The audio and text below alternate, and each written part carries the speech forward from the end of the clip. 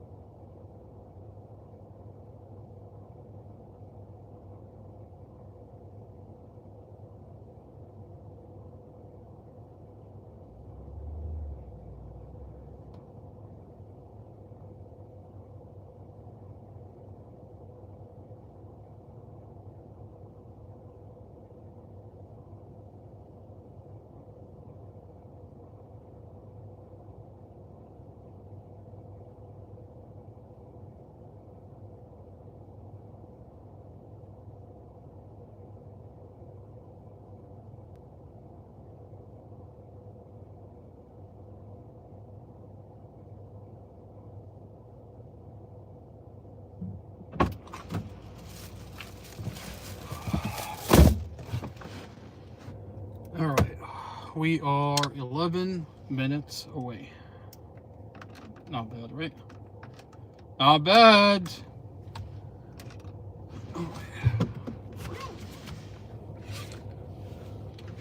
The guy came. He left. Hello. Hello, hello, hello. All right. We're out and about. We're trying to make some money. DoorDash. All right. We're 11 minutes away. I just did a podcast. Make sure when you get a chance, go over and watch the podcast that we just did. Leave me questions. Let me know what you think. This is a true crime podcast out of Prince William County. And what you're watching right now is that we're out and about trying to make some money. And I just knocked off this thing. God damn it.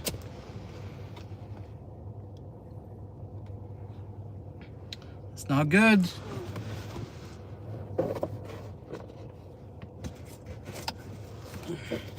That's not good. You know the rubber piece to the cell phone mount? This thing just got knocked off. You know, it's one of those things where if you don't look for it immediately, if you don't find it immediately, you'll never find it.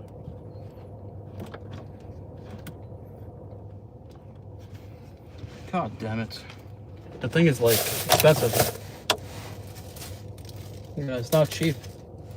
So the last thing I want is to lose it. Don't want to lose it. Like, sir, you look like you're losing it. I found it. I fucking found it. Okay, life is good. All right, let's put it back. If we don't put it back now, we'll never put it back. All right, all right, almost there. Almost there. Almost there. There we go. A little bit. Okay, let's turn it. There we go. Fucking beautiful. Life is good. Watching.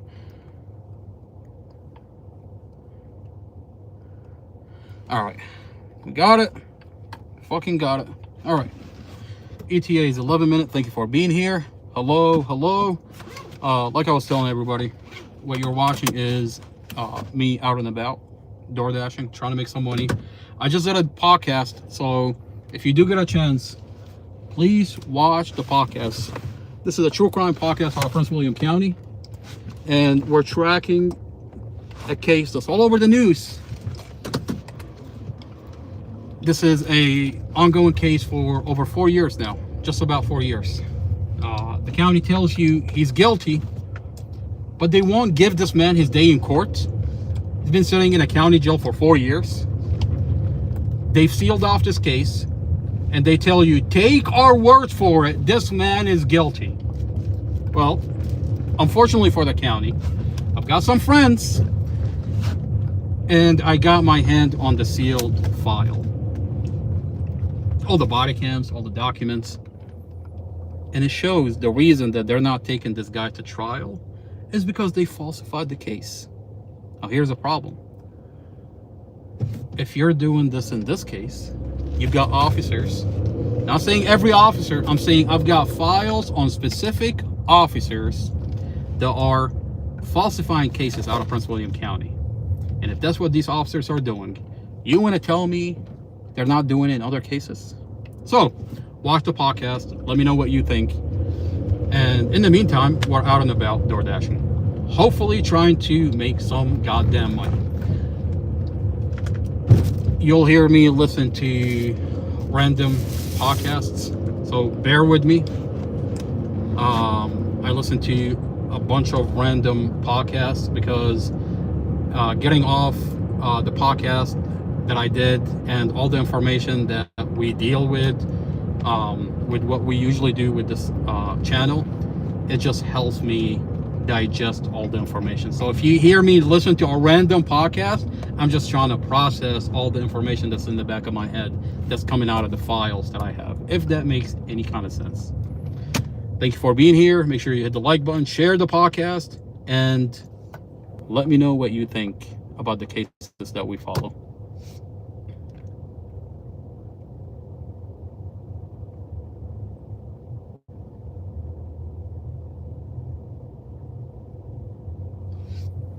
What do you guys think? We should listen to Tucker?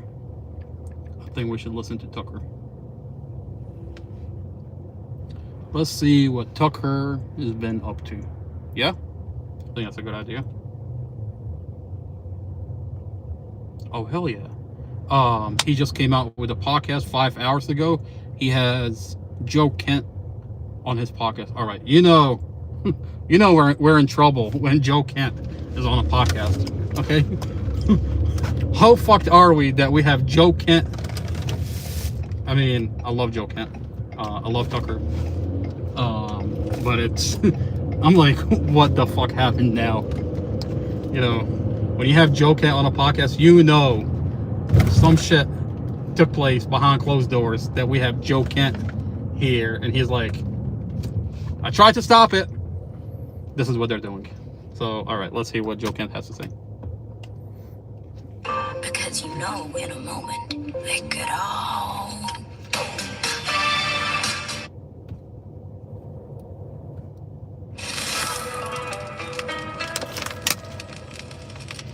There's something about catastrophe that's very difficult for the human brain to process. Something terrible happens and most people refuse to acknowledge it as it begins. Talk to anybody who's seen a shooting, for example, and they'll tell you, most of them will tell you if you interview them, I thought it was fireworks or a car backfiring. Most people perceive a house fire in the first moments as burning toast. Again, there's something about people that pushes away evidence of disaster. And so with that in mind, how would the average person assess the risk of nuclear damage? To state the obvious, or what used to be obvious, is the worst possible thing. War ends inevitably in the destruction. So there's nothing worse than nuclear war. Ask your average American, are we close to nuclear war? And I haven't seen polling on it, but 9 out of 10 would almost certainly say. And let's hope it remains unimaginable. But the evidence is mounting that some people are imagining it, and therefore we are moving much closer to it. What's the evidence? Well, it's all around us. And it's only our unwillingness, our native hesitancy to add it all up that prevents us from seeing that. But here are a couple facts that might be worth considering if you're trying to assess, are we actually close to a nuclear war? Russia has revised its nuclear doctrine. Nuclear doctrine is exactly what it sounds like. It's the rules that a country sets for itself about when and under what circumstances it will use nuclear weapons. Most countries that possess nuclear weapons, not all, but most, have what's called a no first use policy, meaning they pledge to the world, but also to themselves, we will not be the first to press the button. We will use nuclear weapons in defense only. Notably, the United States and Israel do not have a no first use policy. They have reserved the right to use nuclear weapons offensively if they so desire. But until very recently, no one imagined that the United States or Israel or any country would ever launch nuclear weapons unless nuclear weapons have been launched against them. And that's why for over 80 years, nuclear weapons have basically preserved the peace. Horrifying as they are, or perhaps because they are so horrifying, we haven't had a global war since 1945. Because the idea is nobody would win. Mutually assured destruction is the phrase that people often used for this. And so it's a big change when states start to think about using nuclear weapons in the same way that you would use, say, artillery or bombs or missiles. That has never been considered before.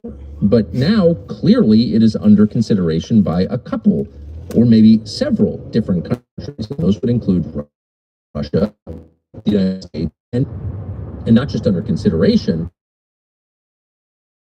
within the Pentagon. Reports 2 weeks indicate that during meetings within the Pentagon about how to respond to Iran in that current war, the possibility, the option has been floated of using what are called tactical nuclear weapons, which are just nuclear weapons detonated at a higher altitude or at a lower strength, but they're still nuclear weapons. That discussions about their use have taken place in the Pentagon.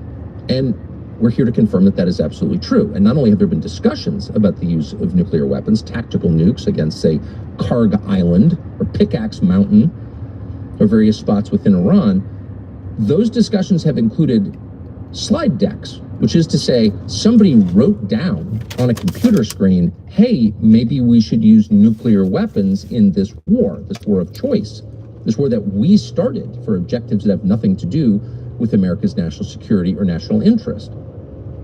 Now, you would think at that point, the meeting would stop and the person in charge of the meeting would say, who wrote that? Who's suggesting that? Who actually put on a screen in letters in English the idea that we would use nuclear weapons in the Persian Gulf? And the person running the meeting would find out, then he would call the president, and then legal proceedings, criminal proceedings, would begin against the person who wrote that down.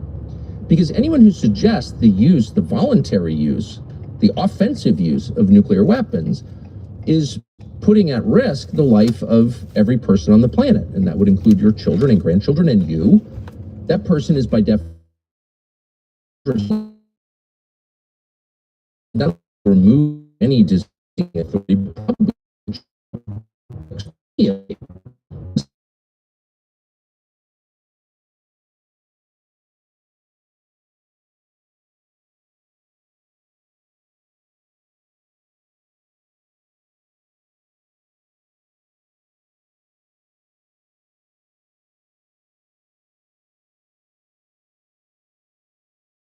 through social, the president has threatened the total destruction of Iran, of the civilization itself. And of course, you can't achieve that with any control.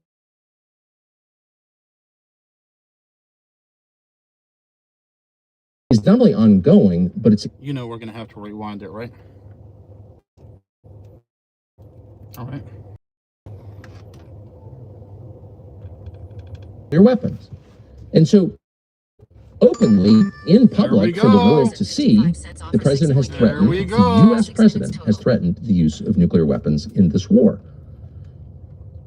And so we should consider that a real possibility, but if we don't, we capitalize something that hard.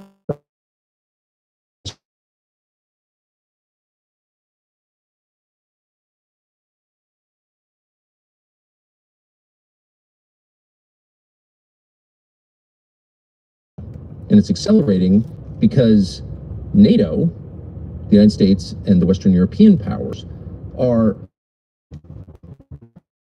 hitting targets and energy targets deep, killing people, Kremlin itself, multiple by drone attacks paid for by the United States or NATO. And if those attacks are being targeted with coordinates given to the Ukrainians by the CIA, and that's exactly what's happening, then your average Russian is beginning to wonder, why aren't we doing anything about this? And so there is mounting pressure on the leadership of that country, Vladimir Putin, who, despite American and Western propaganda, is not an absolute totalitarian dictator, which is to say he can't make any decision he wants. He is subject to the opinions, influenced by the opinions of all power centers within that country, including public opinion. So the point is, pressure is mounting on Putin to do something to stop these attacks on Russia. And of course, the people mounting the attacks, paying for them, it's not the Ukrainians. By the way, there is no real Ukraine anymore. Its population has been decimated in this war. The big decisions are made by outside powers. Ukraine has no sovereignty, unfortunately for Ukraine. That's true. But the people who are making the decisions, and that would include the CIA. I mean, that's true. Zelensky was a belly dancer before he became the president of Ukraine. Ukraine had now had an actual election for as long as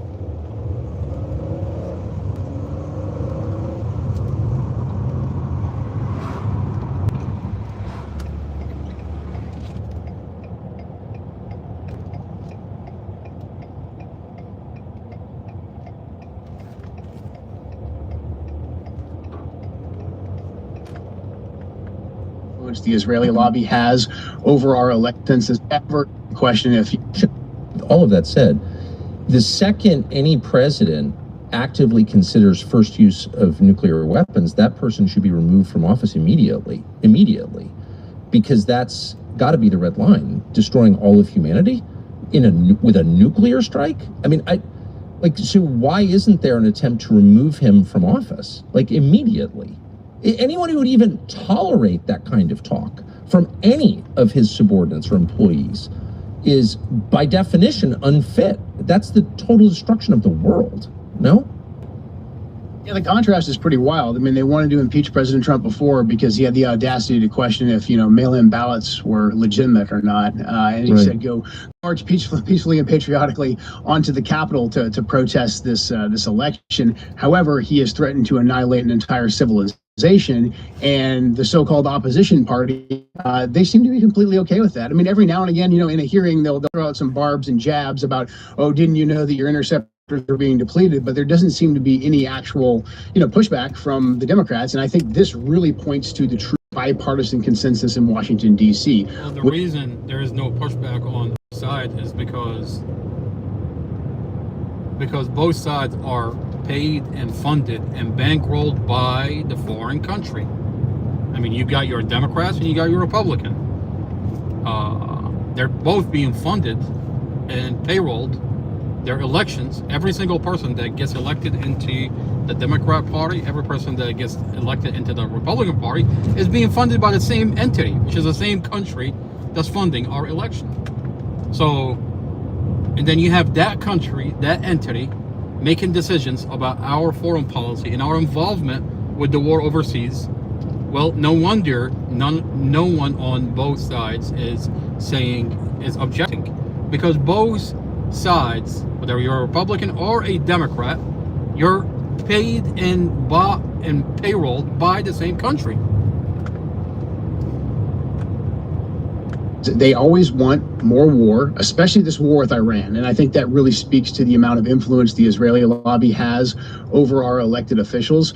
But I mean, even with the Ukraine war, because the president has said different things, Republicans weren't in power. But even with the Ukraine war, there was a lot of pushback. There was a lot of back and forth.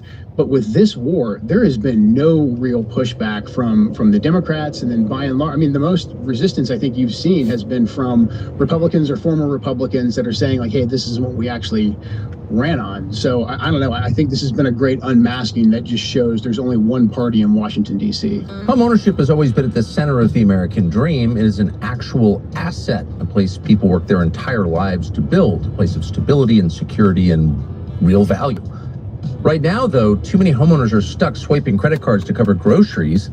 There's basically a survival tax of 20% interest or more. So why keep handing your money to the banks when you could keep it for your family? Interest is what kills you. Our friends at American Financing have a better way. They're helping homeowners use their hard-earned equity, and they're supporting Americans looking to fulfill the dream of owning a home with mortgage rates currently in the 5s. American Financing saves its customers an average of $800 a month. That's about 10 grand a year. It's not just a loan, it's a true financial reset. We recommend American Financing. They're called America's home for home loans for a reason. So get out of credit card debt. I mean, it is just crazy to borrow money. No judgment, but it doesn't make any sense to borrow money at that rate. If you want out, call 800-685-5696. 800-685-5696 or visit AmericanFinancing.net/Tucker. I agree with that completely. And, I think there's going to be a huge political shift after November, I would think. But I just can't get past the fact, and it is a fact, it's not a guess, it's a fact, that the first use of nuclear weapons, offensive use of nuclear weapons, has been discussed in Pentagon meetings and put in slide decks. And Marjorie Taylor Greene tweeted that a couple of weeks ago and was, dismissed. That's not true. Well, it's factually true. And now everyone in the administration knows that it's true. I don't understand how that can be tolerated. Again, it's not a partisan question. It's not about Trump's personality, or it's not about anything. It's not about any of the debates that we normally have. That has to be the end. You cannot allow that. but no one seems to think that. Like, everyone's fine with that.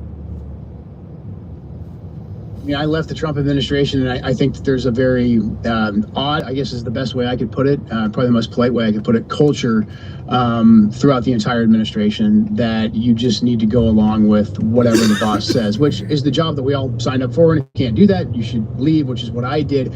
However, there does seem to be an erosion of I would say, norms is cliche, but I would just say an erosion of any kind of, moral compass where people should stand up and say, like, we shouldn't be doing this, or why are we letting a foreign government put us in this position? I'm not sure why it's not reaching the president that the best thing that we should do right now is just pick up and leave before things get, far worse. I, for the life of me, don't understand that. I do think there's a major cultural issue right now within the administration. We should be seeing a lot more people from the administration stand up and leave. They don't have to do it the way I did it. I mean, there's a lot of criticisms you can make of how I left. I mean, that's fine. However, the fact that we haven't seen more people leave the administration and say, like, I'm not going to go along with this. This is taking our country in a disastrous direction. I think just, speaks volume that is created inside Washington, D.C. And unfortunately, the people who end up in these positions, that's something that we have to fix if our country is actually going to be saved. Or the world. I mean, just again, any leader of any country who suggests first use of nuclear weapons has forfeited his right to lead. He has to be removed immediately. I think that's just a fair standard. Any normal person, I think, if we were to kind of cool the temperature a little bit and just ask objectively, is that fair? Yeah, of course that's fair. You can't risk the destruction of the world. You're not allowed. You didn't build the world. You're not allowed to do that. So back to the internal incentives here that are driving toward destruction, and it is destruction. I have just heard that Israel, that the Netanyahu government, which is facing election in October, is considering an acceleration in Lebanon. Like more killing in Lebanon. Do you think that's true? And if Israel does that, what will the U.S. response be, do you think? Oh, the easy answer,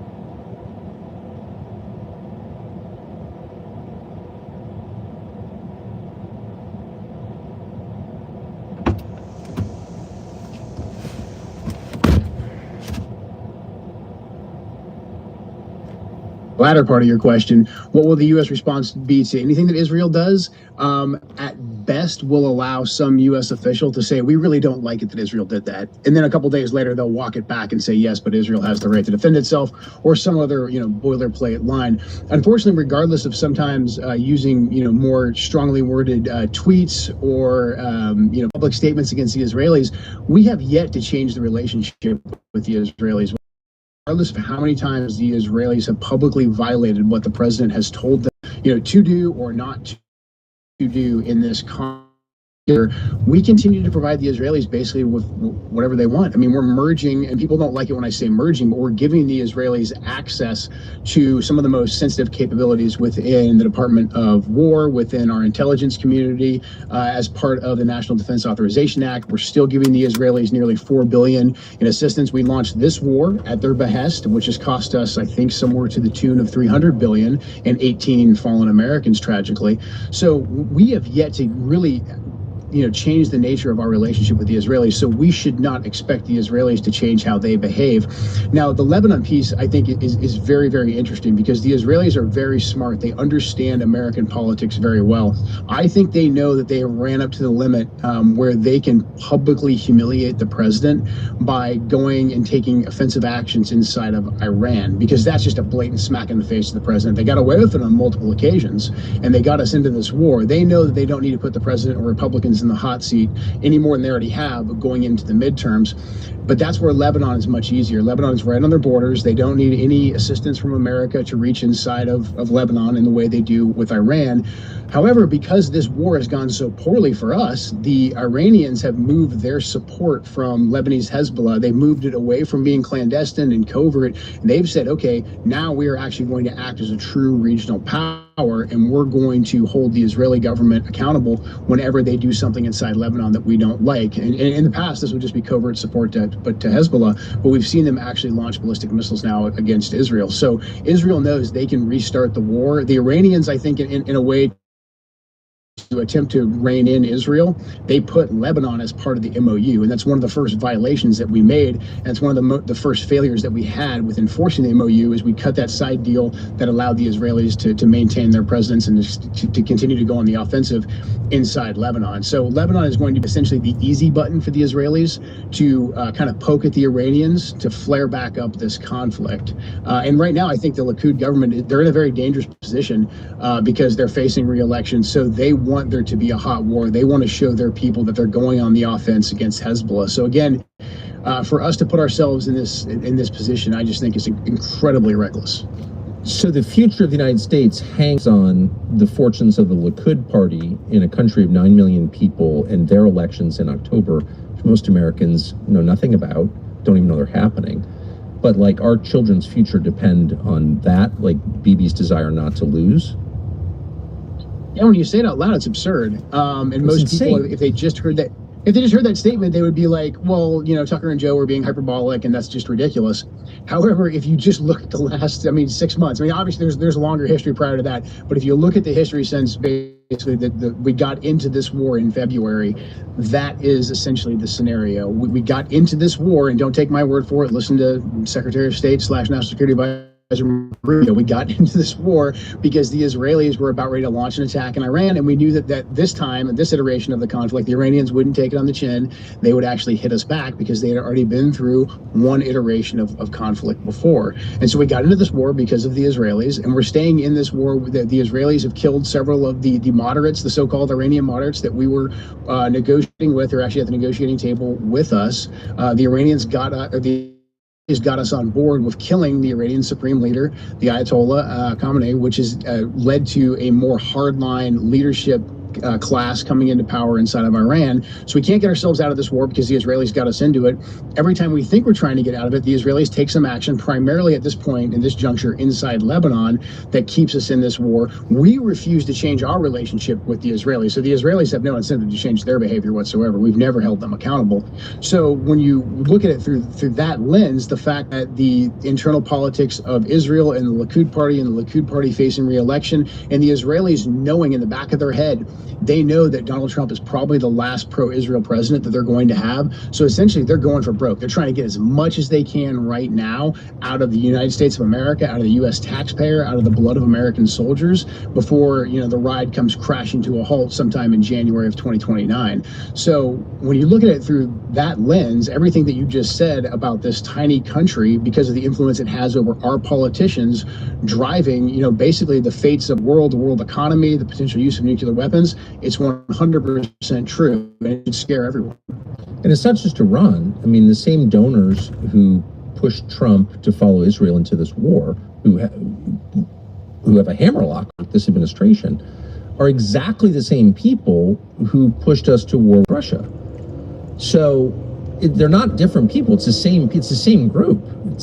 And so I don't understand why Trump is still their slave. He's very frustrated. This is destroying his legacy. It'll hurt his family. It's hurting the country. It's wrecking the Republican Party. It's all downside for Trump. So and he's mad about it, obviously. He said so in public. Why is he still under the control of neocons? right now, that's the question of our era, and I hope we get answers to it at some point. But I feel like this question was studied for quite some time. I mean, President Trump came to power on, I'd say, three major principles, and number one was foreign policy. He called out on the debate stage how foolish the Iraq War was. I mean, he has said over and over again on the campaign trail how foolish the Ukraine war is and how he would solve it. And this was like the key premise, I think, of his 2016 campaign, most certainly his 2024 campaign. There was also immigration, of course, and there was secure border. There was a lot of labor and trade issues there. But the foreign policy and the ramifications of American foreign policy is something that President Trump he understood at a gut level. I mean, this is why I supported President Trump from the time that he attacked Jeb Bush on the debate stage in South Carolina, nearly a decade ago.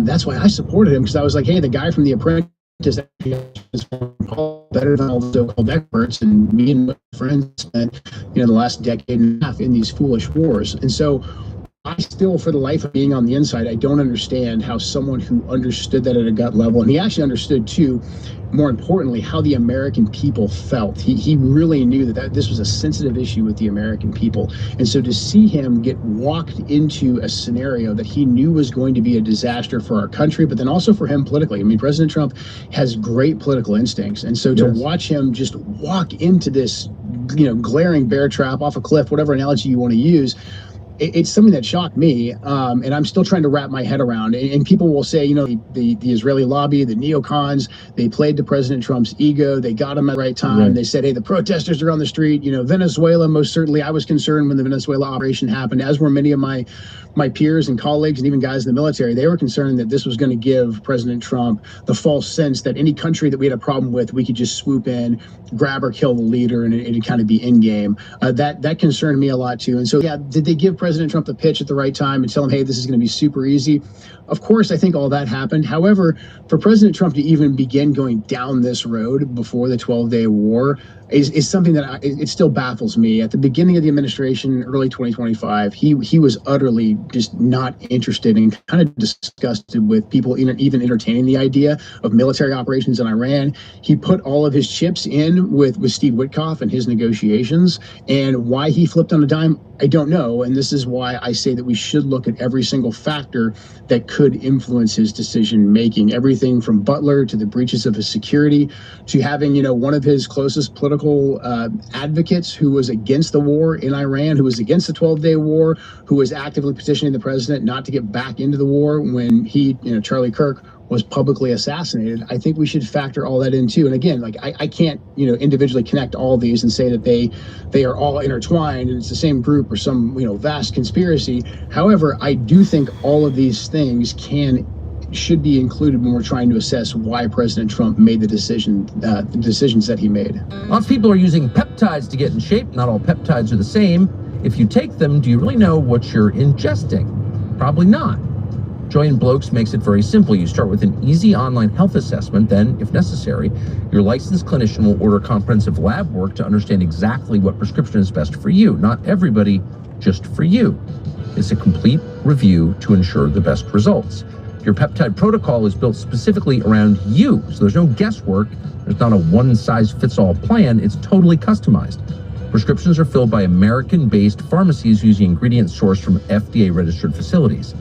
Tons of quality testing, no stone unturned. You're getting the best. You don't have to guess about what's going in your body. Starting now, this show's listeners can get 65% off labs plus 20% off peptides and supplements by going to joyandblokes.com/Tucker and using the code Tucker at checkout. This is one of the biggest discounts any of our partners have ever offered. That's joyandblokes.com/Tucker. If you talk to people around Trump, which I still do, they will say, he just got convinced. He just got over his skis, and Venezuela played a huge January 4th kidnapping of Maduro played a huge role in this. It was easy, minimal loss of life, minimal expense, huge upside glory. And he was told not by U.S. intelligence agencies, but as you know, since you were there, but by Mossad, that this would be similar in Iran. Just kill the Ayatollah and it'll work. That's their view. Okay. Or they say that's what they think.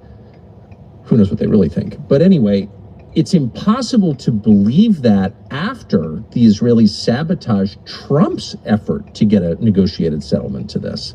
We don't have a negotiated settlement because of the Israelis. And Trump hated that and sent his vice president out to criticize them. And like there was this moment, I know you remember the summer, where it was like, oh gosh, Trump finally gets it. But now we're back to where we were in the opening days of the war. So like, you can't argue that he's been fooled at this point. He knows perfectly well, but he's still doing their bidding, despite the fact it's destroying him. So like, what? This is what I can't wrap my head around either.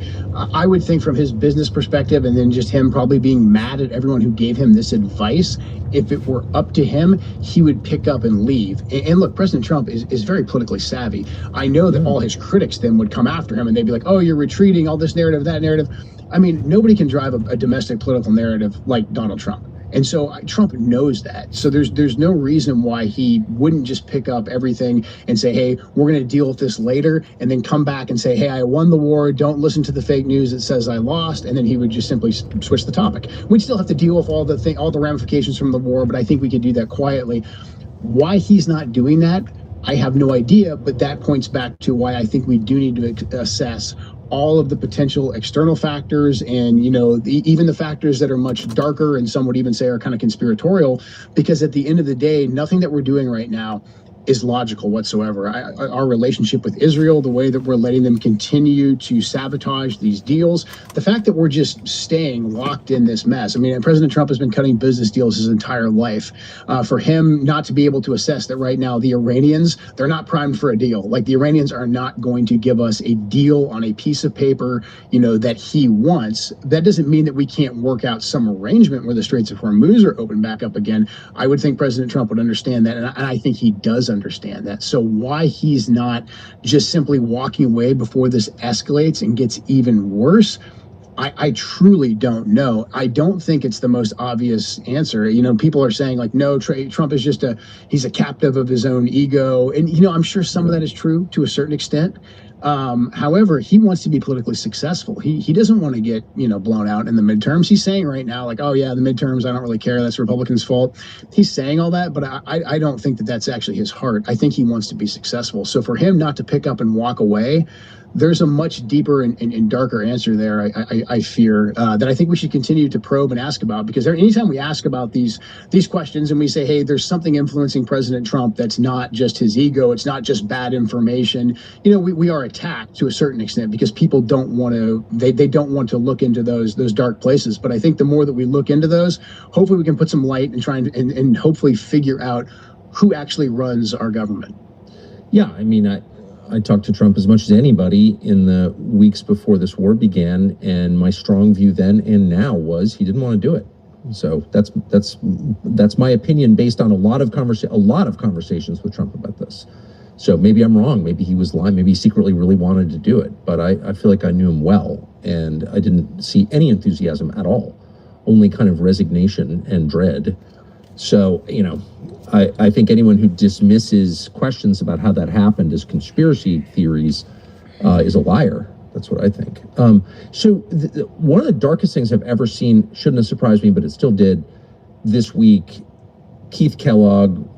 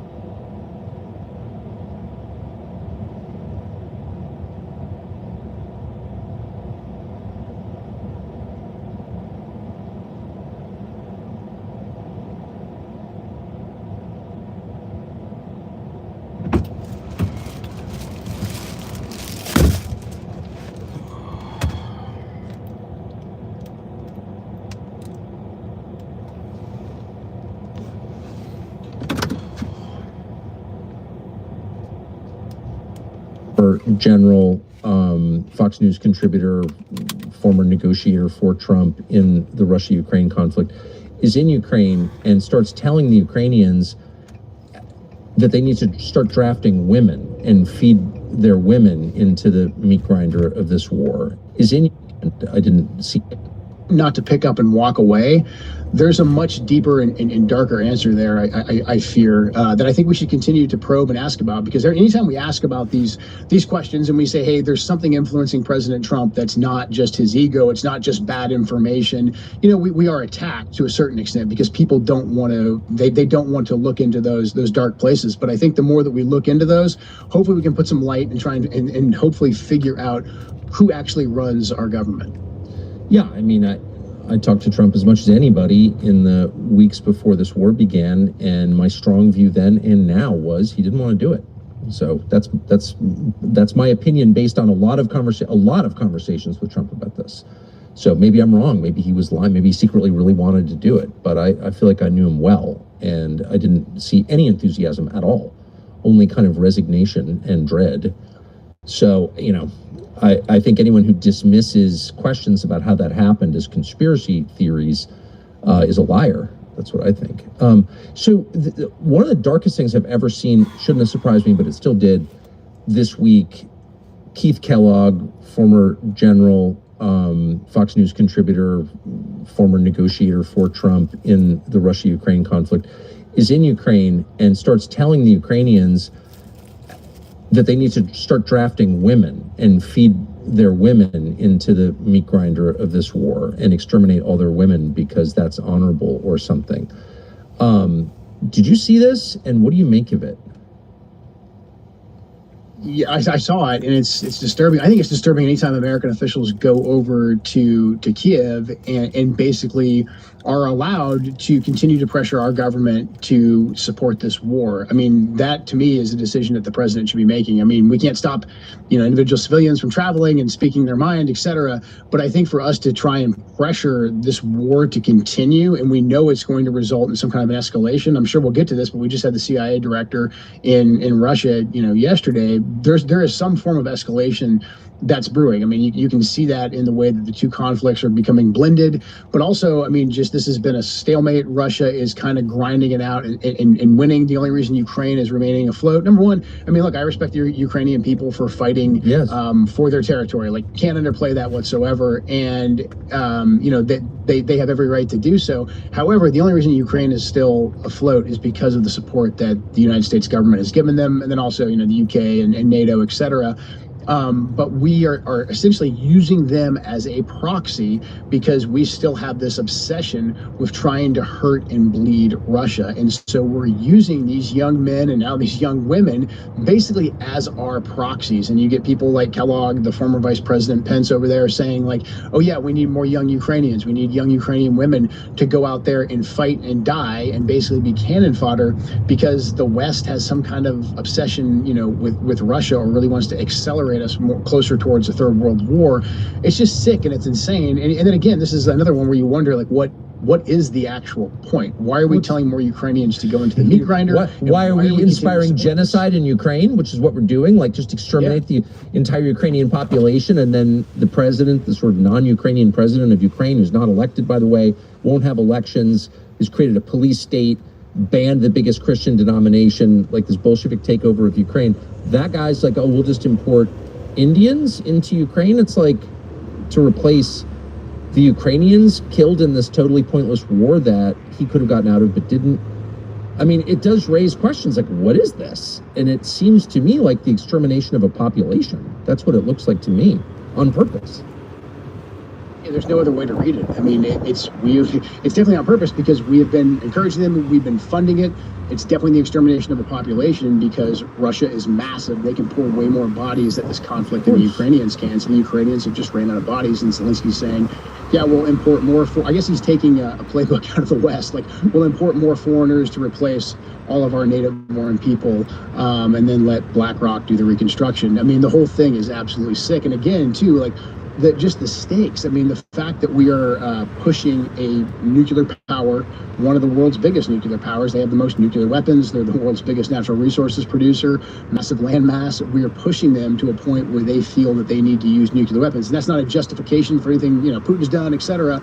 But why are we pushing them? What gain do we get from this? As a matter of fact, like I would say that the war in Ukraine, who controls the Donbass, doesn't matter to anybody in America. It's debatable if it matters to really anybody in Europe that's even close to their borders. It definitely doesn't matter to us, but we're paying for this. But if this goes sideways, if our calculation is completely wrong, if Putin isn't restrained, or if for whatever reason some of the hardliners inside Russia take over or gain more influence with Putin and he uses a nuclear weapon or a limited nuclear weapon, well, where are we? Or, what if in the scenario we just discussed, us or the Israelis use a limited nuclear weapon inside Iran? What message does that send to Putin? Putin's going to say, oh, okay, well, America, if you guys set the new norms, I got you loud and clear. Those are the new norms. I'm going to use one now on Kiev. And then where are we? And at the end of the day, for what? What gain? What are we getting out of this? It's absolute insanity. Right. We're a pawn, as the Ukrainians are, in a larger plan, obviously. What was the CIA director doing in Moscow this week? Well, one would hope that he was there, trying to cool tensions and saying that, hey, we're going to tell the Ukrainians to back off on all the targeting of infrastructure and targeting civilians that they're doing, and we would hope that you would do the same. And hey, maybe because of the energy crisis in the Straits of Hormuz, let's stop targeting energy for the sake of the world economy. If we're going to put a favorable lens on it, hopefully that was the message. However, considering the fact that we may be at least wanting to keep escalation in Iran on the table, I do think that, he's saying to the Russians, like, now is not the time. You better back off. You better not escalate. You better just take all the hits that you've been getting. You better just keep taking those on the chin, because, the Ukrainians have been targeting a lot of energy infrastructure inside Russia. They've targeted Russian civilians. They've done targeted assassinations of political officials. So the Russians at some point are going to have to respond. So I would imagine we are asking the Russians, if not demanding that the Russians don't respond outside of the battlefield inside Ukraine. Now, why the Russians would feel any obligation whatsoever to listen to us at this point, I don't know. This is a big problem with the sanctions of the Biden administration. After Russia take them off,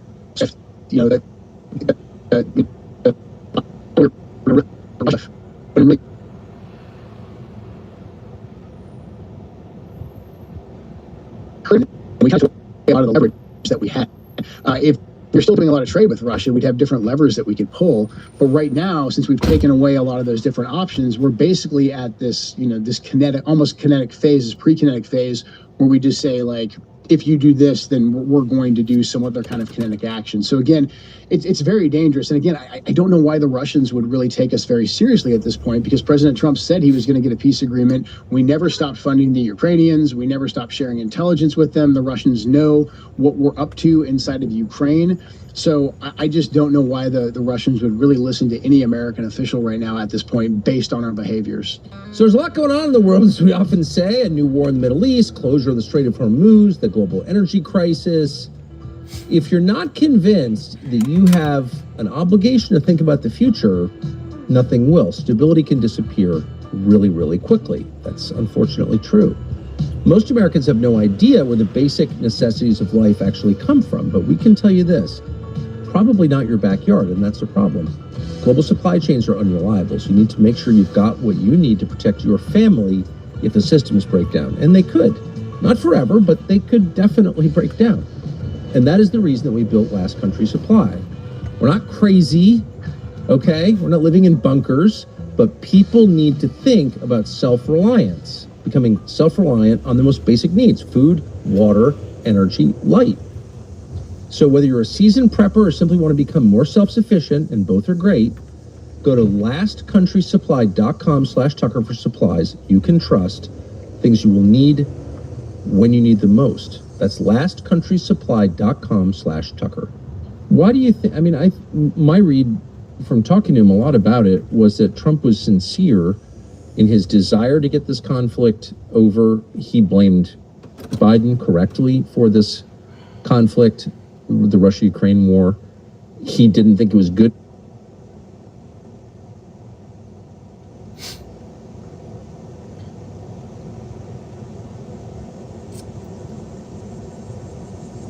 Make any song with your voice. Just record your voice. I'll take care of the rest. The city breathing slow. If any. Who is Officer Chad Mason? Horrified. Says, if you come out, why? Well, the news is telling us, Commonwealth, would you not want to talk and tell your story after the county? LaToya, understandably, she was not up for an interview tonight, but her mother told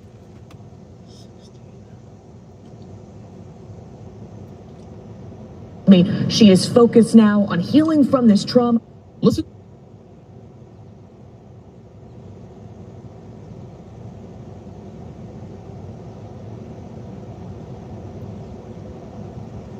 Is LaToya Crabb being threatened not to tell her story? Well, absolutely. Let's listen to what the news is telling us one more time.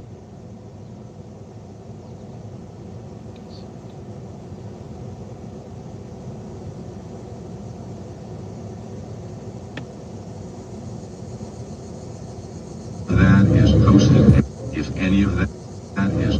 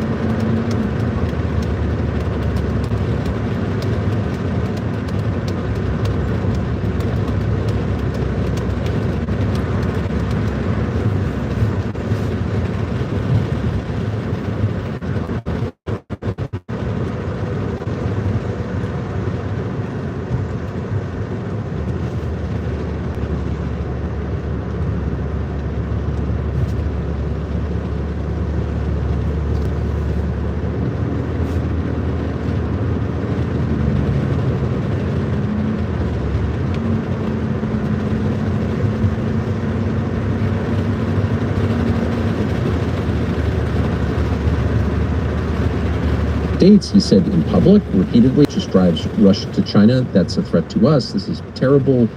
We should be friends with Russia, or at least not at war with them.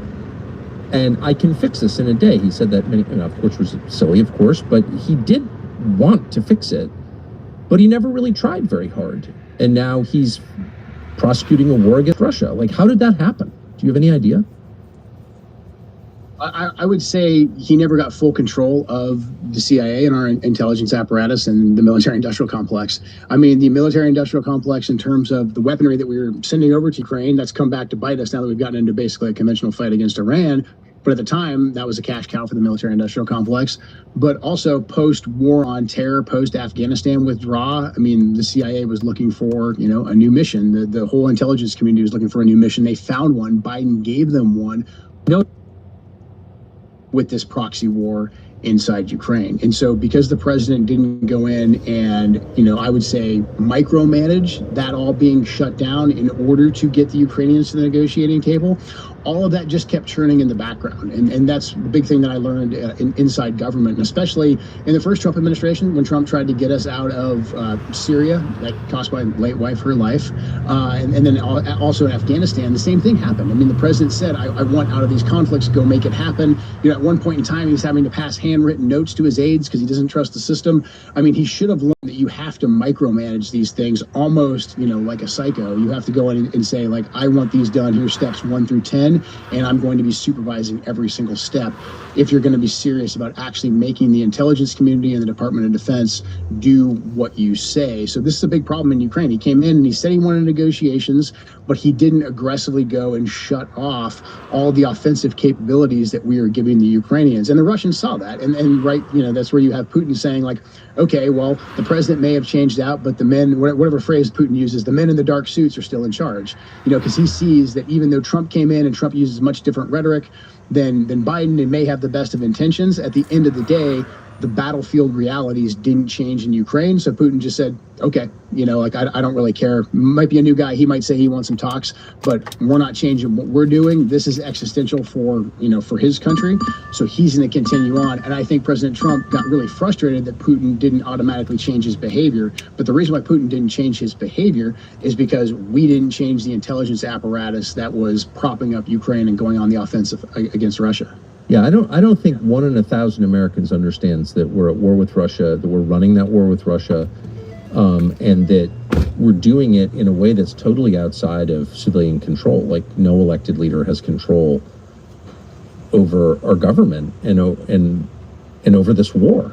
I mean, that's not democracy. It's not, and this is a huge problem. We need people who understand how the intelligence community works and functions. A lot of times, even guys like Ratcliffe, even though he was the DNI before, he doesn't have a background in the intelligence community. So when he comes in, the intelligence community is great at receiving him and making him feel like, he's the number one, spy master. He runs the CIA, etc. But he doesn't understand the nuts and bolts of how it actually runs. And so the apparatus keeps on churning and doing whatever it is that it wants to do. And it's already set on an azimuth and ran by people who have viewed Russia as an existential threat to America, for a wide variety of reasons now, but for decades. And they got the mission of a lifetime when Biden allowed them to go over and support the Ukrainians. And so even really, if we look at it, charitably and say that Ratcliffe came in there and attempted to do everything he could, he's one of 2 political appointees at the CIA. And so without those 2 having intimate knowledge of how the CIA runs, in particular, a lot of the pointy edge programs of the CIA, they didn't really have the ability to go in there and start changing things. And then the president immediately got frustrated and thought that, Putin was just trying to rub it in his face. And so then we're at this point where the president says, okay, well, maybe I will go with what the Europeans are saying. And then you get the military industrial complex that comes in and shows him all the incentives for continuing the war. And then next thing you know, we're now here in almost the second year of the Trump administration, and the war is, becoming more and more dangerous, potentially going nuclear and potentially expanding past the borders of Ukraine. Do you think either one of these conflicts, Russia or Iran, is fixable in the short term? In the short term, with the right leadership, I think they are. I mean, I still remain optimistic, even though President Trump might not like me or you very much. I still think he's very capable if he decided to reclaim his agency and he took some drastic measures, I think he could turn them around. I think if he pulled our troops and our blockade out of the Middle East, if he withheld the Israelis, like seriously started pulling away a lot of aid from the Israelis and went to the Iranians and said, hey, if you guys want sanctions relief, if you want your assets unfrozen, let's talk shop about how we open up the Straits of Hormuz, and we'll work out everything else there. And I think that would take down the tensions. There'd still be a lot of diplomatic work we'd have to do, but that would take down the tensions. That would take down any potential of the war expanding. It would get the Straits of Hormuz open back up again. It would be clunky. It wouldn't be pretty, but I think it would work. And I think President Trump could do that. He would just have to, again, micromanage it almost like a psychopath. And then I think Ukraine is going to be a little bit tougher of a lift, but I still think that he could do it. I think he could take down the tensions in Ukraine. Could he completely end the war? That I don't know. I'm a little bit more skeptical on it because I think the Russians, again, they view this as being existential to them. But I think if we made it very clear that we don't think who controls the Donbass is existential to us, because it's not. There's no world that exists where who controls the Donbass or Crimea is existential to America. If we made that very, very clear and we stopped all the support that we were giving to the Ukrainian government, and we exerted the control that we should have over our NATO partners to stop that and simply said, hey, we're walking away from this. We're happy to help broker a ceasefire. I think that would take down the potential of this thing becoming, a nuclear event or expanding into a wider war. So again, I really think that President Trump, if he decided to put his full super political powers against both these problems, I think he could do it. And why he's not doing it, especially in the latter part of his presidency, I simply just don't understand. Yeah. Well, as you said, that's the question of our era. You were the first person to raise it in public, and I hope that we get to an answer just for future generations. Joe Kent, thank you very much for that. It's great to see you. Absolutely. Thanks, Dr.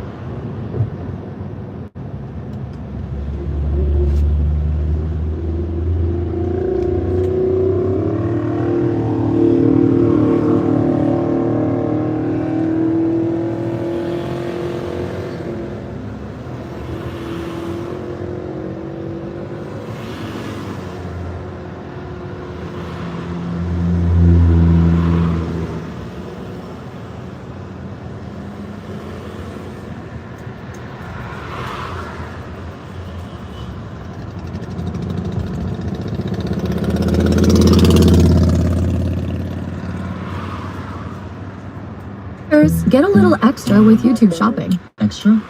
With just a simple tag. If you disclose that information in any way, all of it needs to be destroyed now. But if you disclose it in any way, it's going to put me in a position where I will have to withdraw.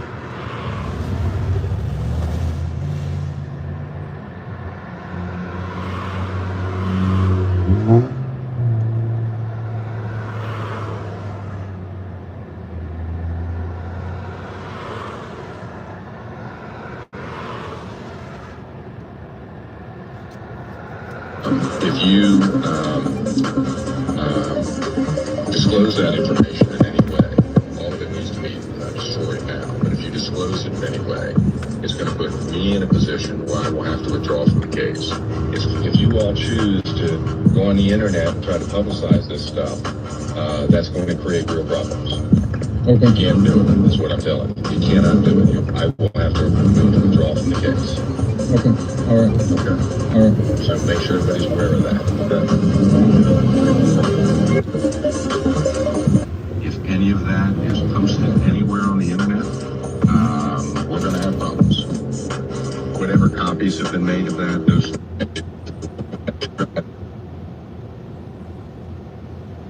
The independent.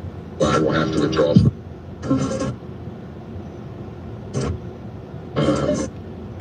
We're gonna have. So make sure everybody's.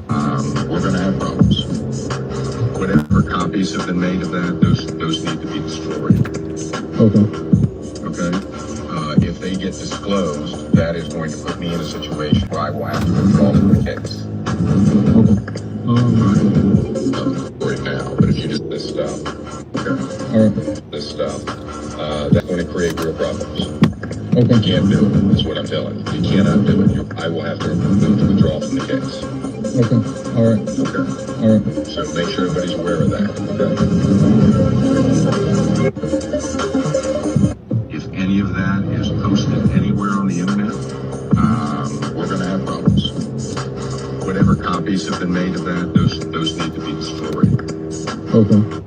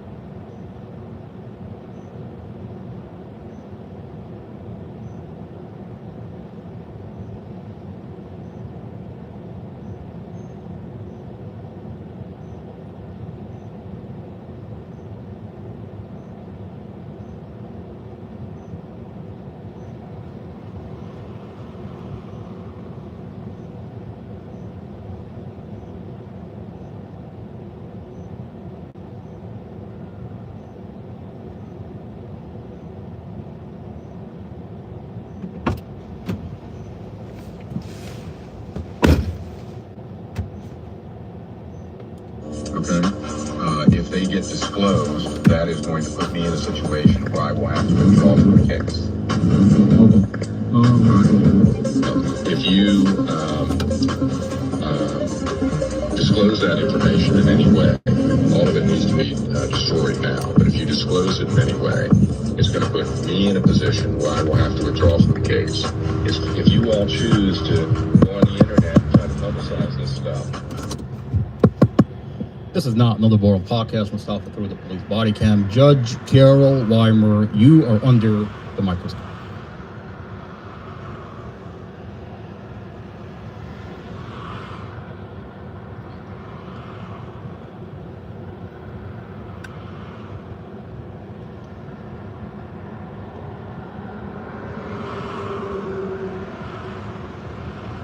What did he do on the scene when he handled Mustafa's dash camera? Mustafa Al-Jazari has a dash camera inside his vehicle. Now, this is a vehicle accident. The county says it's not a car accident. What did he do on the scene when he handled Mustafa's dash camera? Mustafa Al-Jazari has a dash camera inside his vehicle. They told you that he murdered his family on purpose, that he didn't do anything to avoid a vehicle accident. Wait a minute. Why is it that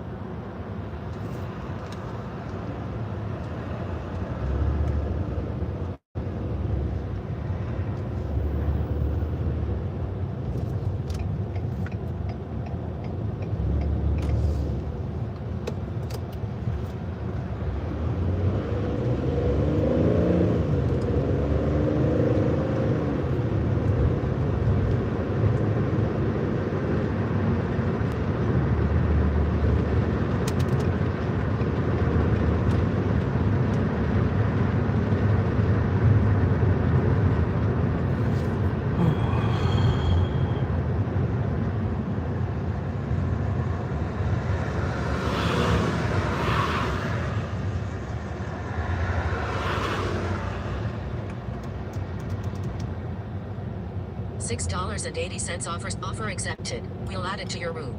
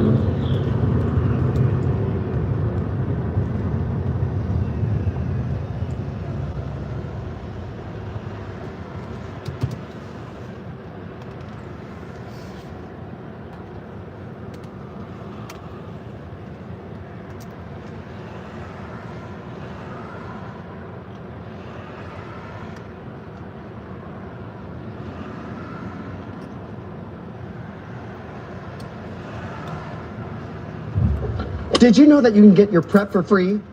With Mister, you can get your PrEP prescribed to you online and delivered right to your door for free. Whether you have insurance or not, Mister has you covered. And you can do. Iran has hardened its stand on any future negotiations with the US. The newly appointed Supreme National Security Council Chief Mohsen Rezai wants Trump to end Israeli aggressions in Gaza, Syria, and Lebanon for the Strait of Hormuz to open. Iranian Foreign Minister Syed Abbas Araghchi has gone a step further by reminding Gulf countries to look towards Iran for future protection. Meanwhile, Trump's Iran war failure is now increasingly snowballing into a big election campaign issue for the midterm polls. Former Israeli PM Naftali Bennett says his daughter was denied ice cream in Croatia because of the Gaza genocide. Clearly, Israeli terrorists are facing the music globally for committing a Holocaust in Gaza. This will be the broad focus of my video tonight. Also in this video, another Lego masterpiece from Iran by brilliant explosive media people. So please stay tuned. Tonight, the illusion of American deterrence in the Middle East isn't just fracturing, it is being aggressively dismantled by a newly emboldened Iran. In a brazen display of regional dominance, Major General Mohsen Rezai, the newly appointed Secretary of Iran's Supreme National Security Council, has laid down a sweeping, uncompromising ultimatum. Speaking directly to the region via Lebanon's Arabic Al-Manar television, Rezai announced that any potential deal to reopen the vital blockaded Strait of Hormuz is contingent on a series of ironclad conditions. Chief among them, an immediate absolute end to Israeli military aggressions across Gaza, Lebanon,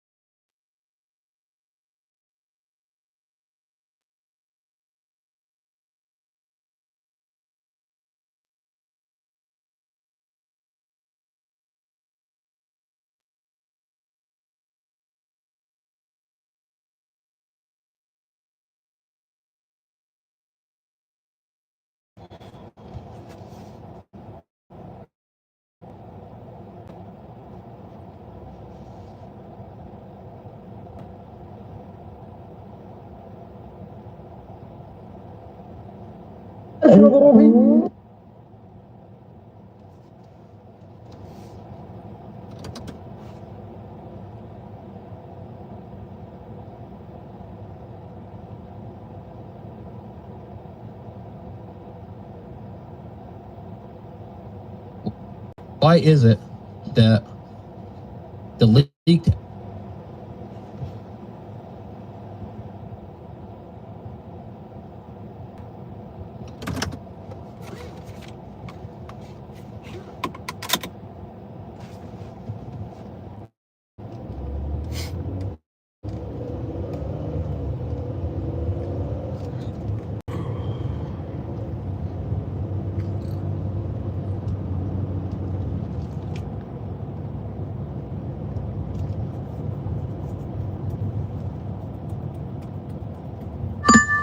$6.25 offer 6.8. Offer accepted. You'll add it to your room. Alright, I think it's a good idea. Get coffee and hot chocolate. What do you guys think? It's a good idea? It's definitely a good idea. Coffee and hot chocolate. I think it's gonna wake me up. Okay. I'm falling asleep here.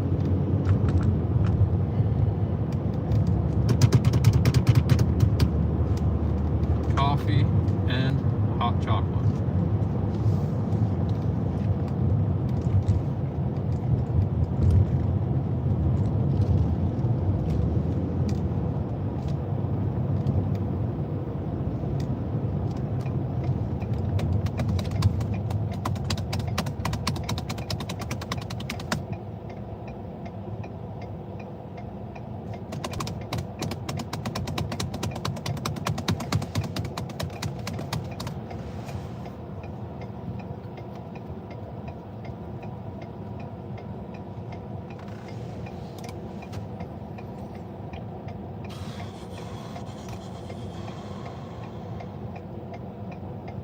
Syria. Translation and voiceover by 15-year-old Wafi. فيما يرتبط بقضية مذكرة التفاهم مع أمريكا. Regarding the Memorandum of Understanding with America, there are certain conditions, including that America must end the war across West Asia, particularly in Lebanon. Israel must withdraw from controlled lands, freezing Lebanese territories, while the conflict in Gaza and Israeli attacks on Damascus, Syria, must also cease, as regional instability increases investment costs and impacts economic progress across interconnected nations. War cannot rage in Lebanon while other countries prosper economically. Those attacking Lebanon could easily target Jordan, Saudi Arabia, or Iran next. Therefore, a core condition of any understanding with America is ending the war across all fronts, especially in Lebanon, given our deep historical ties with the Lebanese people.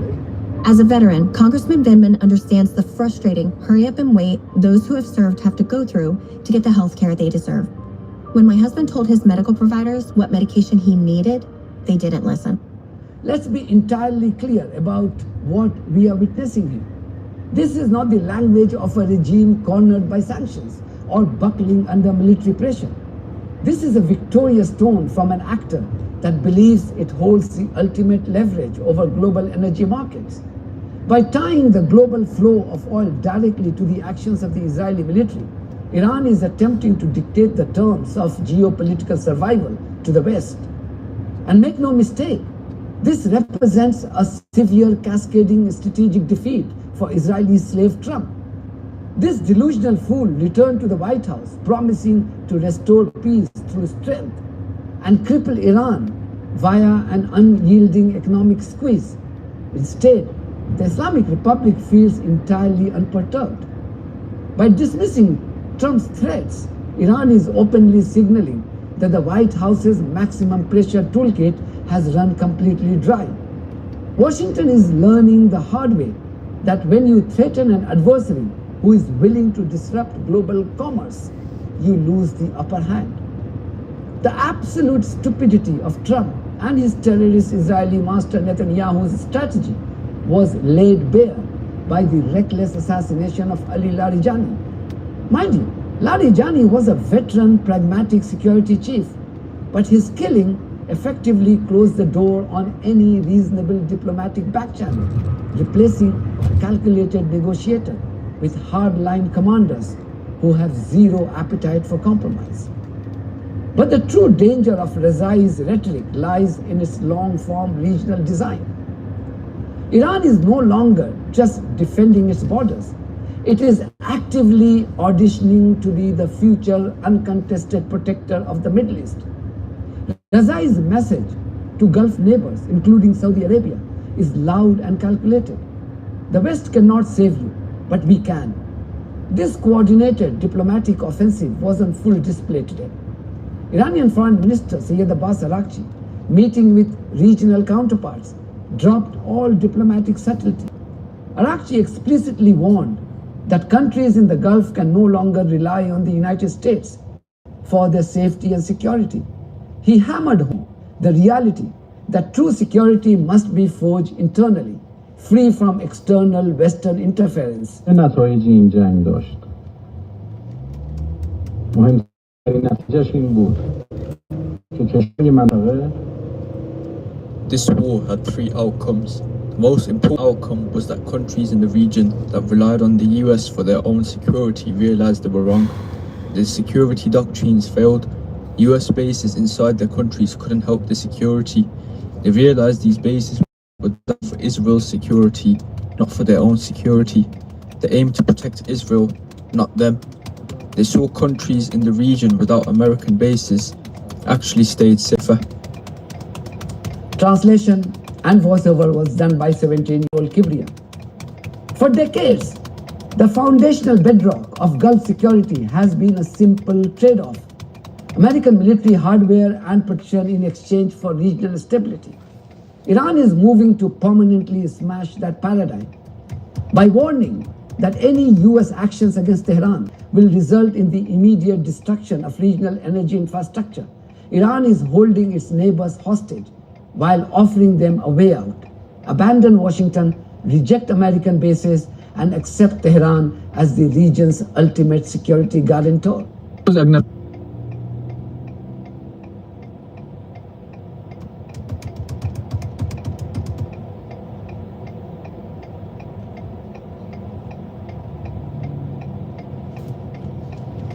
How is a dash camera? As the Trump administration attempts to figure out its next move, Iran is moving the goalposts.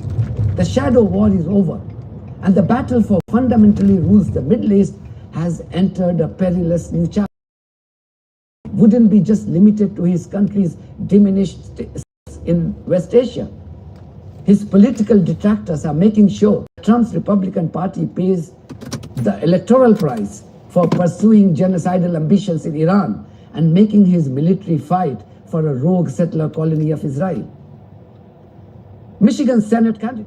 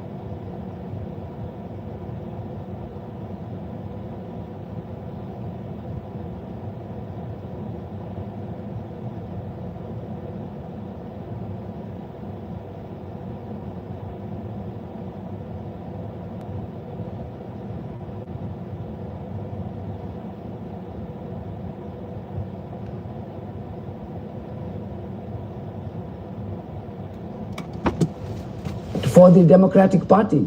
Abdul Rahman Al Sayed is one of them.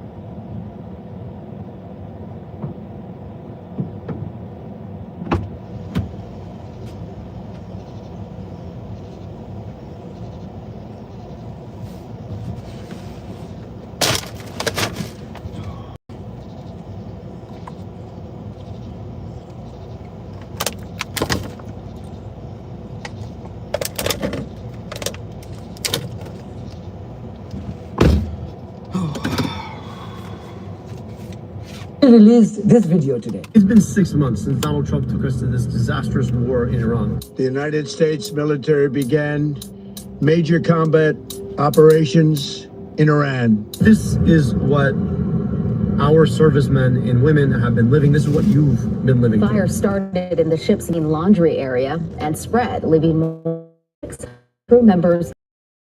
They're receiving reports about a shortage of basic supplies, water issues. Take a look at this. Today, diesel will cost $5.16 per gallon. That's up $1.40 since the start of the war. I don't mind giving President authority to continue. You can't stop in mid-negotiation. We have to go back to recontaining Iran. You cannot allow them to do this. Let's be real. This was never a war we should have fought. This is not something that we know how to get out of. And Donald Trump wants you to pay attention to anything else. Changing the name of Lake Ontario, effective immediately to Lake America. So those are compared to, those are among the tallest buildings in the world. Spending hundreds of millions of dollars to build a ballroom. I love construction. It's tapered. This isn't a straight up and down job, which looks terrible, frankly. That's a tapered ball. Great. I'm very good at flagpoles. Mike Rogers, for his part, well, he's a non-playing character and has nothing to say about it, like usual. Passports, bags, thermostat, Uber.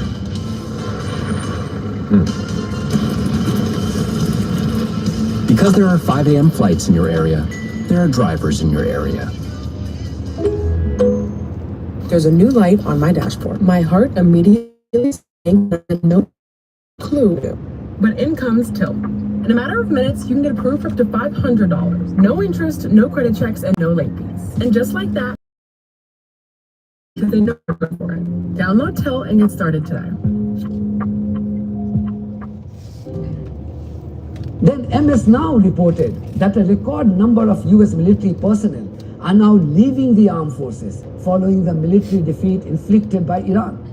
These soldiers are disgusted by the fact that they were forced to fight for the genocidal foreign entity of Israel. Seems as though we're also seeing records of the number of people who are trying to leave the military, as you mentioned, as conscientious objectors. And really, they pointed to the specific military campaigns that the United States has started over the past year. I spoke to one service member who was deployed in support of Operation Epic Fury, which of course is the war in Iran. And this person told me that they believe that they were ordered to target and blow up and bomb civilian infrastructure, which of course is a violation of international humanitarian law as defined by the Geneva Accord. I also spoke with two different service members who were given orders to support Operation Southern Spear, which of course is the military campaign that President Donald Trump began last September, which led to those 60 boat strikes that you were talking to, where those vessels were allegedly carrying narco terrorists and drugs that were being funneled into the United States. They also resulted in at least 210 people who were killed. And both of those service members say they were concerned that there was a lack of intelligence or justification for each of these boat strikes.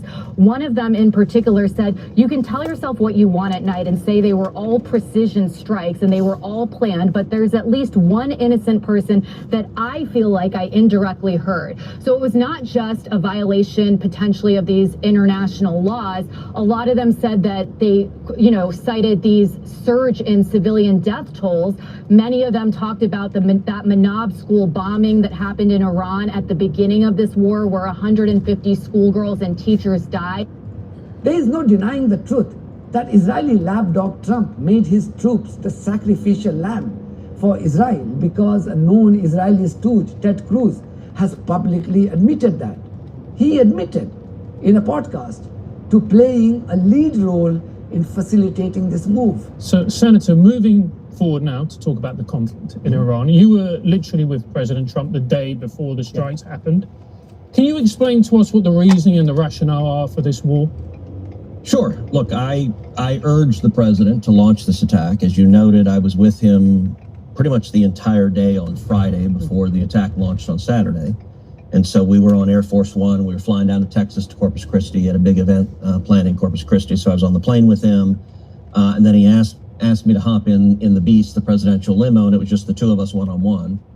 And pretty much the whole time he was asking me what I thought we should do on Iran. And I said, look, I think we should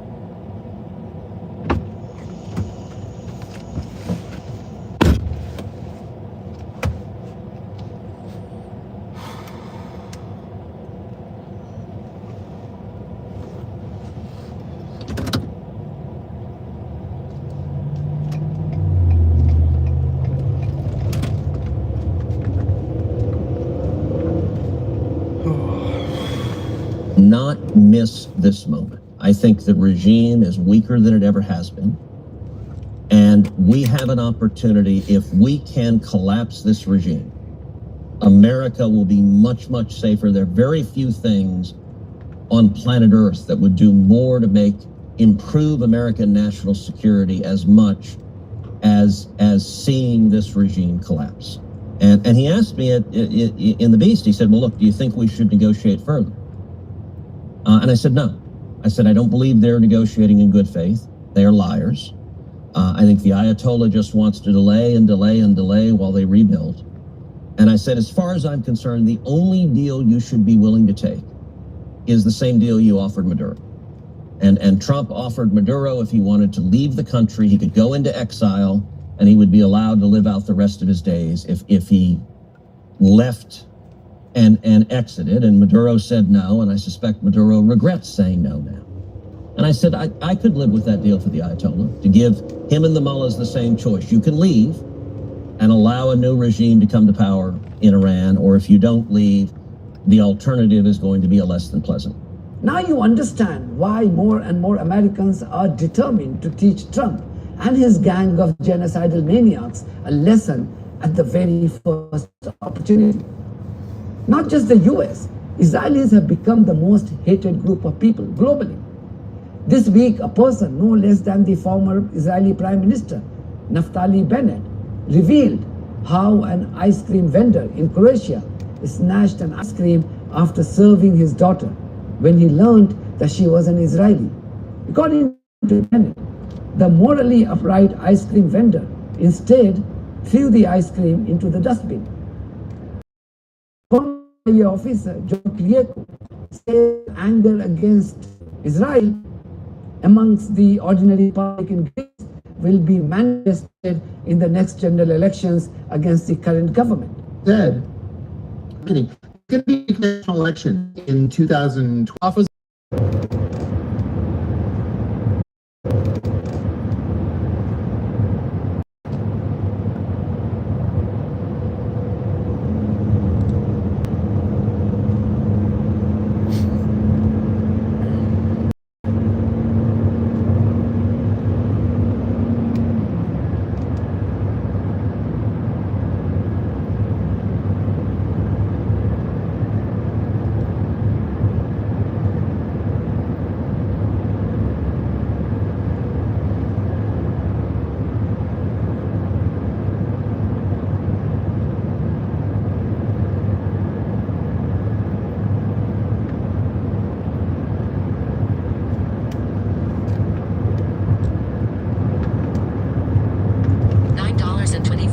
High paying offer 4.6 miles, 15 minutes total.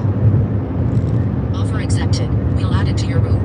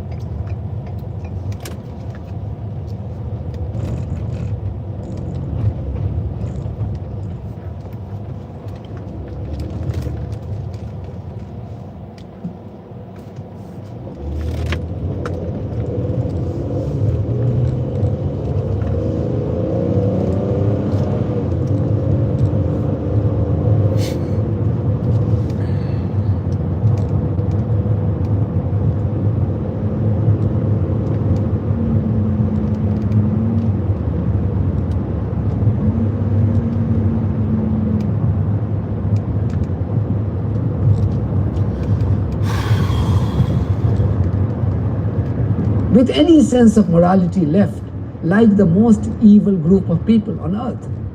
Just watch this video to understand the kind of crimes that Israeli human devils have committed in Gaza. This is what these monsters have done with their relentless bombing campaign over a 2 million population. I bet you would have never seen such a devastation caused by a genocidal entity with the so-called civilized West fully supporting the erasure of an entire race called the Palestinians. I will now leave you with another Lego masterpiece by Explosive Media. You can follow their creative work on Telegram. Details are on your screen and also in the description of this video. We armed Kurdi's forces near Iran for a vital mission. Of course, we don't know what became of those weapons.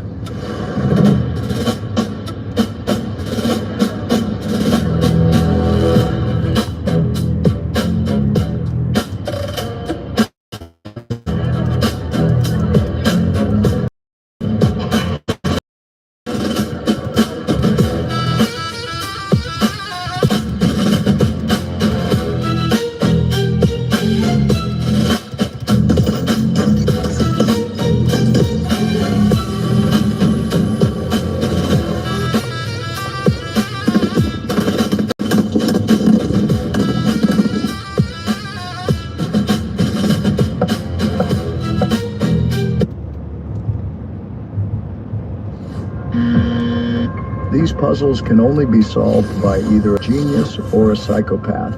They express your intelligence type, so can you solve it? It's your turn. These puzzles can only...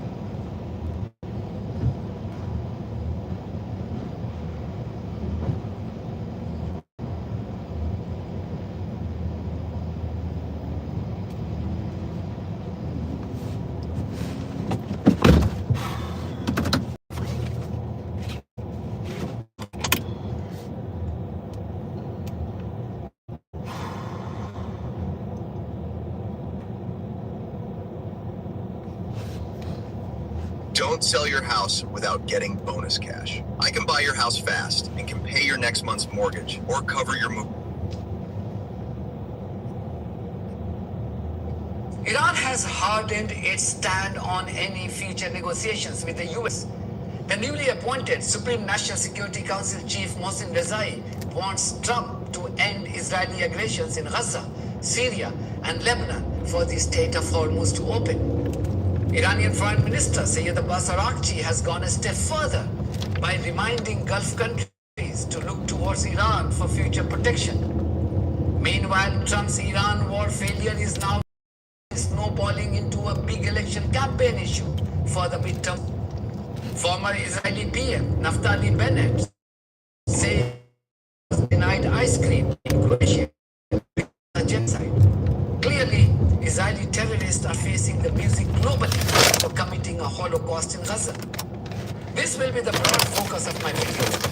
Also in this video, another Lego masterpiece from Iran by brilliant explosive media people.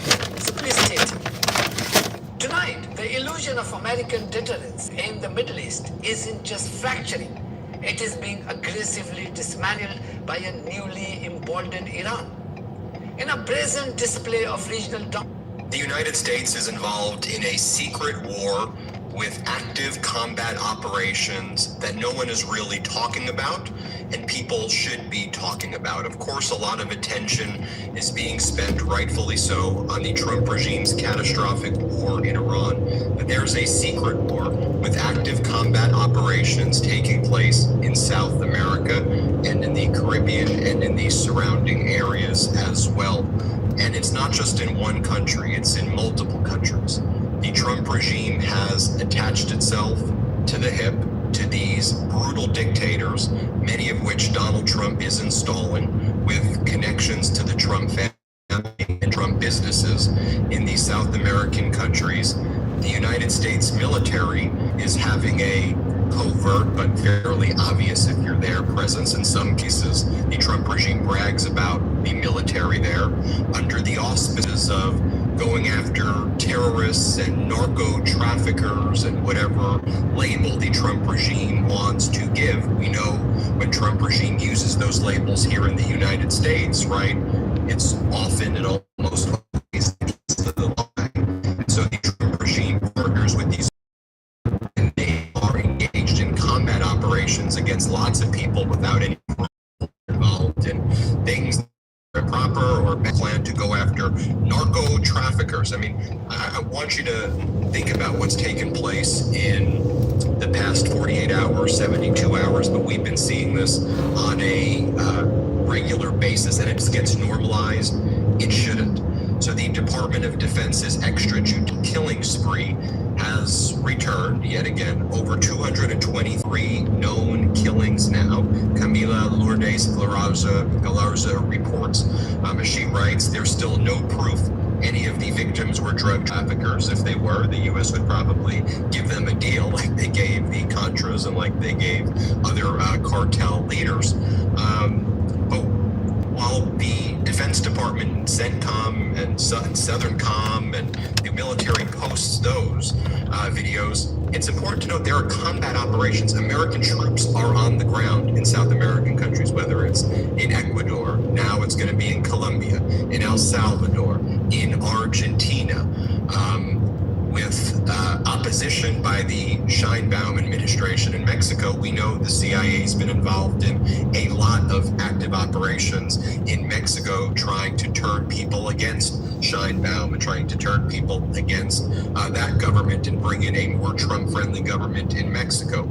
You'll recall the reporting by Camila Lourdes Galarza back in July about a prosecutor investigating U.S. boat strikes and torture allegations in Ecuador who was assassinated. And with her incredible reporting, and she reports on the ground in Ecuador while this incredibly dangerous stuff is going on, they uncovered NASA images and videos of the U.S. Coast Guards that corroborates the victims' testimonies. Then the prosecutor working the case was shot and killed in broad daylight. You take a look at Ecuador, it's run by a brutal dictator, Daniel Noboa. Noboa comes from the Noboa family, banana family, big corn.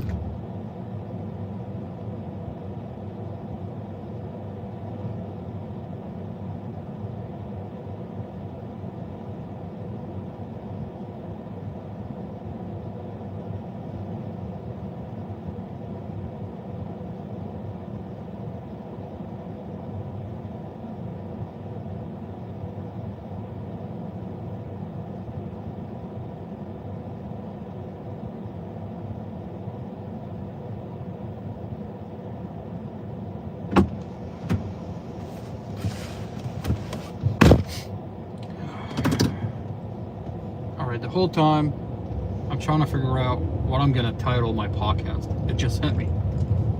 I just got it. So we're gonna pull over. All right. Title our podcast, the podcast that we did earlier. We're gonna say the prosecution's expert posing as an independent expert for the defense. Beautiful. Okay.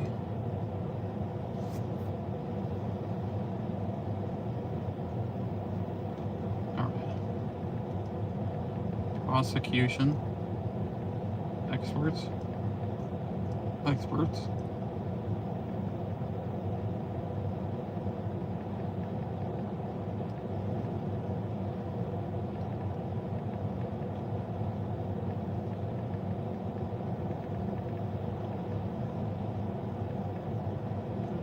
Perfect. The prosecution experts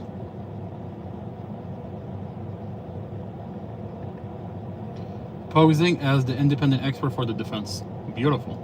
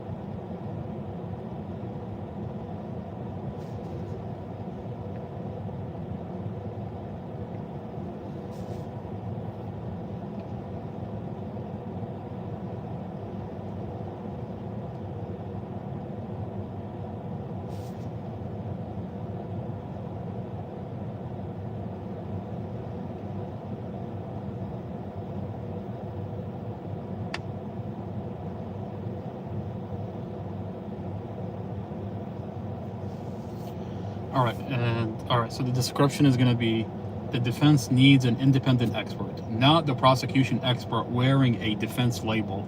In this episode, we expose the serious questions surrounding Doug Lacey, his alleged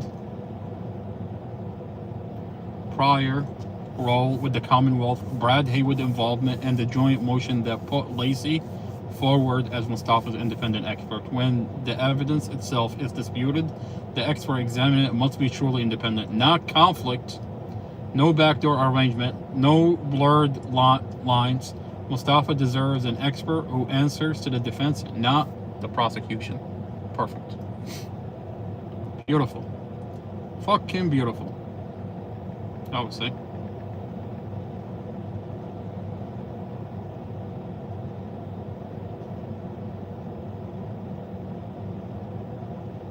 Alright. Let's get back into door dashing, yeah?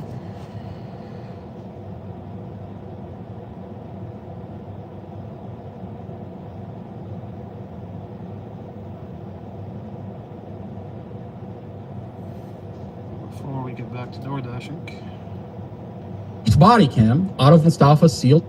we have to. As a matter of fact, the police department went as far as falsified Mustafa's statement.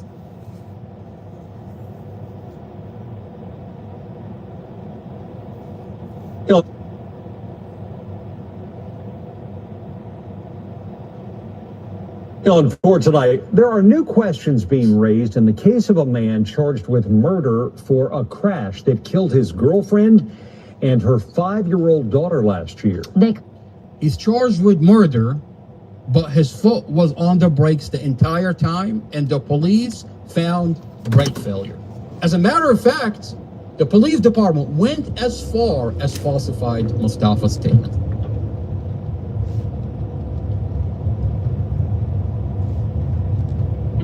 For tonight, there are new questions being raised in the case of a man charged with murder for a crash that killed his girlfriend and her 5-year-old daughter last year. He's charged with murder, but his foot was on the brakes the entire time, and the police found brake failure. As a matter of fact, the police department went as far as falsified Mustafa's statement.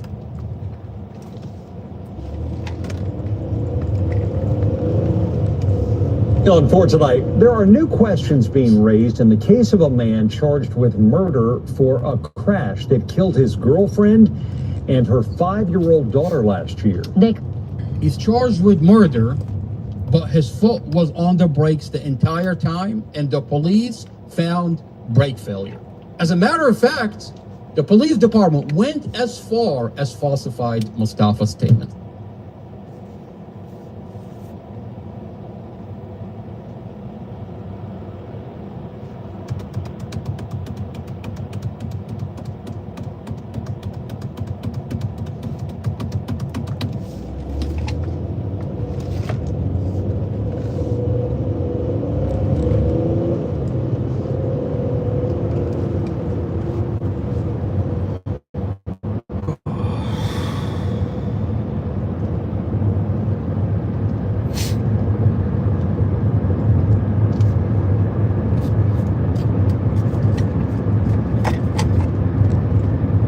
operation over there, very corrupt, very lots of links with people who are, let's just say, very concerning over there. Bows up on this right-wing authoritarianism, mantra that we're seeing repeated over and over again. Very Trumpy, took over, very closely allied with Trump, and we have American troops there now, CIA there now. We've, of course, talked about Bukele in El Salvador, in Argentina. You have Javier Milei. And when the Trump regime threatens Canada and talks about the Don Road Doctrine, like they're actually talking about the stuff, they're implementing this right now in South American and Central American countries right now. A notable fact, in Ecuador, 1 inmate dies every 7 hours under the Noboa regime right there. And you take a look at what's happening in Colombia, where they have a far-right multi-millionaire president that was just installed. He was backed by the Trump regime, by the CIA, by the United States government, and basically put in there as a plant. Alvaro de Espriella. He's a U.S. citizen, voted for Trump.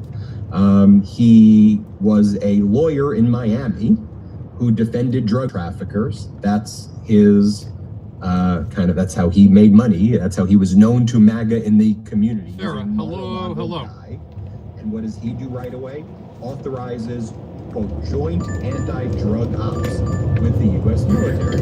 And then they never actually show proof at all that the people that they're going after are narco traffickers. And even if they were, we still have something called due process, and you don't just start killing people and the United States has been involved in these war crimes, joining with the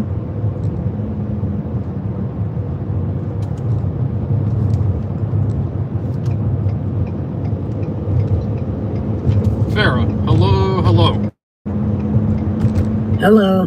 How are you? Good. How are you? Doing okay. Doing all right. Just, out and about, door dashing. That's always fun. I'm actually doing okay. You know what I mean? I'm processing. Well, that's good. Yeah, like it gets my mind off of everything, just driving in general. Right. So, It's good for that. Driving is like meditation. Oh yeah, absolutely. Yeah, for sure. Especially after getting off of a podcast. Right. I saw your podcast today. What do you think? It was really good. It's interesting, right? Yeah. So we're sending out an email. Okay. Mustafa wrote a letter. Okay. He's going to be sending this letter to his attorney. But the problem, right. But he's in a county jail, so there's no record whether the attorney gets it or not. So what we're going to do, a power of attorney comes in. We're the power of attorney. I'm his power of attorney. And that's where I come in. Right. So I'm going to email to his lawyer. So that's on the record. That's a great idea. And I mean, we're not asking, we're demanding that this issue is addressed and is fixed. So absolutely, as it should be.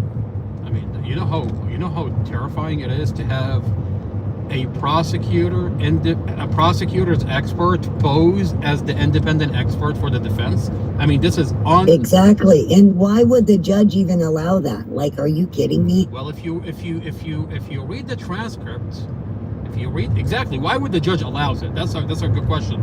But if you're careful when you're reading the transcript, Judge Weimer, on the record, he said, "Are you sure that's what you want?" He's basically protecting himself. He knows this is going to come out. He knows this is going to be a big issue. But Judge Weimer is protecting himself, and he's washing his hands. He says, I mean, the prosecutor at this point doesn't care. I mean, she's in so much hot water, it's not even funny. And you have... Yeah, but that judge can't wash his hands. He's already in way too deep to try to do that. Absolutely. I mean, this is a last-ditch effort for the judge to protect himself, but he's allowing this to exist. I mean, it defeats the whole purpose of having an expert. I mean, and it's a conflict of interest, and it's unethical for the defense attorney to make major decisions without consulting with Mustafa. Okay, after you file to withdraw, you're gonna make major decision by having a joint motion where the prosecutor expert is now gonna be your expert. Whoa, wait a minute. Wait. The prosecutor has... That's just unreal. That's unreal. Unheard of. This is I mean, this is the one thing you don't want to do in a criminal case. Okay? I mean, you're flat out. I mean, you're basically telling everybody this is not a fair trial. Exactly. By the way, I can't even believe the judge has even allowed that at all. That's incredible. Well, I mean, look at the circumstances. There's no media coverage. The case is sealed. There's no media coverage. The case is sealed. They think they can get away with it. Well, how is that? Yeah, well, they're sadly mistaken. I mean, Farah, I've got 3,000 views on a live every time I go live. How is that working out? That's a lot. That's a lot. That's an awful lot. So for not having media coverage, for having a sealed case that's being leaked, I mean, even though you don't have media coverage, you've got a platform that's exposing the fuck out of this county. That's right. So I would tread really careful on how I go about this case, because you will be exposed and held accountable by law. I mean, first step is exposure, and then Right. I mean, and then the next step is you'll be held accountable by law. I mean, one step at a time. That's right. Yep. That's right. So yeah, I mean, That's just we're putting on the record.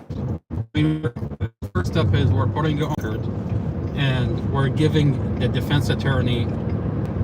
I want to say new, but he's not new. He's been sitting on Mossaf's case for like just about a year now. Almost like all the rest. So we're gonna give him the benefit of the doubt to address the issue, fix the issue. But this is an issue that has to be fixed before you walk this case into trial.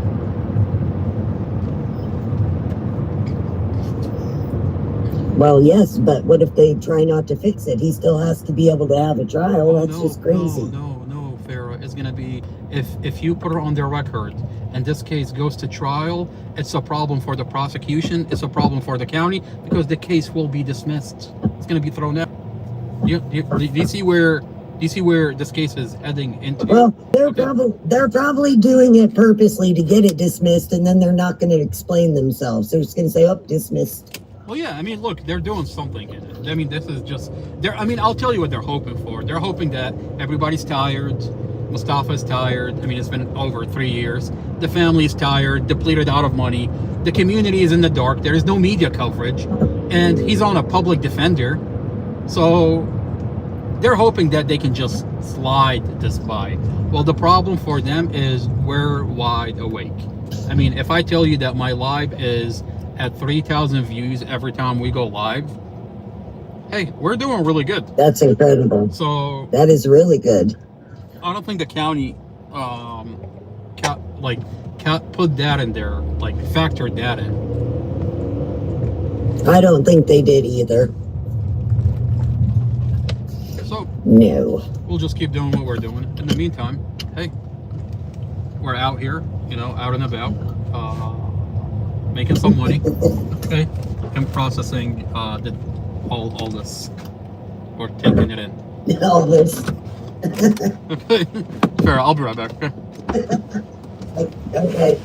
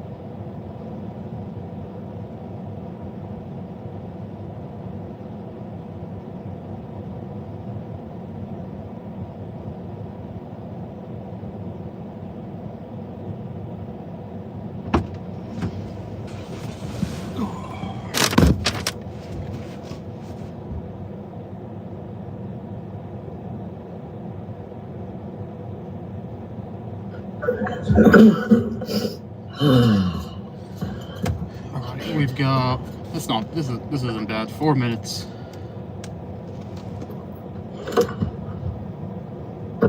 That's not bad.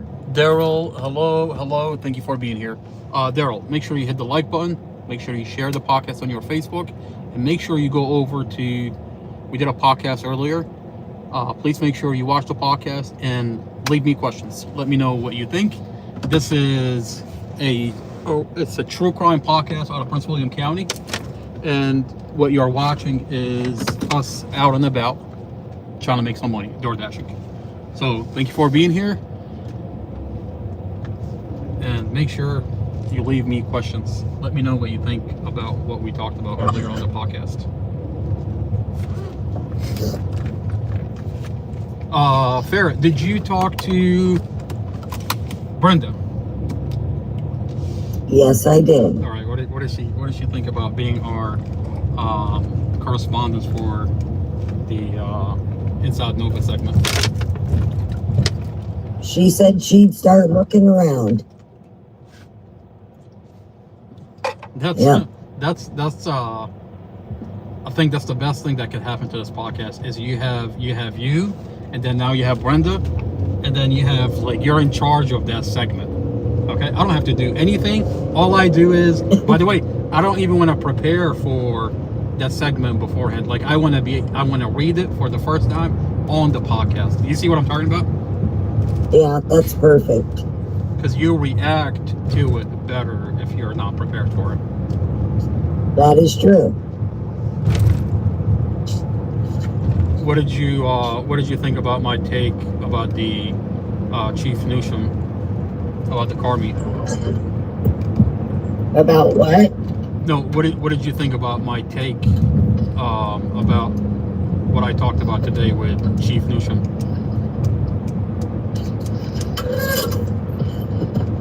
Like, what was it? What did you think about what I said about the Chief Newsom with what happened with the car meet with my Inside Nova segment today?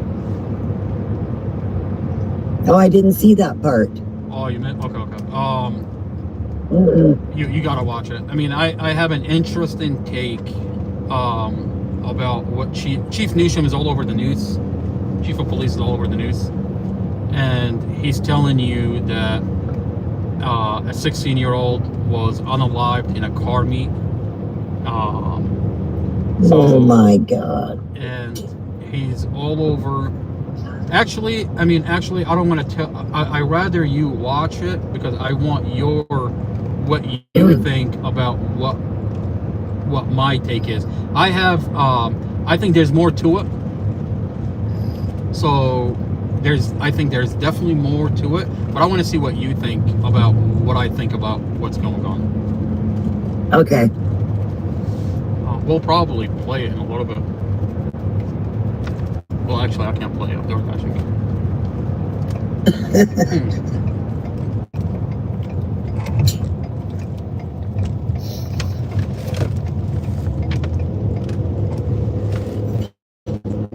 You have another device, do you? No, I don't. Okay.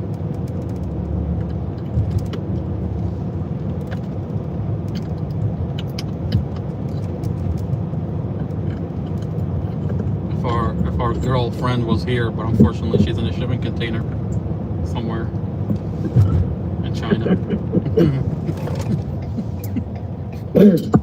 That's a possibility. Look, I don't know what they're doing in that shipping container, but I mean, it seems that she's addicted to it. Okay.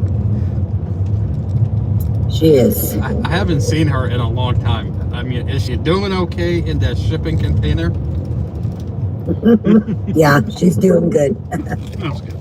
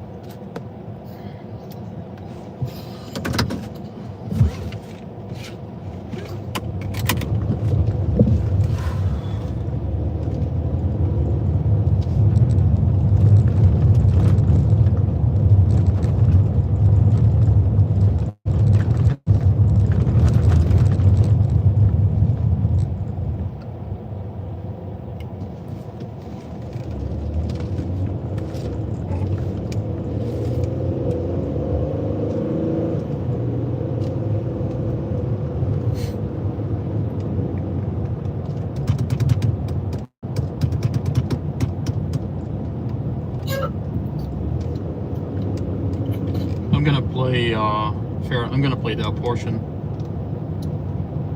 The Inside Nova today. I want to see what you think about what I said.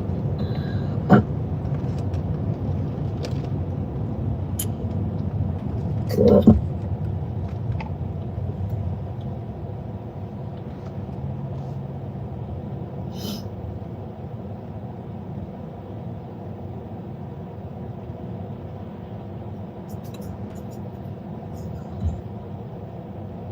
Get a little extra with YouTube shopping. Extra? With just a simple tag. Yeah.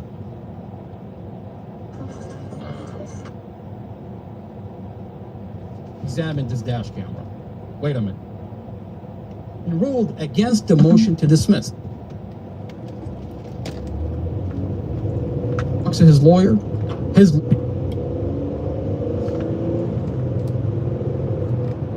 As Mustafa's power of a fundamental conflict of interest, not a strategy issue.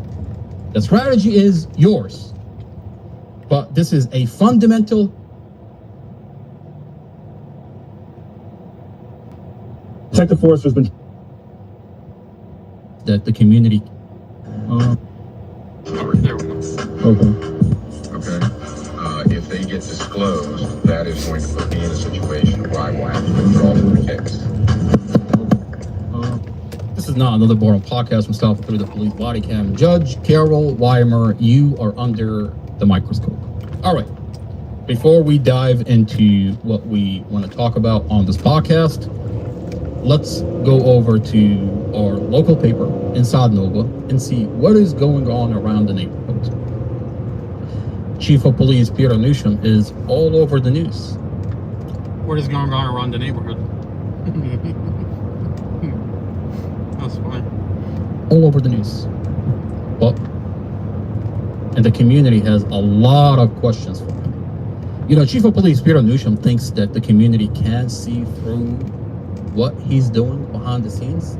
But let's see if we can articulate what Chief of Police Peter Newsham has been up to.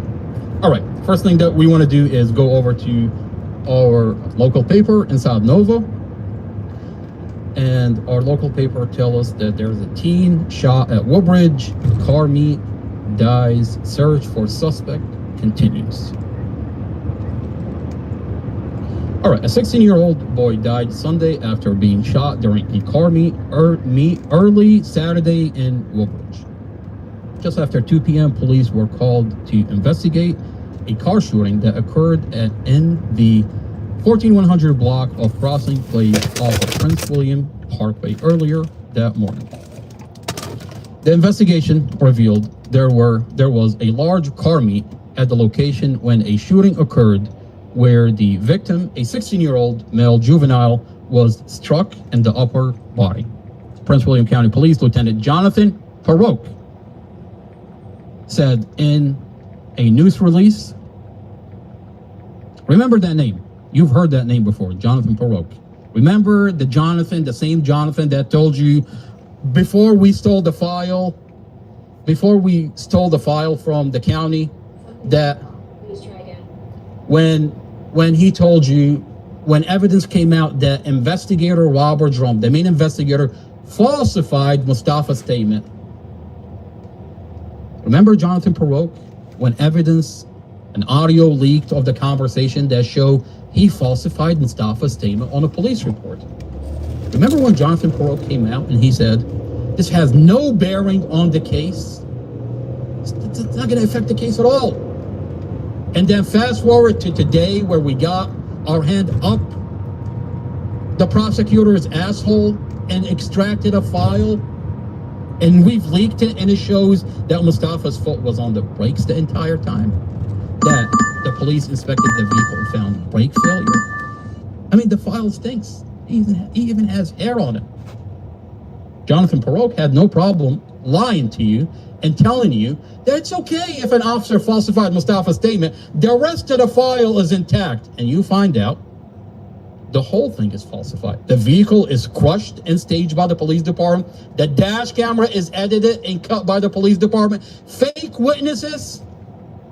Mustafa did everything he can to avoid a car accident, and Farouk had no problem hiding behind the seal file. So let's see. I mean, Farouk wants to tell us, wants to weigh in on this case, on this 16-year-old that was shot at a car meet. I don't know if I can trust Jonathan Farouk. Honestly, I don't know if I can. I don't know about you, but I can't trust him. Knowing what he's done on the Mustafa Al-Jazari case. But let's see what Farouk has to say.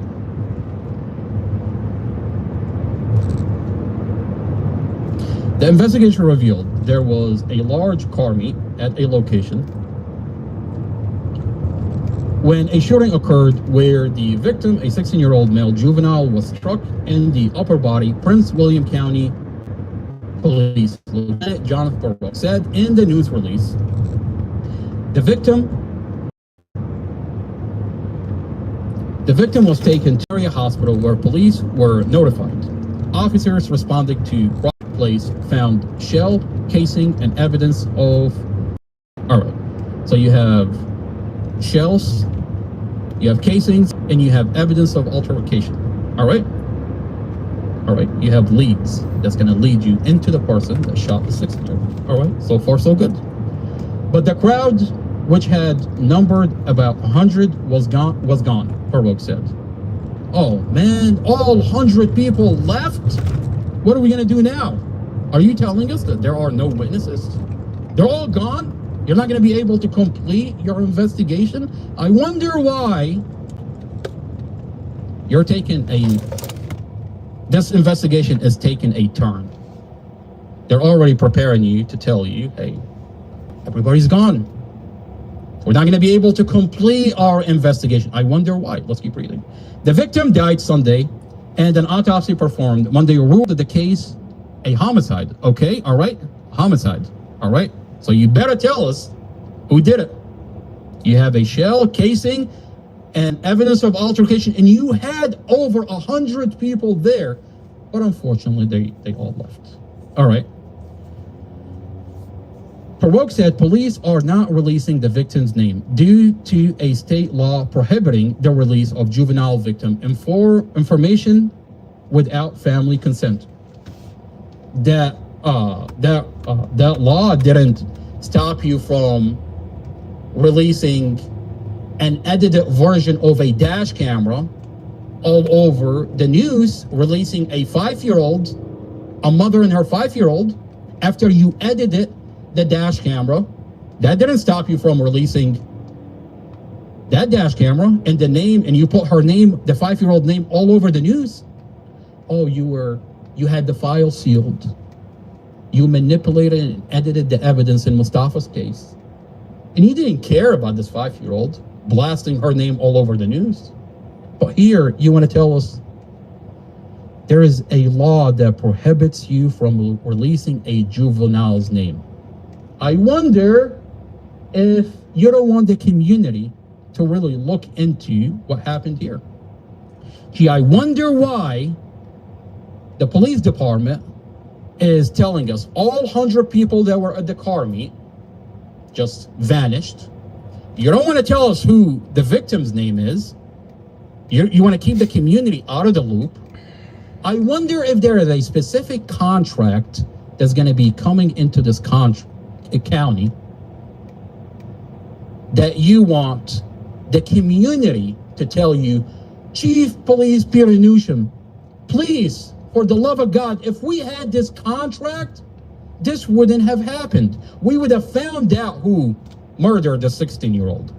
I wonder if a contract for a specific flock cameras that you want coming into this county, you want that contract to be approved. You want the community, you want to push the community into a corner to tell the community that, hey, if we had flock cameras, if we had the data center that you didn't approved, this wouldn't have happened. We would have solved this case overnight. Well, because we don't have our flock cameras, because the contract is not secured, a murderer is getting away. I wonder if that's what Chief of Police Newsham is telling us. I say he's acting less of a chief of police and more like a politician. Detectives are asking anyone with any information. How could we give you any information if we don't even know who was shot? Detectives are asking anyone with any information.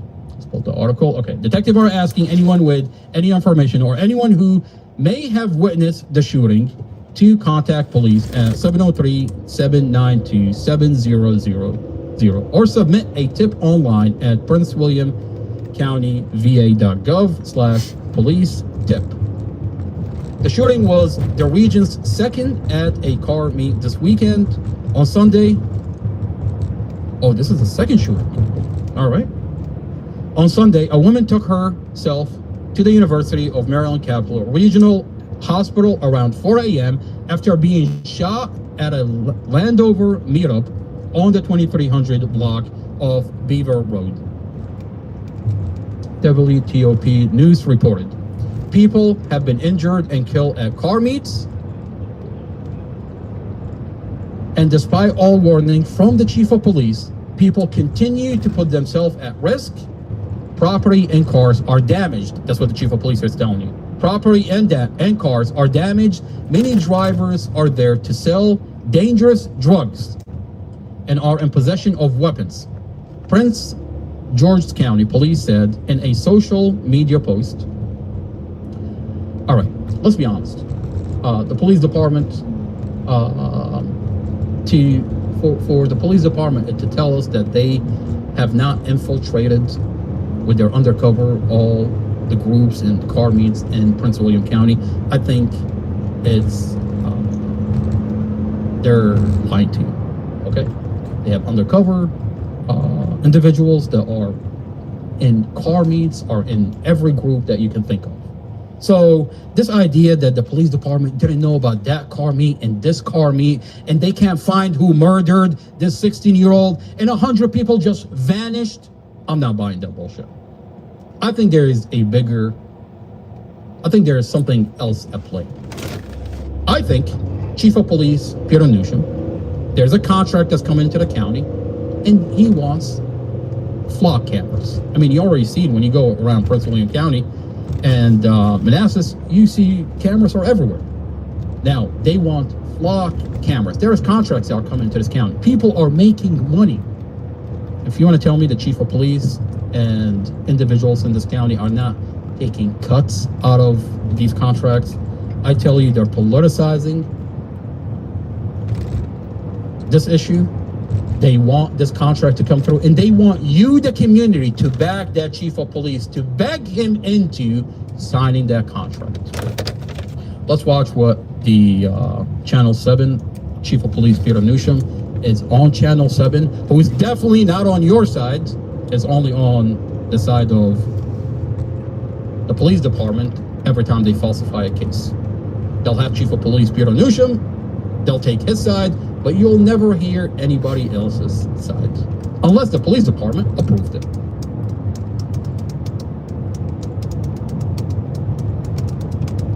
This is how much I used to pay for home insurance, but not anymore. One thing I hate about YouTube to lower my rate, and now there we go. Here to welcome community leaders from law enforcement to 7 News, and today we have Prince William County Police Chief Peter Newsham. Thank you, Chief, for being with us today. Let's begin with your investigation. Doesn't he look miserable? I mean, this is the face of a person. Let's see if we can zoom in. This is the face of a person that's about to pitch you and sell you an item that you will never use. Made in China. Items that you will never. This is the face of that salesperson. Into an illegal car rally that ended. You know what's really funny? I have this guy's file. We've entered his police department server, and nowhere is he complaining about it, because he knows the minute he complains, then he has to address what his officers did in the Mustafa Al-Jazari case. So he'd rather have my hand up his asshole, and every day I dig a little bit deeper, than tell you, hey, Mustafa's brother has his hand up my asshole. Look at him, he's miserable. in a deadly shooting. Are you any closer to making arrests in this case?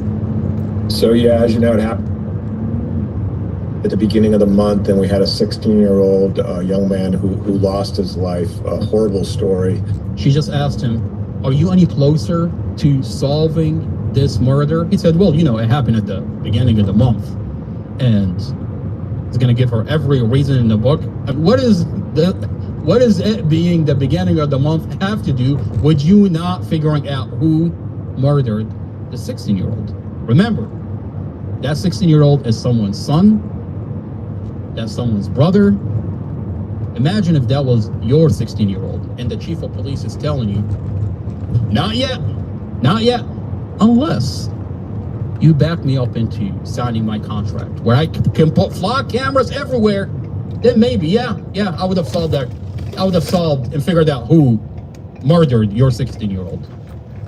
And we are making some pretty decent progress in this case. So we have had some folks who have been cooperative, but we're still urging anybody who might have any video. We have a QR code that's available, so it could be easily downloaded and sent to us. And what I really let this sink in. You have over 100 people at a car meet, and you have a police department.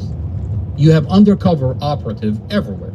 Undercover police everywhere. You want to tell me they don't have undercover police in that car meet, in this car meet?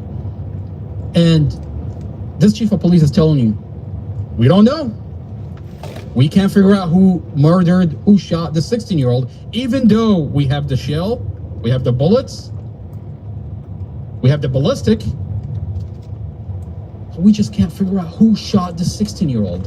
Unless you sign on a dotted line and you let me have my cameras, money. This chief of police doesn't see a 16-year-old that was murdered. This chief of police sees money in contracts. I would say to anybody out there who might have video that, you know, our number.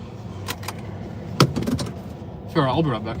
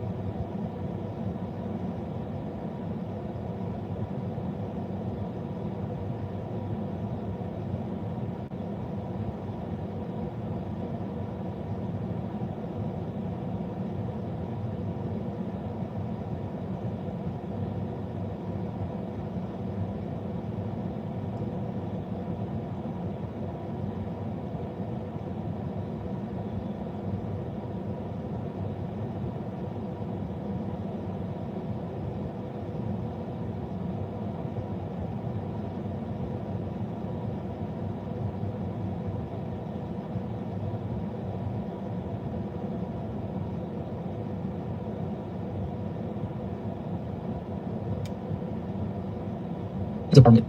Hi. Hi. Hi.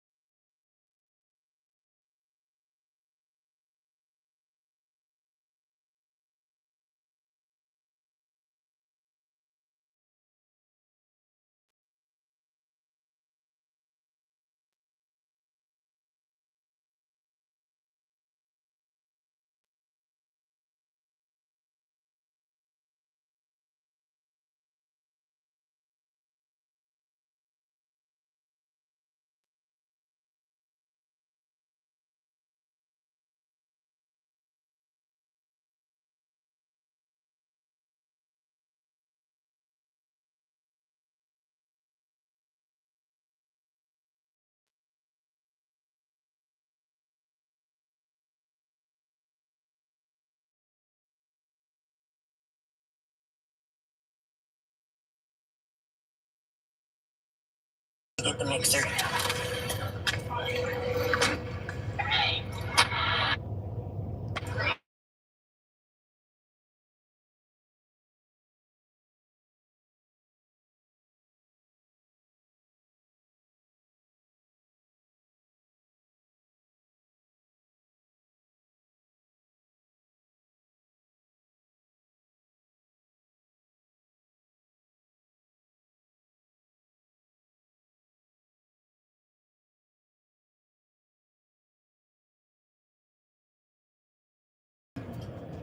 Okay.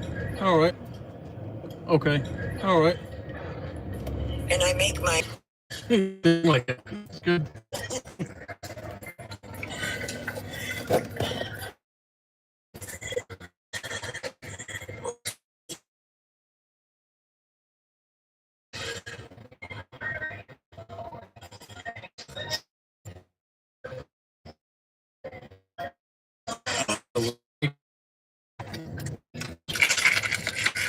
So, You never know what you're gonna run into. oh yeah, it's the weekend, so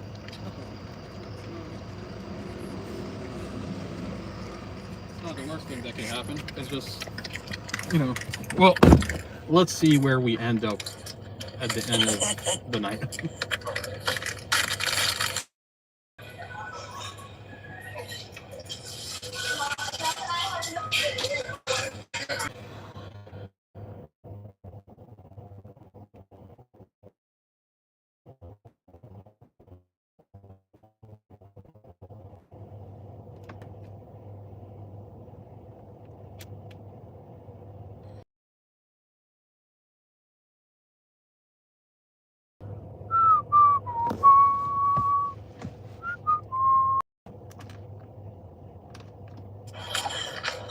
Oh, Sarah, I'm gonna text you. I'm gonna text you something. What? I'm gonna text you something. Okay. I've been meaning to tell you this every time I forget. Okay.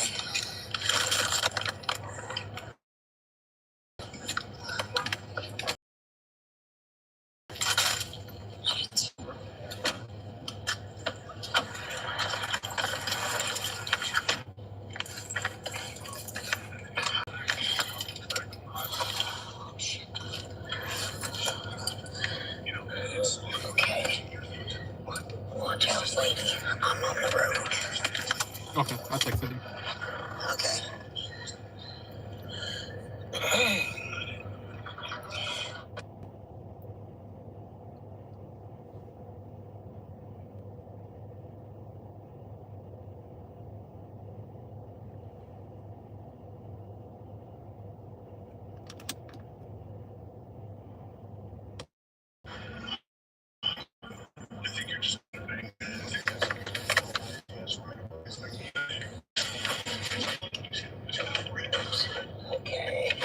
Julie carries to the driver's defense attorney about why he thinks the finding casts doubt on the case. That killed Dorothy Fontaine and her 5-year-old daughter, Empress. Initially charged with manslaughter, the charges were later upgraded to second-degree murder. All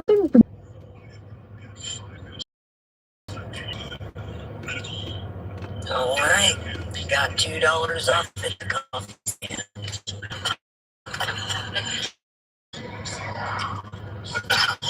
Hey, they didn't charge me with that.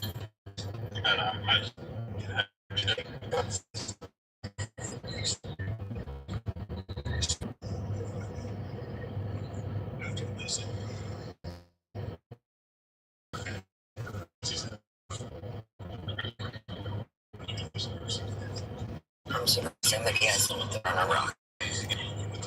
That's weird. Like, these kids don't care about anything. They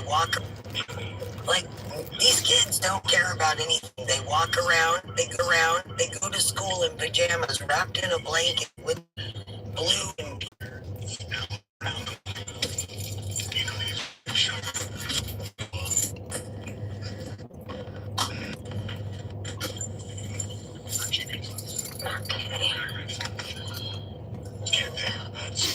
All right. Hotspot is 12 minutes away. Okay. Not a bad deal, right? But remember, I'm 3 counties over, so we're a DoorDash and uncharted territory. Huh? Well, just work your way back the other direction. That's exactly what I'm gonna do. That's exactly what I'm gonna do. Yeah.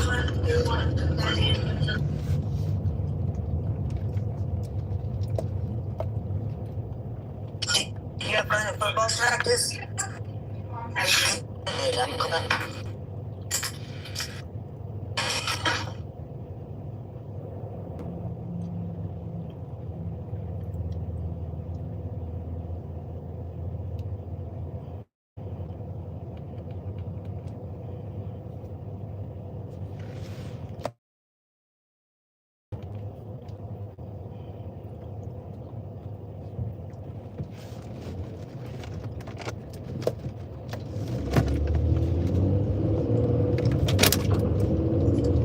I'm gonna mute for a minute because I have to do the mixing bowl.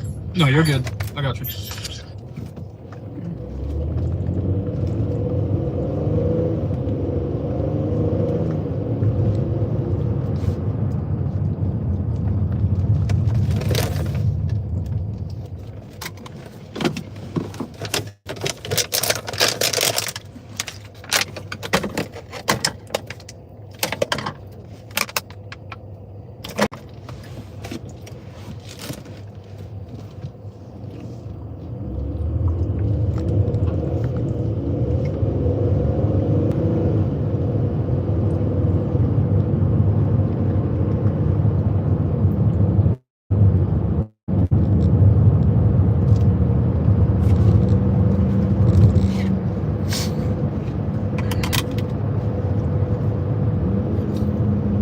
We're 37 minutes away from our normal DoorDash area.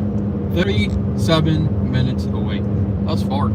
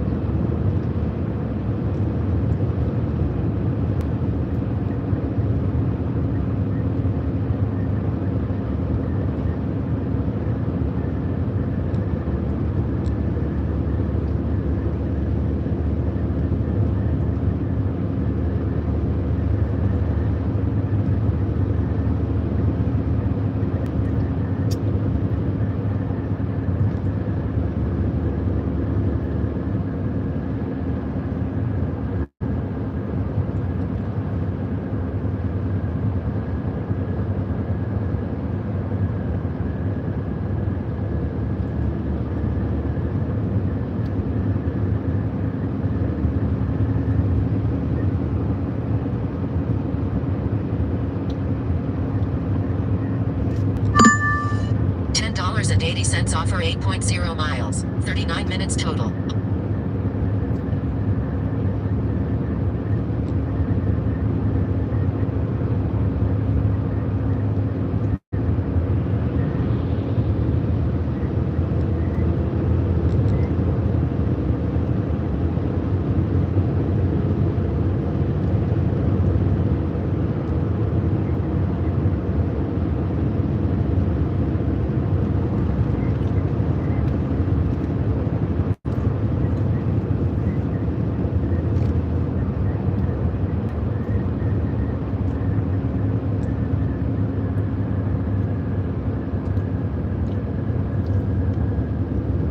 Whether you're nearsighted, farsighted, or need reading glasses, Xiaomi's new AI smart glasses give you perfect vision instantly. Thanks to full focus optical zoom, you can finally say goodbye to swapping out different glasses. They autofocus perfectly at any distance, making every detail crisp. Well, I think that metaphorically, the Persian Gulf has become the Hotel California for Donald Trump. You can check in, but you can't check out.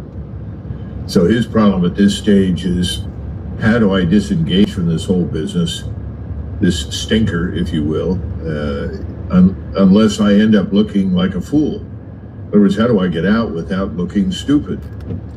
Well, there's some bad news for Donald Trump. That's going to be very tough. He's trapped in a mess of his own making. Every time he opens his mouth, he makes another ridiculous threat. He postures as though he's commanding the forces of the entire world.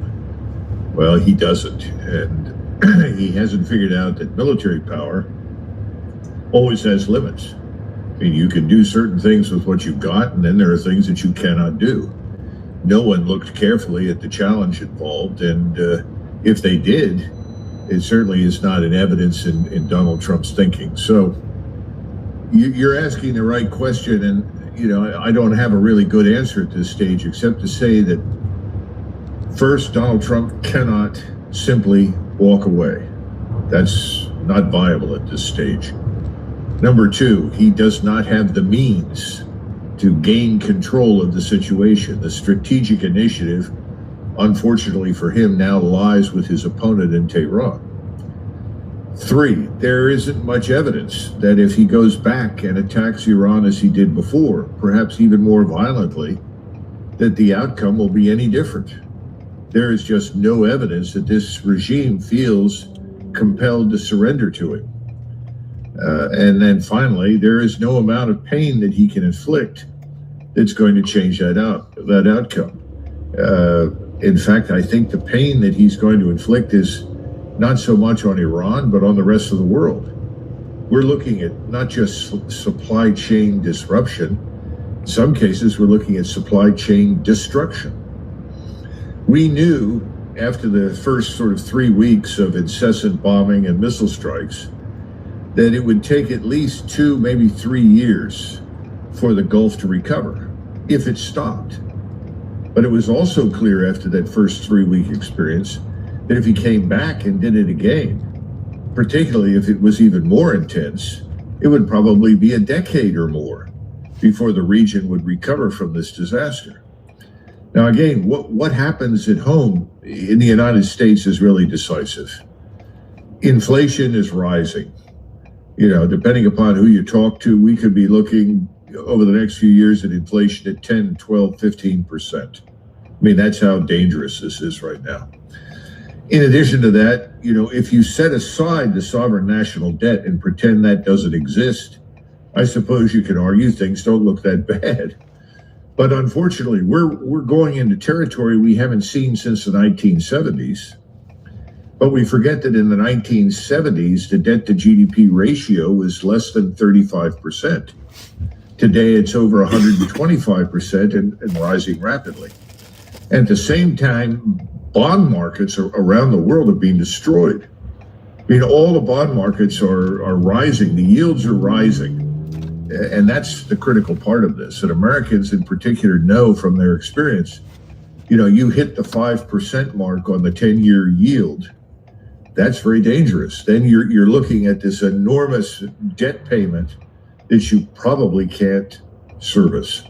So those things have to be juxtaposed with the military problem and the strategic problem and the global problem. And the smart thing for Donald Trump to do, however humiliating it might be, is to get out, is to tell everyone on humanitarian grounds, I feel compelled to suspend military operations. It's doing too much damage to the world. We will have to look for other ways to resolve the dispute with Iran. That would be the best possible thing that he could do. And here's another part of this, Jesse, that most people overseas don't understand. If he did that now, no one in the United States would care. No one's really watching it that carefully. The only way to get people's attention in the United States is for you to charge $10 a gallon at the pump. All right, it's down at about 5 right now, so it's got to go to 10. And then you've got to kill 500 or 1,000 of us in a day. So why even run that risk if you're president of the United States? Why not get out? Why not do what I described? Well, he can't. It's incomprehensible to him. And that's our biggest problem. So that's why I say he's in the Hotel California, only we call it the Persian Gulf, and he can't get out. You wrote recently on X, looks like the next phase of the Iran war may be imminent, especially after a stale China summit failed to produce any progress. Now, should the U.S. and Israel go back to a full-on attack on Iran, how do you expect Iran to retaliate? Will it be more attacks on U.S. allies in the Gulf, more attacks on Israel? How would they respond in your opinion? I think the Iranians will throw everything they've got, including the kitchen sink at Israel, at us, at our I've got a friends in the Persian Gulf, if you want to call David? them that, the west coast of the Persian Gulf. I think they'll do everything in their power to attack our capital ships. Now, we know that in this interim period, a couple of things have occurred. One is the CIA let it slip to the New York Times that, contrary to what President Trump has been telling everyone, more than 90%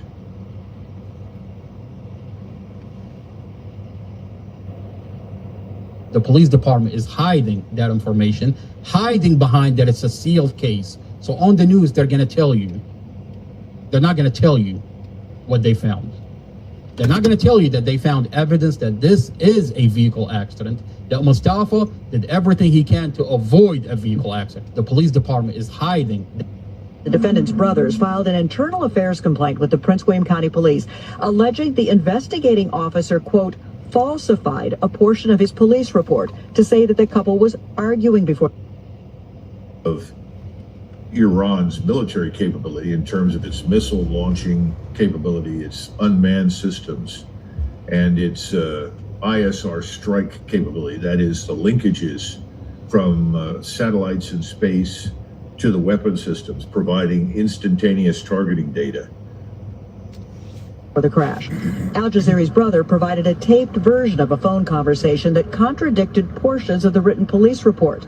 Last month, the Al Jazeera family received this brief letter from Prince William Police Chief Peter Newsham reading, "The investigation revealed that Master Police Officer Drum violated department policy. The defendant's brothers filed an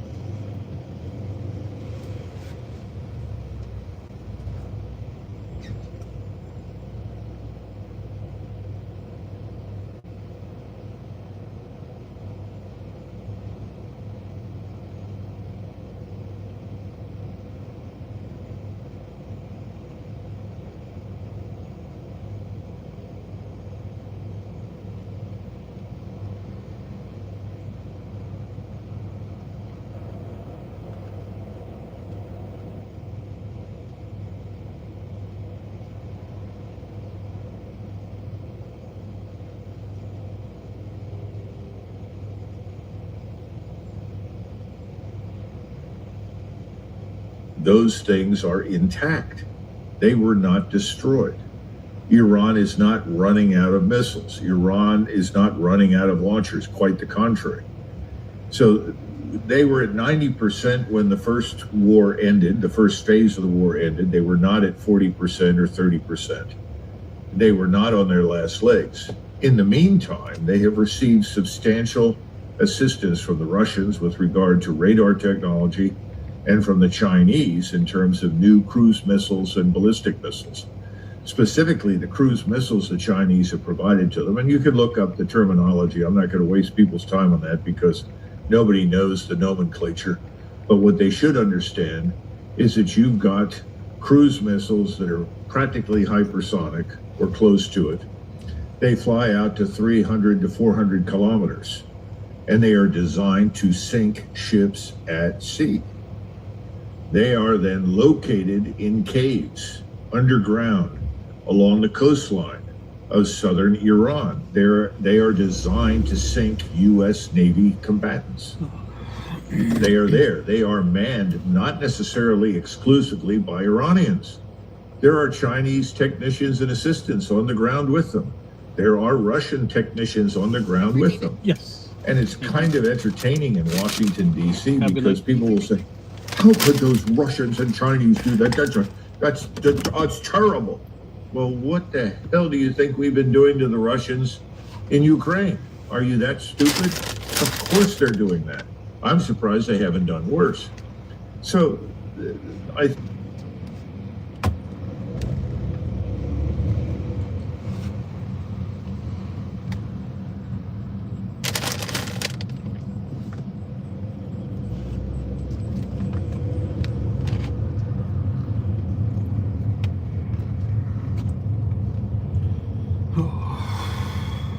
we have to understand right now is that we're headed into uncharted territory. We don't know what's going to happen. Somebody said to me, well, the Hajj begins on 24 May. Can he delay, the attack until after that? I said, well, I suppose so, but the Hajj consists of about 10 or 11 days of activity. So you're talking about starting nothing until you're well into June. By that time, I would say the temperature aboard ship in the Persian Gulf is probably around 140 degrees Fahrenheit and above. Not a nice place to be that time of year. And if you have people stuck on these ships for that length of time, they're going to be quite miserable. So what can you do? I don't know. And then, of course, there's the issue of airspace. The Saudis apparently expressed some concern that they didn't want us in their airspace this time around. They did not want to be involved. I don't know if that will remain the case. That's another question, because if you can't refuel and you can't station refuelers somewhere in the Arabian Peninsula, frankly, you're not going to be able to launch and sustain your air campaign, because your fighter aircraft go out, their range is about 300 miles. Then they have to refuel or they don't come back. And you're talking about refueling on the way out. They fight, they come back, they refuel, and then they go home. So you've got 2 refuels for every set of jets that are carrying missiles, Tomahawks, JASSMs, all these different kinds of missiles. They go up to the edge of the airspace, launch these, and then come out again. Again, everybody failed to realize Iran is the size of Western Europe. It's surrounded by enormous mountains that compare favorably with the Rockies on the north, east, and west side. And then you have these impassable deserts down south. What I'm trying to say is, this is not an easy nut to crack. And I think we have now committed virtually everything we can think of that has a chance of reaching Iran in the hopes that we can do it. But even under the best of circumstances, I'm sure the military leadership has said may not get very far with this. So what does he do? He does it because he has no choice. He has nowhere else to go. He's got to pull out all the stops. I think that's where we are. Talk about the summit in China. You mentioned it failed to produce any progress. The Trump admin is, of course, spinning it as a win, and Trump recently sat down on Fox News to defend agreeing to let hundreds of thousands of additional Chinese students into the country. What are your thoughts overall on the summit? Was this just all a performative theater exercise? We had the big tech company CEOs with Trump in tow. We had Xi Jinping say some nice things to Trump, and we need to form an alliance, all of these sorts of things. Was this all just political grandstanding? Did anything concrete come out of this? And ultimately, do you think China is going to continue to support Iran over perhaps strengthening its relationship with the U.S.? I think something very concrete came out of this because Xi Jinping took the time to stand up and make it abundantly clear that China is a rising power and that the United States is a declining power. What a wonderful thing to say at the summit to your opposite, Donald Trump. Thank you for coming. We recognize that we are now in a strategic position vastly superior to your own, that whatever greatness you had is currently steeply declining. We understand your problem, and we might be able to help you, but for you to receive any help from us, you're going to have to fundamentally change both domestic and foreign policy. That's effectively what he said in a message. Well, he's not going to help us with Iran because both Russia and China determined a long time ago that if Iran is defeated successfully by us, they're probably next on the menu. So there's absolutely no incentive on their part whatsoever to abandon Iran. I think Xi in particular is very happy that Iran has done as well as it has, because it signals clearly that Taiwan is off the table. And effectively, that was the other outcome. President Trump said, well, you know, China's only 100 miles from Taiwan, and we're 6,000 to 7,000 miles away. I just don't think that works very well. And so I want Taiwan to stay where it is. Thank you, Donald. You know, I'm glad you finally figured that out. You know, there's an old expression, a ship's a fool to fight a fort. You know, China is the largest fortress in the world, and trying to fight it from the sea is absurd. So I think the best thing that happened at this summit was the recognition that there is no point in organizing, training, equipping, spending, and planning to attack China. That's a very dumb idea. On the other hand, alter the path that we are on right now, and that problem for the Chinese. If you go to the Chinese and say, well, we want to cooperate with you, we've changed our minds, that we'd like to stay the reserve currency after all, and we need your cooperation. We have a debt problem, as you well know. We would like to cooperate on that. To do that, you have to change the way you do business in the United States. There's no evidence that we're willing to do that. And as for these alleged deals that were supposedly made, I can't confirm any of them. It looked to me as though the usual class of the sort of members of the so-called Epstein class who were over there with him got back on without much to show for the effort. So I don't know what we extracted from it in terms of benefit, but from the Chinese standpoint, they saw us off as the loser. They were polite about it, but that was the real message. We're the big men on the block, not you. You need us, we don't necessarily need you. And of course, to add insult to injury, Vladimir Putin flies in a couple of days later and is now sitting over in Beijing, basking in the sunlight along with his friend Xi. And it makes sense. People say, well, this is wrong. Why the Chinese and Russians, they don't trust each other. Look, this has nothing to do with trust.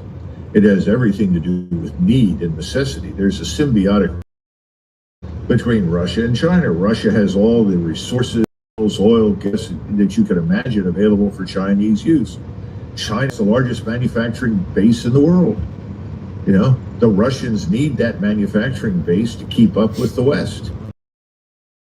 And China needs prosperous and peaceful, because a few years ago they don't want to go through that. But the Chinese are much less popular in Central Asia than the Russians. You look at Vladimir Putin against bad things happening in the country. He is interested in crushing and destroying Islamist radical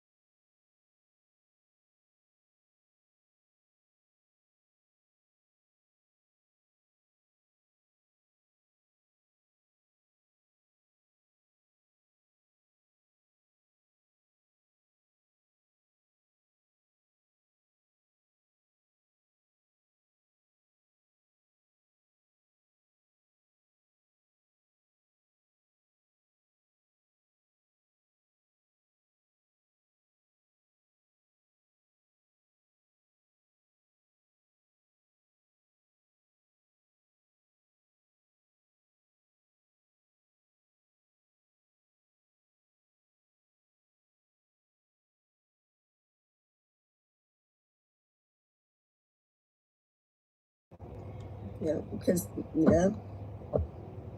Yeah.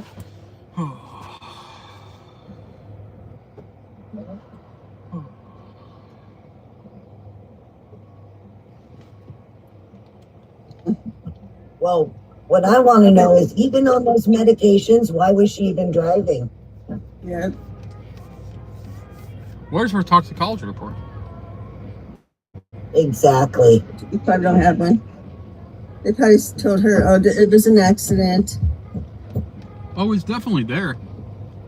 It's definitely there. It's just it's not in Mustafa's file. It's definitely there. She should. There's two files. She should. There's a file that says do not open, and there's a file that says Mustafa. Of course. Wow. Because Mustafa didn't cause that on his own. Well, no, if she, but you know what I mean. if she hadn't have done that, he would have made it over just fine and been okay. He did make it over. Right. And now if she hadn't turned into him, then, you know, it'd be a different story today. Yep. Yep. Because I know out here in California, you can't have nothing hanging on your rearview mirror. Nothing. And Yeah, you're not supposed to. You're not supposed to here either. Yeah, but she did. Right. Mm-hmm. And then going that speed, and she didn't see him like sitting there? And she didn't, I mean, what was she doing? Sitting on her phone because she didn't even put the brakes on? That's crazy. Maybe she was sleeping. And there was no turn right there where she couldn't stop fast enough. To me, that Right. like a turn was like a curves. Right. Just because she wasn't paying attention. Yeah, she was probably on her phone. Yeah. Hello. I've got Susan. She should get something. Thank Oh, you. yeah. No drinks, right? Oh, there is. They could be alive Thank still. you. Have a good night. You too. Yeah. Yep. And they're not looking for whoever messed with his car. Those people should be in big trouble. Like, that's who should be in trouble, besides all the people that lied, and you know, that are carrying on this case. But the people that actually did that, like, they're still out running around, probably doing stuff to other people. Mm-hmm.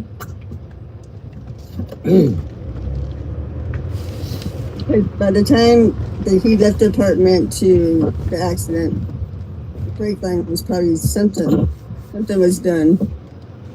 He lost brake fluid, I don't know. Or loosened the screws or something. Yeah. Not knowing that Dorothy and Empress would be in the car.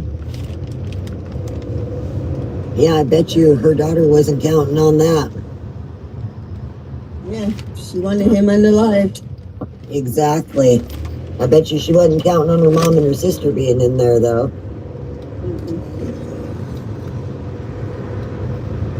Well, when you do stupid things and make bad choices, that kind of stuff happens. Yeah.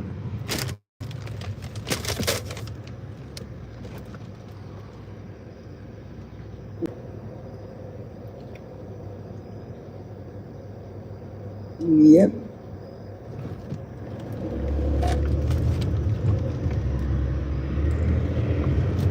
They're trying to unalive him.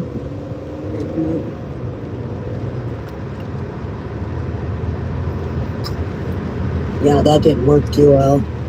Luckily, I love this. There's a lot of my supporters coming in here.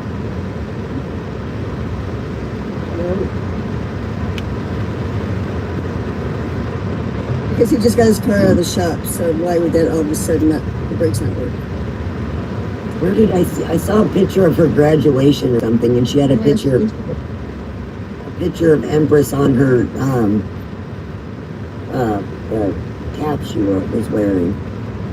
Who did? Oh, really? Who did? Kylie did. I saw it somewhere. Snapchat maybe? I don't know. don't know where I was looking, but I saw it, and she was graduating, and she had a picture of Empress on her cap. Yes.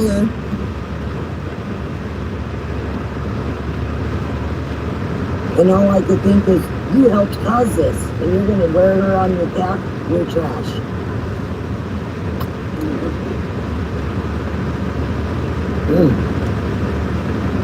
I don't know where I saw that at.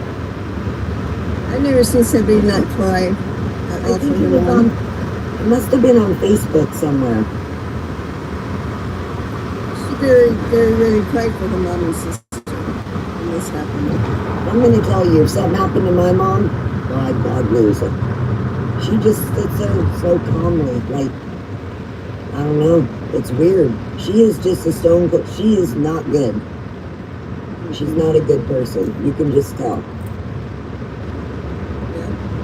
Like that fake cry when she was saw mom at Pavilion. Oh my goodness, that was so...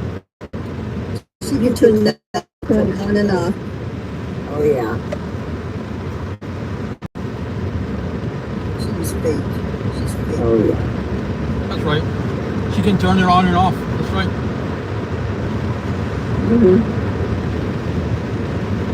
Yep, turn on that crane. But that 2 minute recording is over an hour long recording at the Pavilion.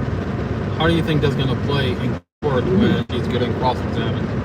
Why do you think I haven't released it? This is a video for court. If she ever does come back from Canada, and I hear that she ran away to Canada, but I've never seen a witness run away to Canada. Okay? How the heck did she afford that? Billy the badass, Billy the bully. He sent her there to make money. Yeah, Billy the bully. How he's calling that. That's funny. God. I wonder what Canada's extradite rules are. Can you imagine? I got a few people, I have a few friends that live in Canada. They'll make her come back. No, I wonder what Canada's extradition rules are.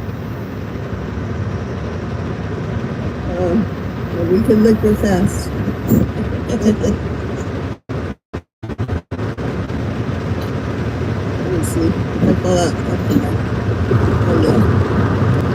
I still hear you. Did you see her graduation thing? Oh no, I didn't see it.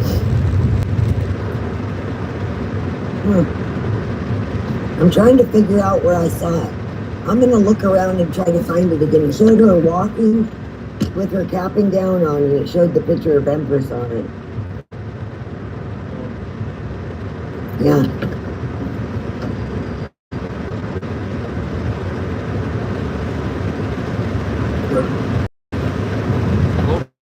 With whatever plan she had, whatever plan the prosecutor had, it's not going to work in court. Now that I have the whole file, how is it going to look when they put her on the stand and get her to get cross-examined? Yeah, it's going to look real bad. Really bad. I mean, at this point in Canada, because she's a liability for the prosecution. Yes, she is. That's for sure.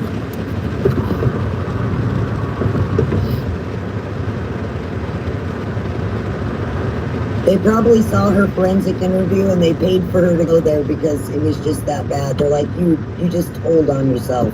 You're done.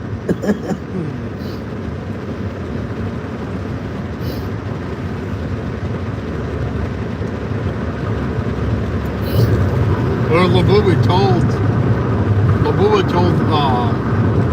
the police that Kylie's dumb.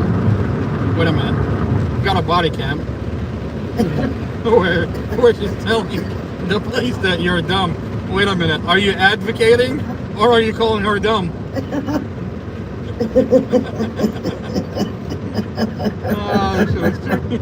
That's fucking funny. That is funny. One says, oh my goodness. One says she told me to unalive Mustafa. Glenn Ford says Kylie told me to unalive Mustafa. Amy Hodson says Kylie is dumb. Okay? Come on, guys. Why is everybody why is everybody throwing her under the bus whenever it's convenient? That's funny. That's funny. and then when they see her, they're like, "Oh, we got your back, Kylie." Well, it sure doesn't look like it.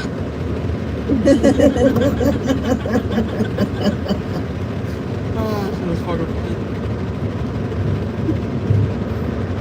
She's dumb. You know what's really funny on that live? She's like, if I was doing rugs, Glenn would have done this and that. It's like, he flat out said that you were. He says like, he did it with her. Exactly. So that doesn't even make any sense. You guys are both sitting up there lying, and it's right out there for everyone to see that you're liars. You know how stupid they sound? I mean, they just sound really stupid. I mean, they're stupid for even going online and saying anything to anyone. I can't believe they went online. Thank you, Amy Hodson. Thank you, ma'am. I know. Like, thank you for your service. I could not have done this without you, to be honest with you. Seriously. Thank you for collecting all the Pokemons for me. I'm like, I'm like the Smurfs.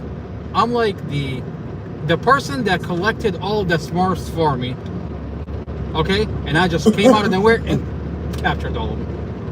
Thank you, Amy Hodson, for collecting all the Smurfs and putting them all in one room. Thank you, ma'am. Thank you for your service. Your service. And she definitely did too. She had them all on there talking. Oh my God, I cannot believe. I mean, this is like Mustafa's brother. Like, this is the best thing that can happen to Mustafa's brother. Thank you for collecting all the Pokemons for me. And you trained them? What? You got them to evolve?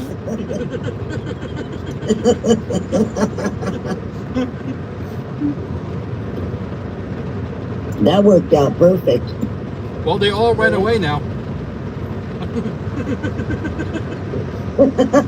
That's crazy. The prosecutor was like, "What is happening? What is happening?" I'm like, "Well, I mean, look at Amy Hodson. She's doing all the work." You never know. She might find some new ones. That's crazy. Yeah. I could see her trying to do that. That's funny. What is she gonna use? Casey Stevens?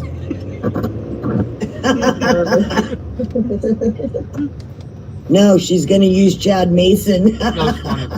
These are the officers. These are the officers in this case, and they're also, by the way, the witnesses. We can't find the original witnesses. They all ran away because apparently they lied. But so we're gonna use the officers as witnesses. Collins is gonna be the witness since he had encounters with Mustafa before. That's crazy. Oh my goodness. Oh my God, the best part about Fines is because after the Brady motion, he was asked, why did you say that Mustafa is on rugs at the scene? Casey Fines wrote, because I've interacted with Mustafa when I responded to the 911 call. The problem he said that? Oh yeah, that's in his supplement report. Farah. And this is the nail. My goodness. Farah, this is the nail in the coffin. Because what Casey finds, that there is a recording on Mustafa's cell phone that when the police showed up, Mustafa hit the record button. So now that everything is turned over, how is it gonna look for Casey Fine? And when they play the audio for the jury, where Dorothy is fighting for Mustafa and telling those officers that she loves Mustafa. Mustafa is the best thing that happened to her. And I mean, Dorothy in her voice is fighting for Mustafa. Okay? Mustafa is clearly, you can hear Mustafa. You can hear Mustafa, and clearly he's not on rugs. Okay? Wait a minute. The reports from Casey Fine says Mustafa is not on rugs. And the children are well taken care of. Okay? How is it gonna look? Wow. How is it gonna look when the audio of Dorothy in her own voice telling Casey Fine that she loves Mustafa? How is it gonna look? Yeah. When she's fighting for Mustafa? I mean, that's gonna look really bad for everybody. That's gonna. Oh, it really is. And what they never expected is that recording to be on Mustafa's cell phone, because they can hide the body cams. Because if you notice, they've never turned in the body cams. There's body cams when Officer Casey Fine showed up, okay? But they're not turning in the body cams, okay? But there is an audio that's gonna expose the whole thing. That's the nail in the coffin, by the way. I'll be right back. Oh my goodness, that's great. They need to make those body cams where the audio stick on at all times. Yes. Like, they should be fired if they do that. That's crazy. Yeah. Because there's reasons why they shut it off, because they don't want you to hear nothing. Exactly. Mm-hmm. Like their little hand signals and stuff they do. It's like... Yeah. But they need to, I don't know. The judge should be asking them, why was your audio on your body cam shut off? Exactly. Asking them, why did you turn it off? If it was a good judge, but we know this judge ain't gonna do shit. Well, yeah, but he's not, even here, that you don't get the same judge every time. So I don't understand why Judge Weimer is so hell-bent about staying the judge, because Mustafa should have had other judges too. Mm-hmm. And they do that so they get, you know, so it's fair. Yeah.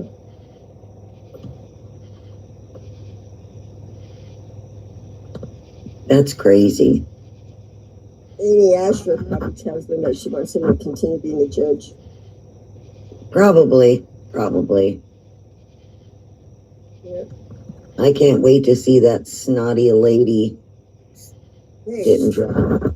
the cat's messing with my phone. He's changing my screen. Kitty.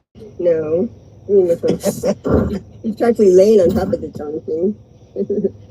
He likes to chase the hearts. When he sees the hearts going. Before you know it, he's going to be tapping the screen for you. Yeah. They're doing something. Yeah. It's that Judge Weimer needs to go. Yeah, definitely. Because he lets Sarah Sammy get away with way too much. Yeah, I wonder why. You don't know underneath the desk, Sarah. Just like Clinton.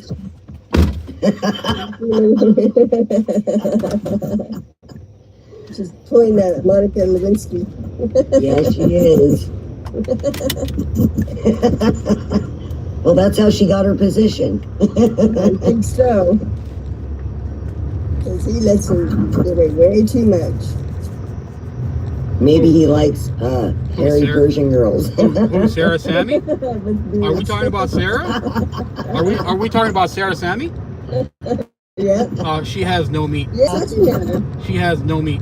Okay. Yes, and by the way, I honestly have a theory. I have a theory. I think she's wearing an ass, because the ass is just, her ass is sitting, sagging below what a normal ass would sit. Okay. I think the prosecutor is on some kind of medication.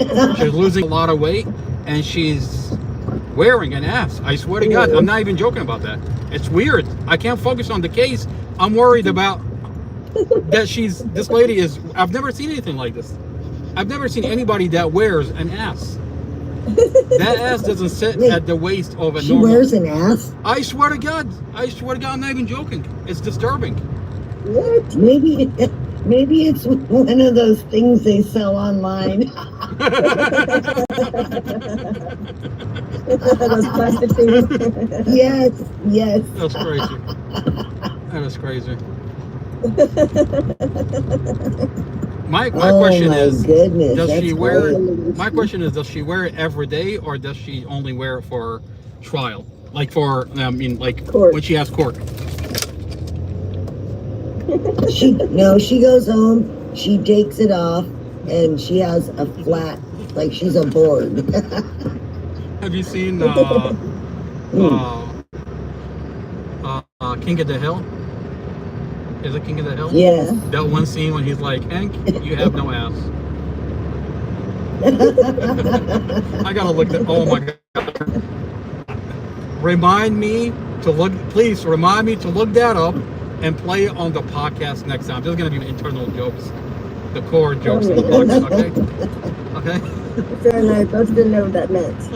What it means. That's funny. You said she's being a Monica Lewinsky. Yeah, she is. Or what, Judge Weimer? Yeah. It's not worth She lets her it. get away with too much. Judge Weimer, it's not worth it. It's not worth it, man. Not worth it. You can do so much better. Why would you go for someone that has no ass? A beard. And has a beard.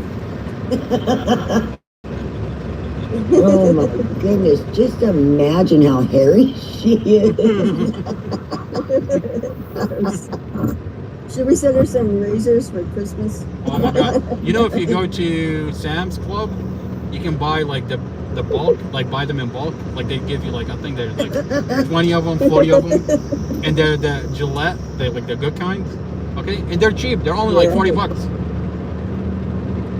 Hey, they have new Gillettes. There's 6 razors on them. I saw That those. would be better. I saw those, and No, I'm going to tell you, they work really good, but we should just get a bulk of those for her. you're talking about Send them to her the house. you're talking about the yellow one, right? You're talking about the yellow one, the one that has the yellow strip. Because there's two kinds. There's one that has the yellow strip. I think that's the new one that they came out with, and the one that has the orange strip on it. The one that's yellow has like 6 blades. I think that's what the one you're talking about, right? No, let me see which, I don't know. Let me see what color mine is. I don't know. I think mine's like a light green one. I don't know if it has a strip. Where'd it go? Green. Okay. I think it has a green strip on it, but there's 6 razors on it. You know, that's a lot. I think ever since they came out with the 6 blades, I think they're doling out the one that has 4 blades for people to buy the 6 blade. I don't know if, You know what? Yeah. I think you're right about that. yeah. Yeah, because the 4 blades don't shave like they used to. Now that I'm seeing the ones that have 6 blades, I mean, I don't know. I think that's what they're doing. Well, you know what you do? You get a straight razor. You sharpen it yourself and you shave with that. Those work the absolute best. You know, at one point I wanted to get into that. I just never did. But yeah, I mean, but here's the thing. I don't think it's gonna work out for me because I shave my own heads. Like, I don't think it's gonna work out. Oh yeah, that'd work perfect. That's what I used to use it for. Not shaving my head. That's fine. We're all bald and happy. Okay. Well, better than being hairy and not happy.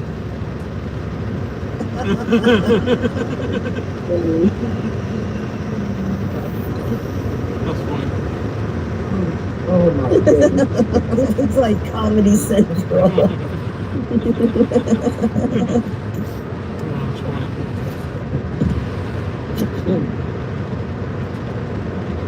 Those for an animal.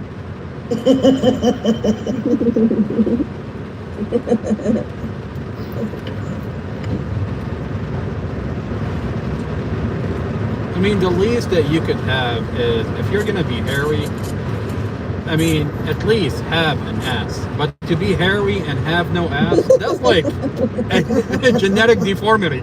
I mean, at this point, you're definitely getting bad genes. Out of all the Persians in the world, you have bad genes. Okay? You're getting like the worst. No ass and hair.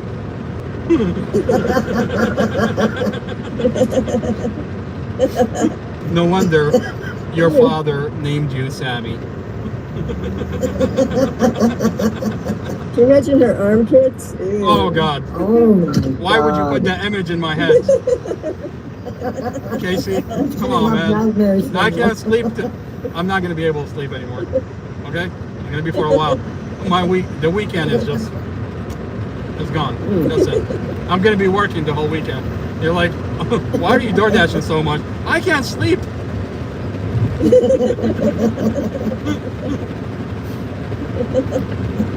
Yeah, of course. Oh, I couldn't imagine. Does she have a... Oh, she's probably not married. No, she's not. No. She would want to marry a hairy baby. Well, I don't That's know. harder than you. Harry with no ass? Probably no one. You at least gotta have an ass. Well, he's got hair he can hang on to.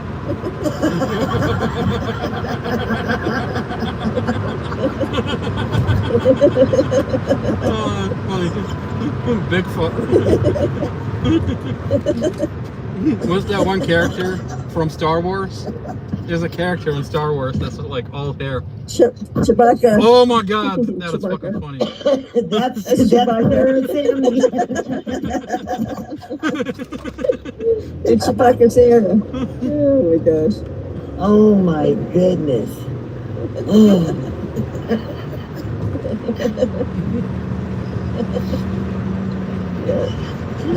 Back to hold on to, he's got hair. Today.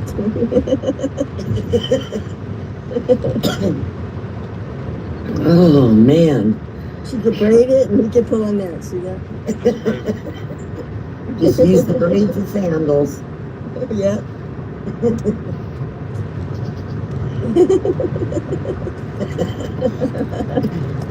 Just picture that.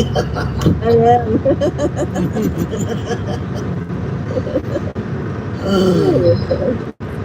Sarah, do you want me to use your armpits or your face hair today?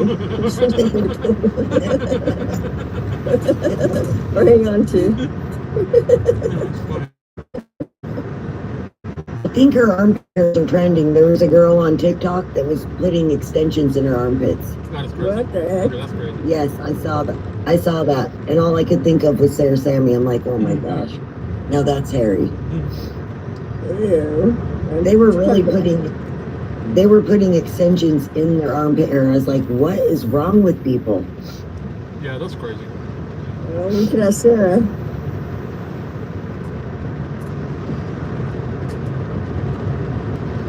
Well, what's the trick, Sarah? Because I want hairy armpits and face hair and facial hair.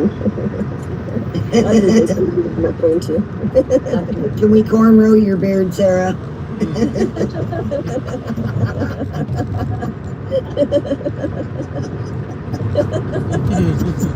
Oh my goodness. Maybe she'll let him do that when she's sitting in prison. Oh yeah, because they like doing that in prison. Yes, they do. They say, "Look, you got us a new customer right here." We could do her armpits, her face. She's going to be in trouble. They're going to think she's a man. That's terrible.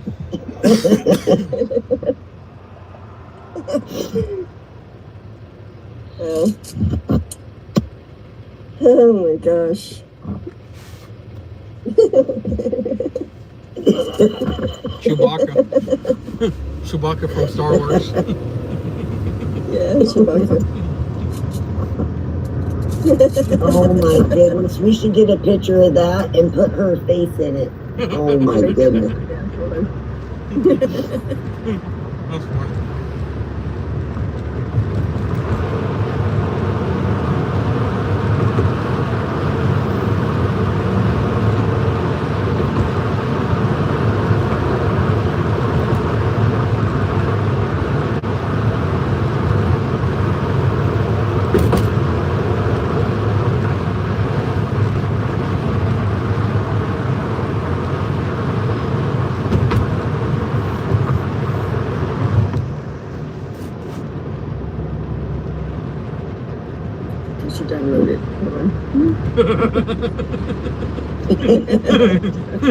Casey's busy.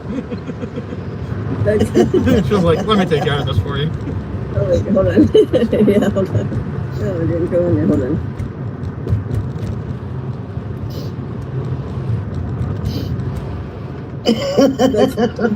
Oh my god. Oh my god. That is crazy. That is crazy. Yes, I have it. I find when it's on to see armpit hairs. Jesus Christ. Judge Weimer, what have you got? Judge Weimer, what have you gotten yourself into? $4.10 off for 3.9 miles. That's what you like? Minutes total. That's what you're into, sir? Oh my god, that's funny. Let me see if I find it in there. Looking for your next one. Maybe he likes animals. She identifies as a Chewbacca.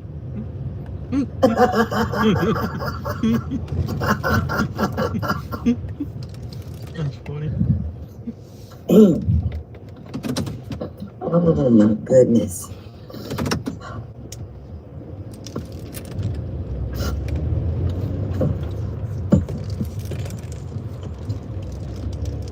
See, I got one armpits up.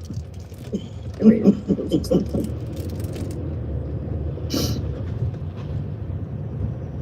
So, get in there a little. Hold on. Make a chat GPT with Weimer and her. This on there. They're on the Titanic right before it sinks. Chewbacca has her arm like wide open, and Judge Weimer is still in her like. In that one scene.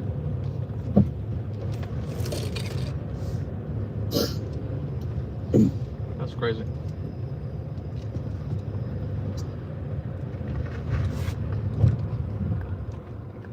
That is so funny.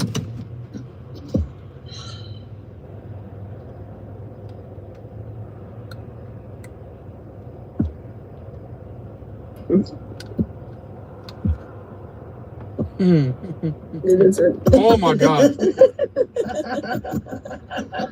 Oh my god. She's like, what, Judge Weimer? She's trying to look all cute for Judge Weimer. Yeah. You want me to do what? That's fucking funny. Oh my goodness.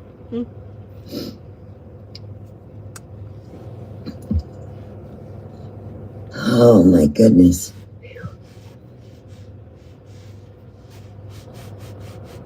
Oh my gosh. I should dress as Chewbacca on the podcast and sit down with Mo and have him. Oh my god. Do a whole entire podcast as a prosecutor, but in Chewbacca's outfit.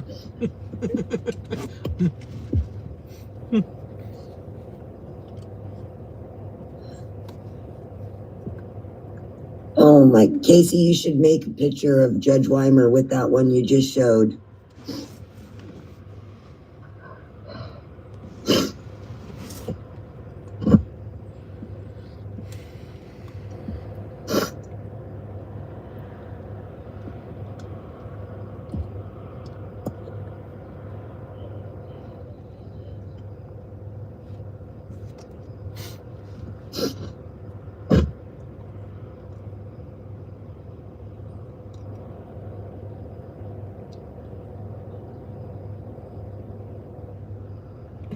Oh my god, that is funny.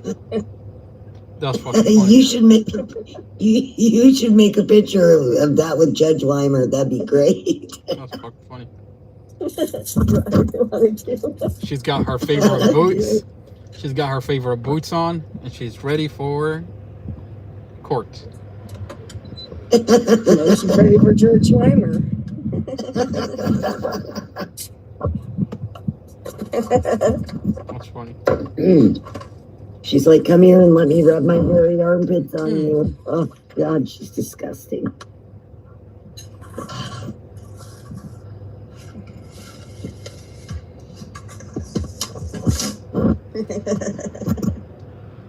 Officer Chad Mason. He's telling you the reason I wear a badge. هذا شخص أنا Therefore, appropriate. Officer Chad Mason says, no one removed his death. They told you that he murdered his family on purpose, that he didn't do anything to avoid a vehicle accident. Badge is for the victim.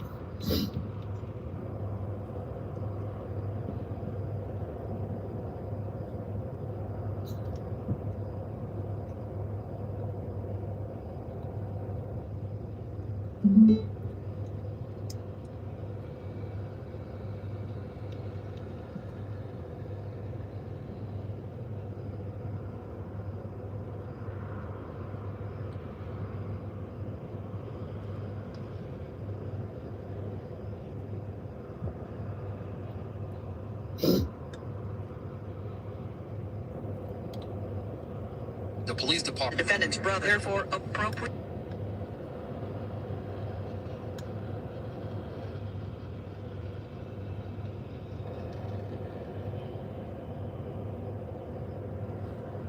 Judge Weimer,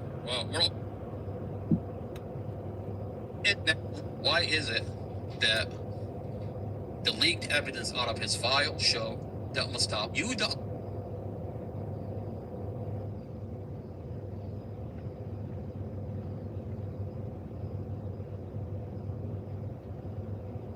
Not just for the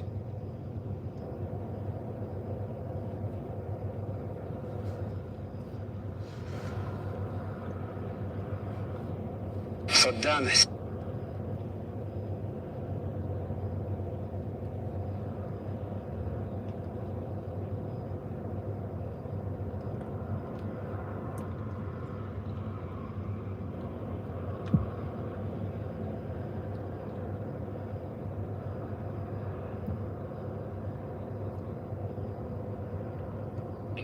what you're doing in this case, and it stinks.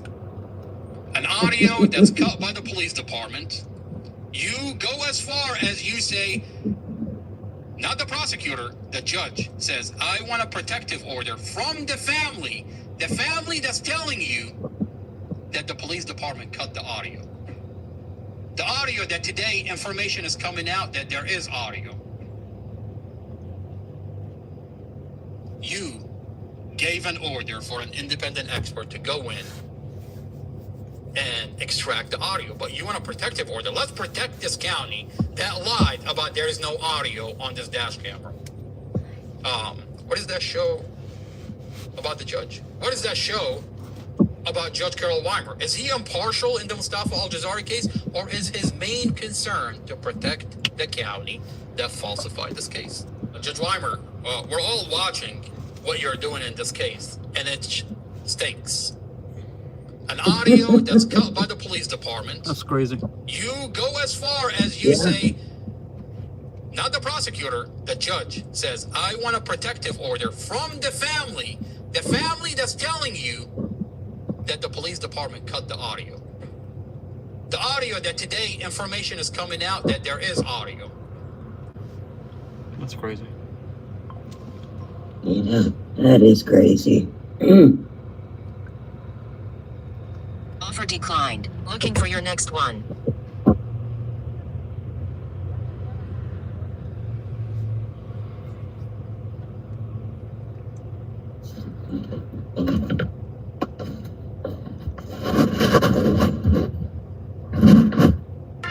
It's just a cigarette, and it cannot be that bad.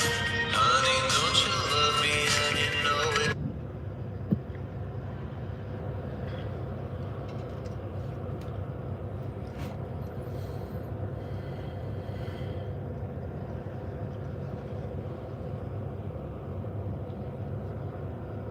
Oh, we lost Casey.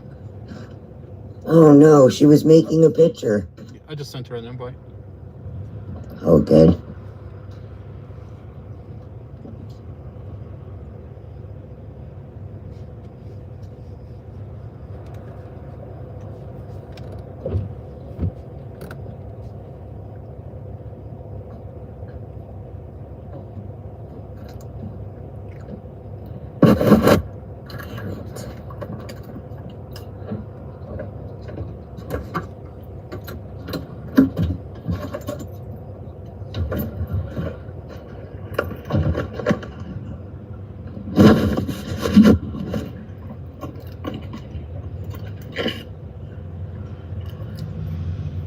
You gave an order for an independent expert to go in and extract the audio, but you want a protective order. Let's protect this county.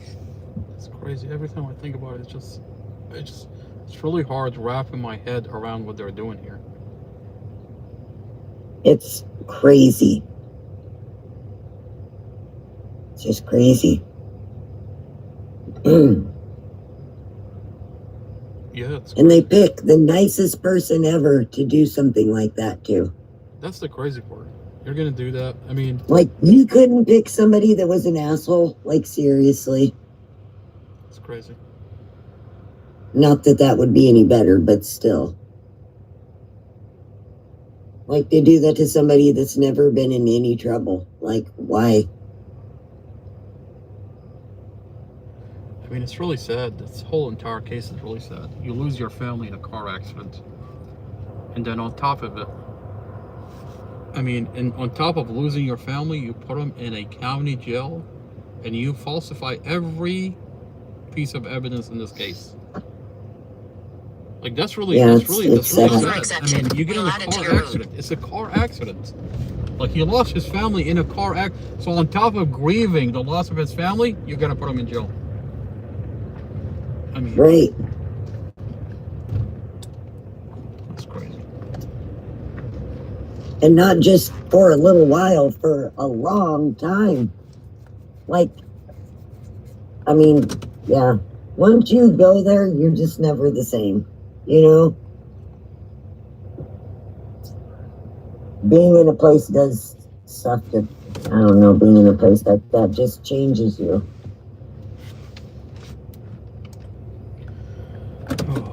I wouldn't even want to live there after that.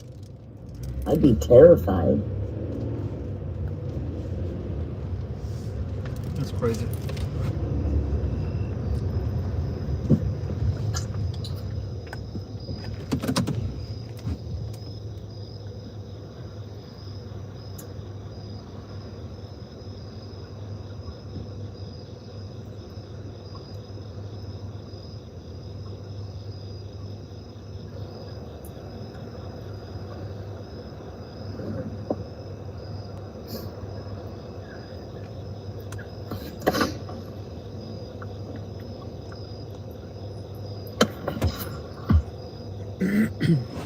Just got an order 6 minutes from here.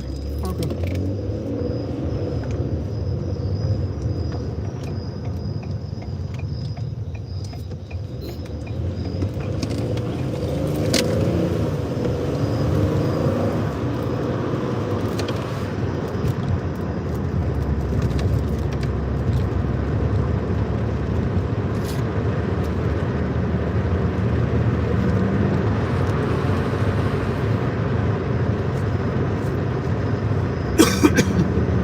I think Casey's phone probably died.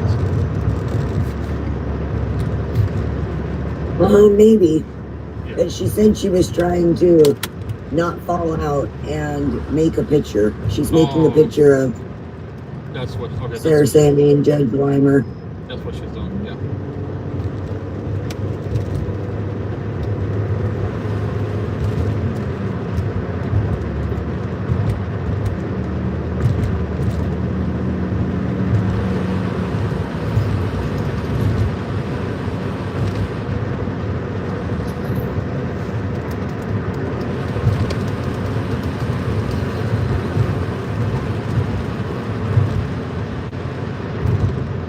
boy, it's really raining bad here.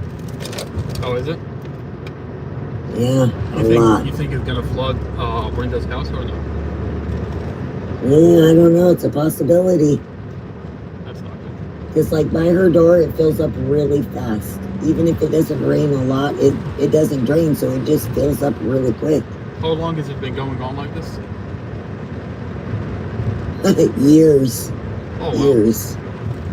It just got worse like this last year. You know, after the mole crawled out of it, then it's really been bad. That's crazy. That's really sad. Yeah. Can she move to a different place? Like, why is she putting up with this landlord? She likes it there, apparently. I don't know. I've tried to talk her into moving, but she doesn't want to. I think because she's been there for 19 years, it's it's like history, you know, like that she has with the place. Yeah. Like she doesn't just want to leave it. No. I mean, it's a nice neighborhood, too. Like, it's really nice. Yeah. I used to live across, like, this little driveway from her. Yeah. So when I had to go to work, it took me, like, 30 seconds to get there.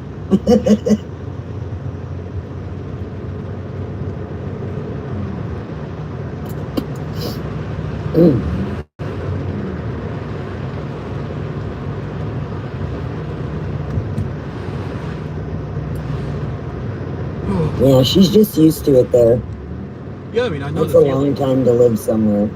Yeah, I mean, like I know what it means. Like when you're in a place for a long time, it becomes your home. You don't want to leave. You know what I mean? Right. You don't want to get used to like a new place. No. I think Casey's back.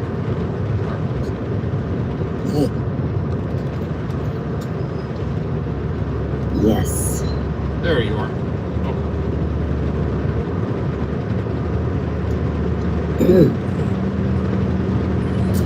Casey, hello. I couldn't do the tanking, but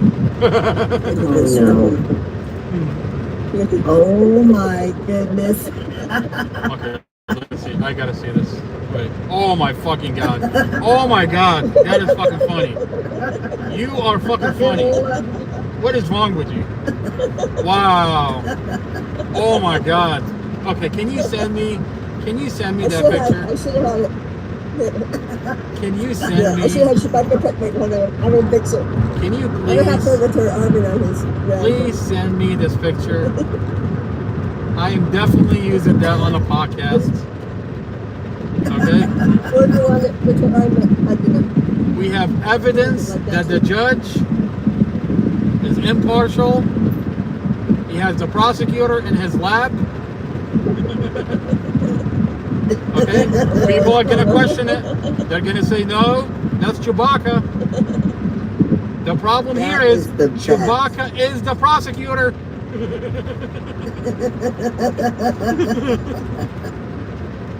That's fucking funny. That is funny. Oh my god. That's crazy. That's the best. That's crazy.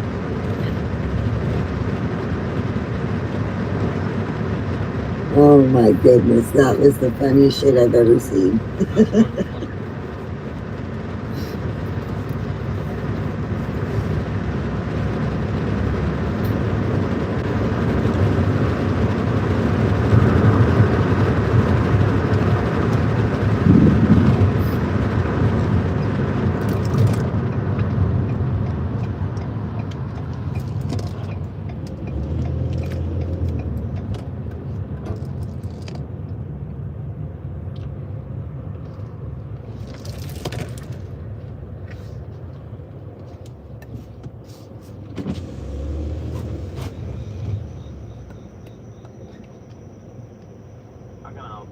Yeah, I've got a DoorDash pickup. What's the name? It is, I've got Carol. Oh, thank you.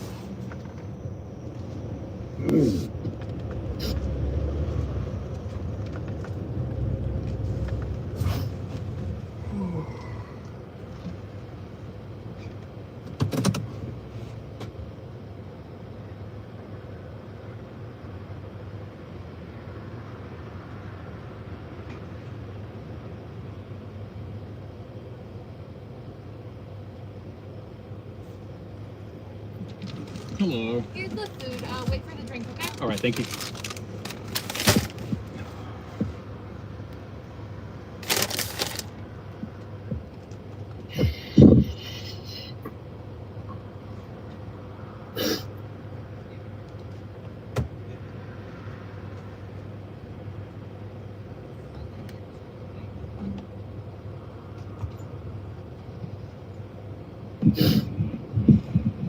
Casey, that was funny.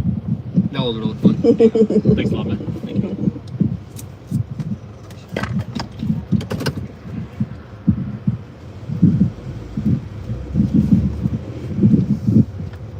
Okay, I sent it to you. Okay. All right.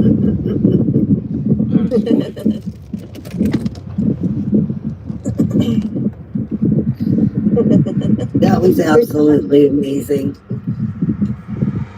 I couldn't do the one with the girl with the dress on. It said it was third-party content. It wouldn't let me do it. Well. Oh well, that one worked out perfect. Then I tried to put it with her arms around him, but she had 3 arms, so that didn't work either.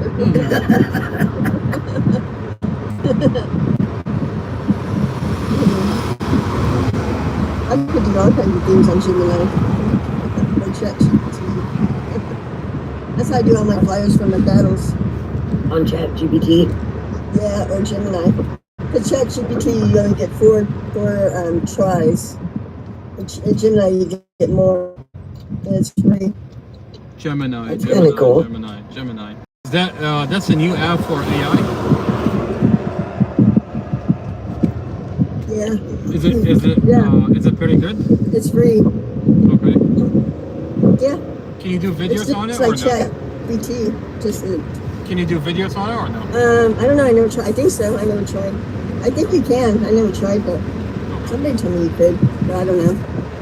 I haven't tried it. I just do all my flyers. I did this one for my thing.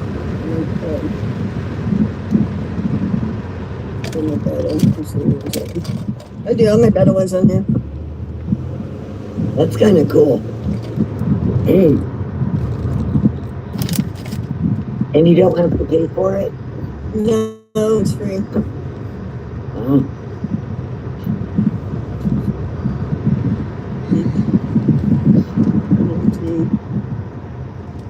That picture was great.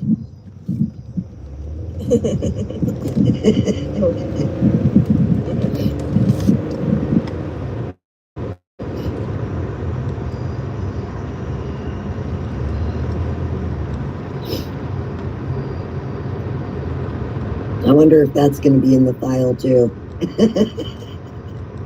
You know, I'll tell you something that's really interesting.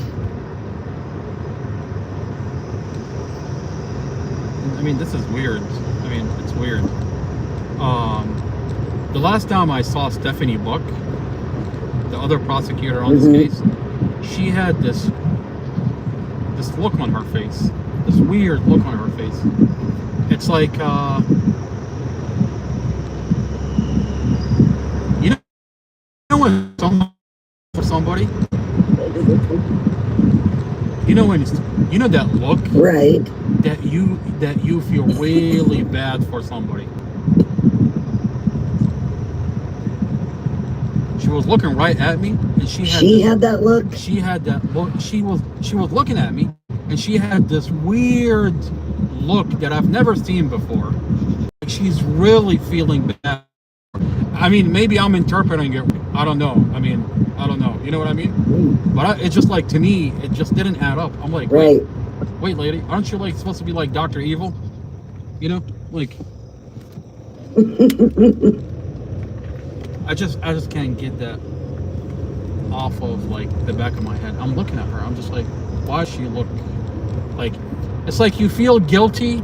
You feel bad for the person. You feel really bad for the person. I'm like, don't feel bad for me. I talk a lot of shit about you, lady. I'm gonna fry you on the podcast. Don't give me that puppy luck. I swear to God.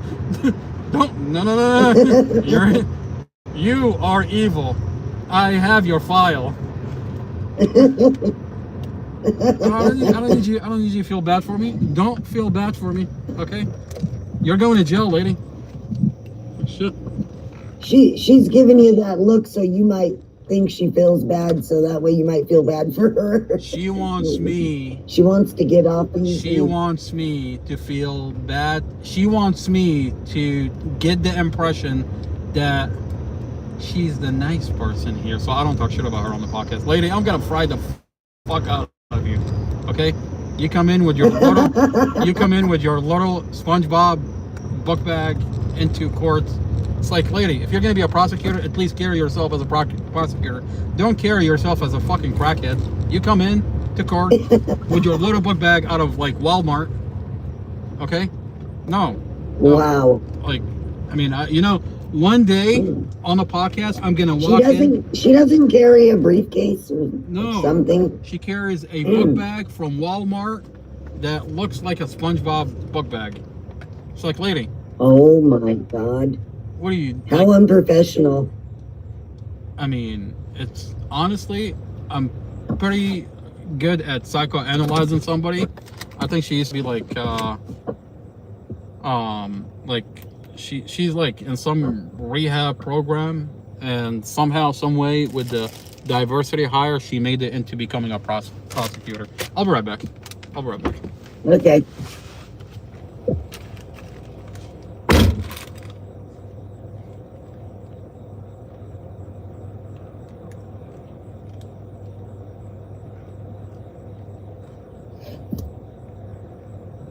Yeah, you can make videos on there, but they charge you. It depends what kind of video you make, I guess. Is the charge. Yeah. That's kind of cool, though. Yeah, but all the videos, unlike battle flyers, I make them on here. But those ones are free. On Gemini, yeah.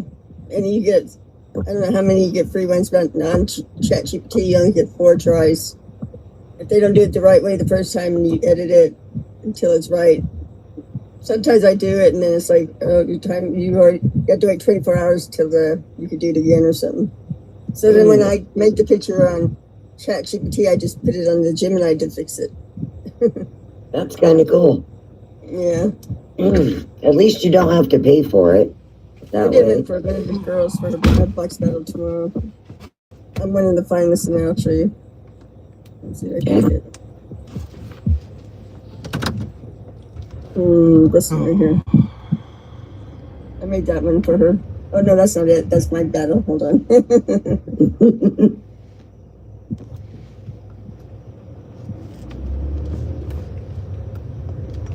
Oh, here it is. I made this one for her. That's cool. Yeah, there's 8 of us in it. You could do colorful, you could do cartoon ones, however you want it. Like this one I made cartoon.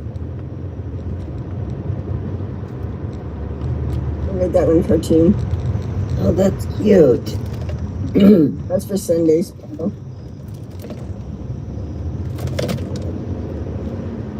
That one's really cool. I like that. Yeah, so you can do it cartoon way. You just tell them whatever you want, how you want it. Kitty, do you think I'm in bed?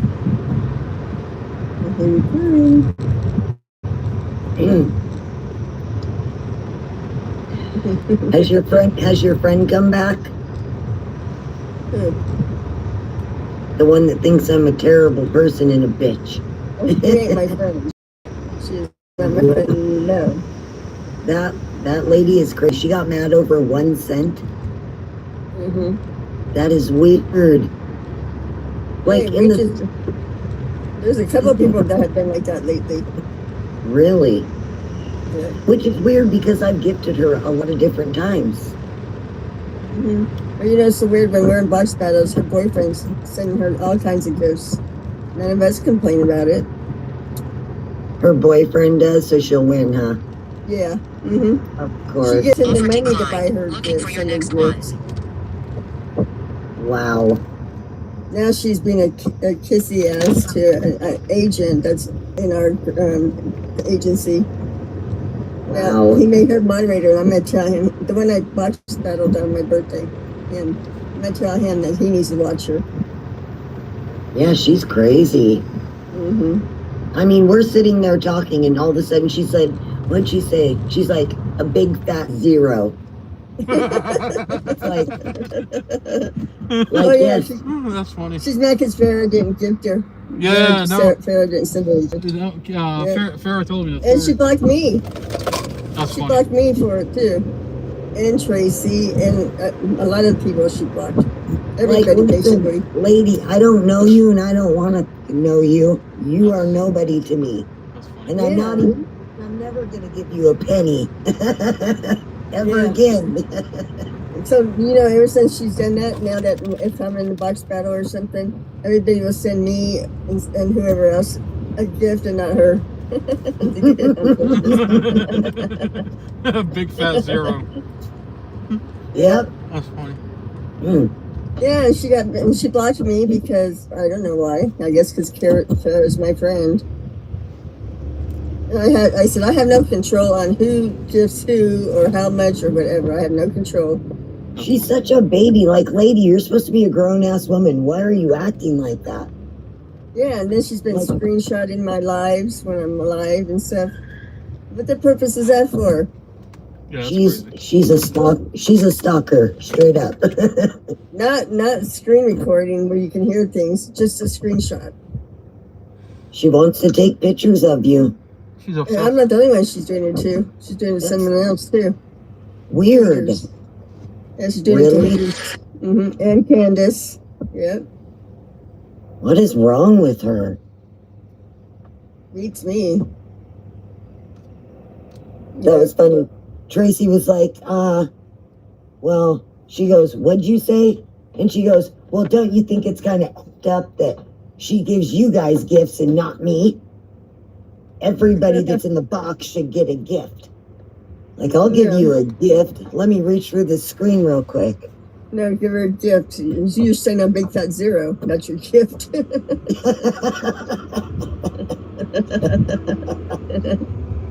So how you like me now?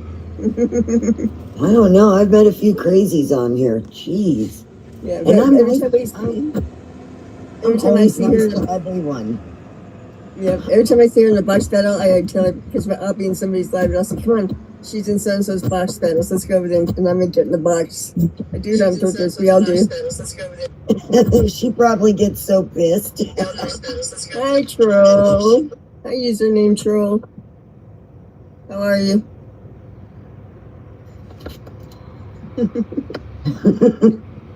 What's the matter, username? You don't want to say hi? Too busy licking windows. The window licker. Yep. We got crayons for you too.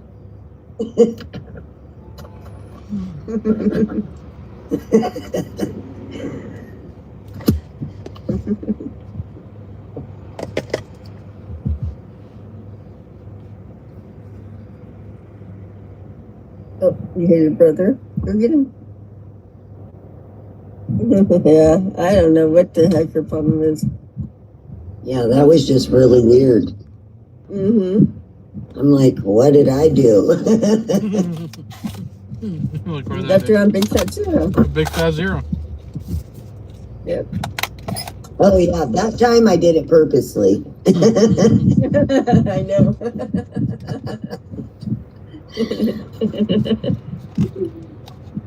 I mean, she's like, I didn't even get a heart me. It's like, that is one penny. One. She don't need to get nothing. Especially if her boyfriend is sitting there giving her all those gifts. Like, yeah. Like, you're legitimately cheating because you can't do it on your own. Mm-hmm. Yep. Every time we're in box battles, he comes in and starts throwing a big gift. Not big gifts, but yeah. Anything to beat us. Like tonight, she did that too. He did that. Or she's getting on his account and sending herself gifts, but that's messed up. Mm-hmm. She shouldn't be allowed to be in there if people know she's doing that. That's messed up. Yeah, because every time, like, if we get like over her, if we go over her, he'll go over what our points are, just so she can be ahead of us. Wow.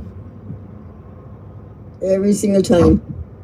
So that's why, I don't know. Every time she goes in box, if I see her in the boxes, I said, I'm going over there and I'm getting the box.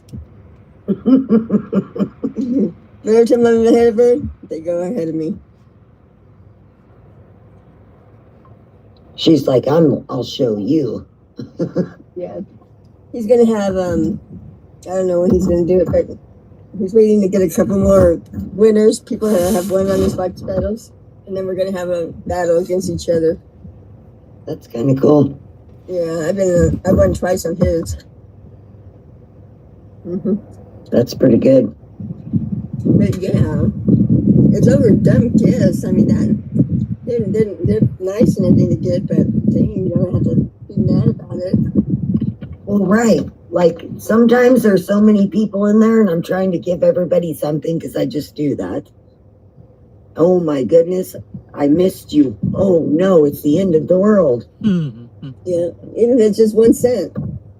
Seriously. Boo hoo hoo. Like, I could see if I was giving everyone in the whole thing huge gifts and she got nothing. Yeah, but over a 1 cent. No. Yeah, she was legitimately mad over 1 cent. Yep. Look here, give me your address. I'll send you a penny. And she don't tell it to the person that's doing it. She tells everybody else and complains about it. She didn't tell me either. Tracy sent me all the screenshots of everything. Yeah, that's just stupid. Like, you're supposed to be grown. Yeah. But that's weird. Why would a grown-ass woman get mad about that? I know. Over 1 cent. I don't know. It doesn't make sense to me. How old is she? Like in her 40s, I think. Are you kidding me? And acting like that. That's crazy. Her kid probably doesn't even act like that. I feel sorry for her boyfriend. If she acts like that online, she's probably terrible to her boyfriend.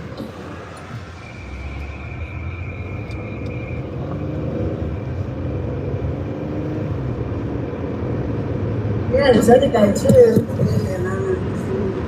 He got mad too because people were getting bigger gifts than he was the other day. Wow. Why do people like that? It's just TikTok. I know. If you're getting hundreds of dollars, I can see that, but you don't.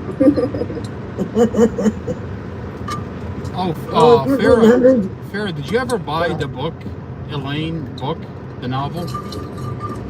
No, I can't. The only one I can find of hers that's for sale is that one with the poems in it. So wait, it only has poems? Yes.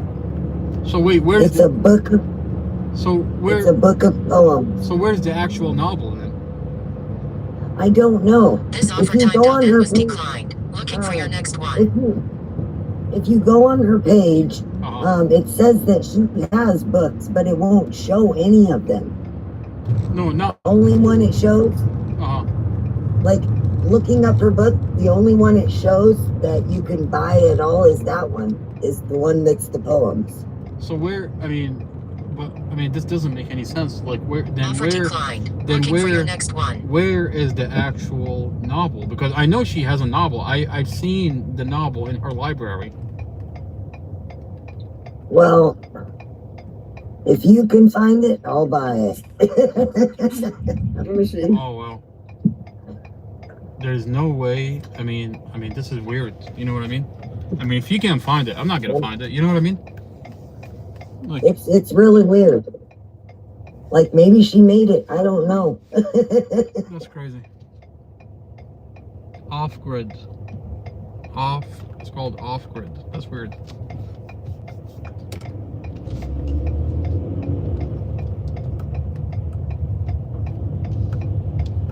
Like, if you look it up, it says she has multiple books, but it doesn't show them all. She had multiple books in her library. Like 1, 2, 3, and I think there were like four of them. I don't know. Was her name actually, is she the author of the book? Because the only other books I found, there was some other name on it. The weird part is I never actually looked. Like, I just remember her telling me about the books. I've seen the books. They were on my list of books to read, but, you know, I never actually got to them.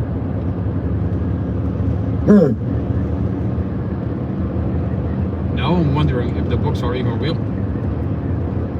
That's really weird.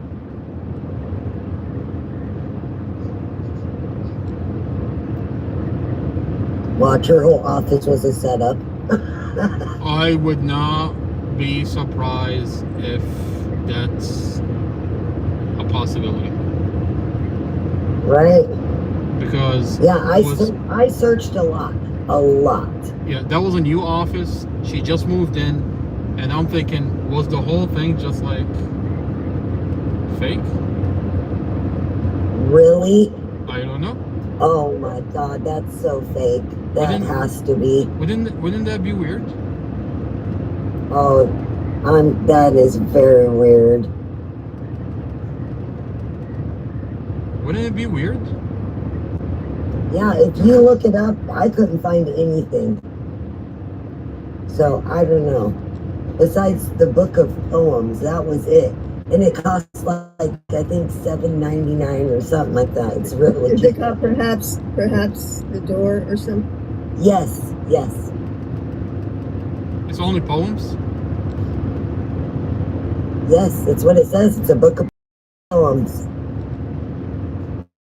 What am I gonna do with a bunch of poems? I need somehow, some way to get my hand on this novel. I mean, I don't know how, but the novel does exist. Wait, so Farrah, let me ask you this. Is it on Amazon or no? Yes, it was on Amazon where I found it. Oh, the poem. Yeah, just the poems, right? Yep. Yeah, they have it at Thrifty Books. Yes, no, it was that one, Thrifty Books. That's what it was where I found that. That's crazy. Yes. That's crazy. Yeah. So if you order the book, she's literally going to go into her basement, package it up for you, and send it? Unless those books were just meant to look like they were books on a shelf. Who knows? That would be crazy. You know, I'm going to go over the podcast and zoom in on it and see if I can look at it. Yeah, that's the only book I see is that one. Yeah. I looked at it. Unless she has it under a different name. I don't know. That's why I asked if she used a different name.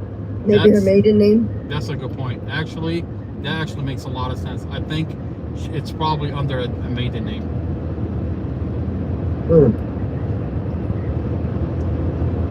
Or maybe it's under a completely different name from a different dimension. I don't know.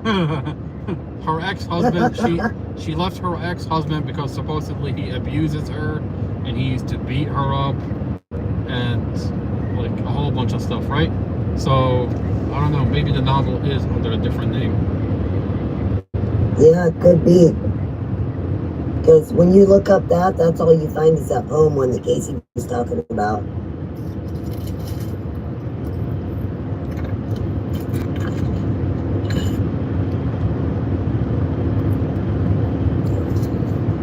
Oh no, I'm curious if it was even a real book.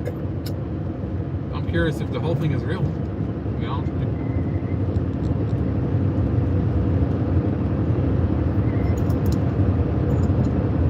You remember that show, Fact or Fiction? Yes. Okay. When the guy walks in, he's like, "Is Elaine Jarvis? Was she even real?"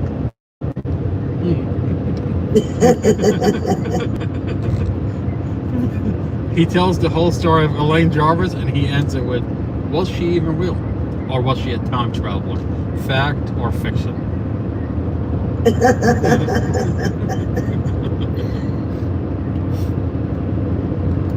I found something that says her first two novels' names were, hold on.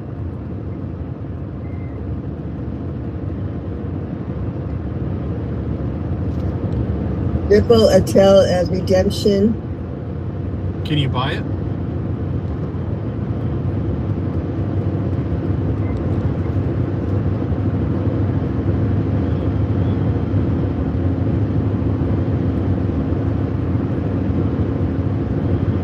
I don't know. For some reason, I think I saw those books and the name was different. I think she probably did have a different Like name. the first name was different, but the last name was the same. Yeah. It says on Amazon. Can you send me, Really? Casey? Can you send me the links? Well, there's no link, but it just says it. But hold on. I'm gonna look on Amazon real fast. Okay.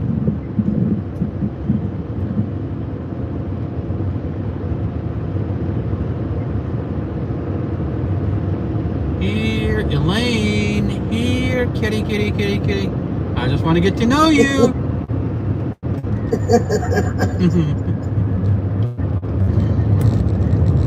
You should just be thankful you didn't get locked in the basement. Oh, I almost did. But that basement had a lock from the outside. So, you know, once you go in, you can't come out. That's so weird.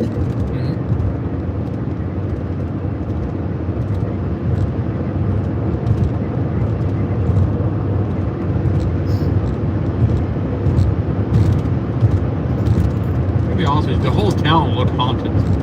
The whole entire town.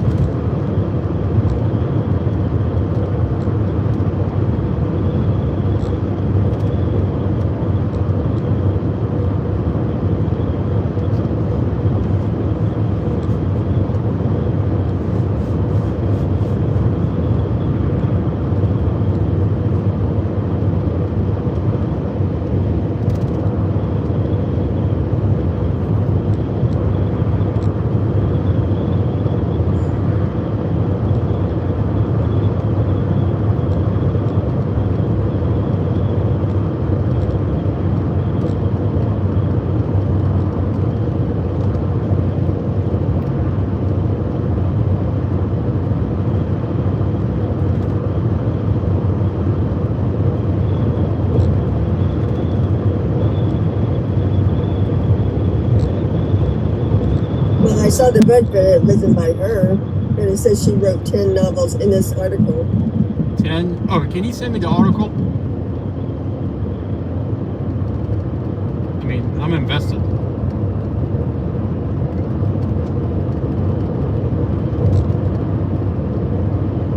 Just want to get to know you just a little bit more. I just want to get to know you just a little bit more. Okay, sent it. Let me see. Before you get to know her, she's a time traveler. But the name of the book, her supposedly book, is written by somebody else on Amazon, so I don't know. Interesting. Does it have anything to say? Does it say anything on there off grid? I don't think so.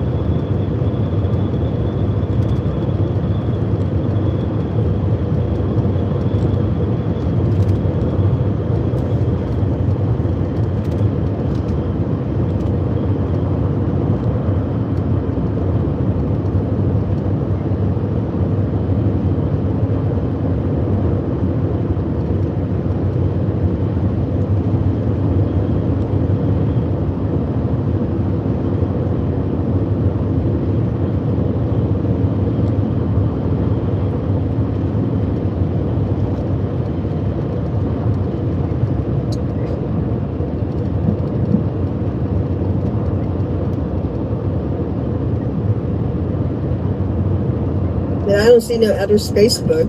Whatever the hell. Outer space book. Yeah, Let me ask space you, shuttle, those two novels you can buy off of Amazon? Well, it said it was Amazon's #1 bestseller, but I don't see a name on the book. Okay. I don't think It's the same title. that's crazy. #1 seller. I don't think she's the number one seller for some reason. Yeah.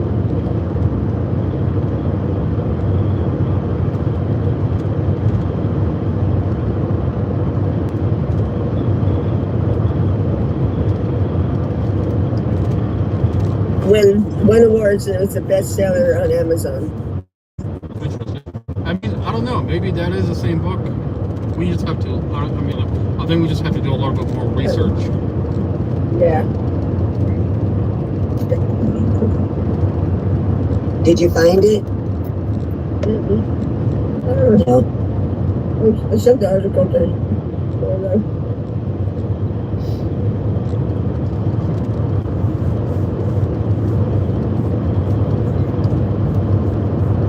I knew it. Brenda was going to call me. That's She's not like a skill. She's not only a skilled pilot, but Yes. she's an author. Yes, she is a skilled pilot. She is a pilot. Yes. That's terrifying. Oh yeah, of course it's terrifying. Every time I do a podcast, I do my prayers. What are you talking about? I mean, when you have mental issues the way that lady does, you shouldn't be doing anything of the sort. Farrah, every time I do a podcast, I do my prayers, and I pray that, hey, don't let the plane land into my house. Exactly. And you know she has like You GPS never coordinates. know. She's like zooming in my live GPS coordinates. This offer timed on That's was weird. declined. Looking for your next one. I wonder if her office. I wonder if her office was just made up just for you. To be honest with you, I think about that. I'm like, it's a possibility.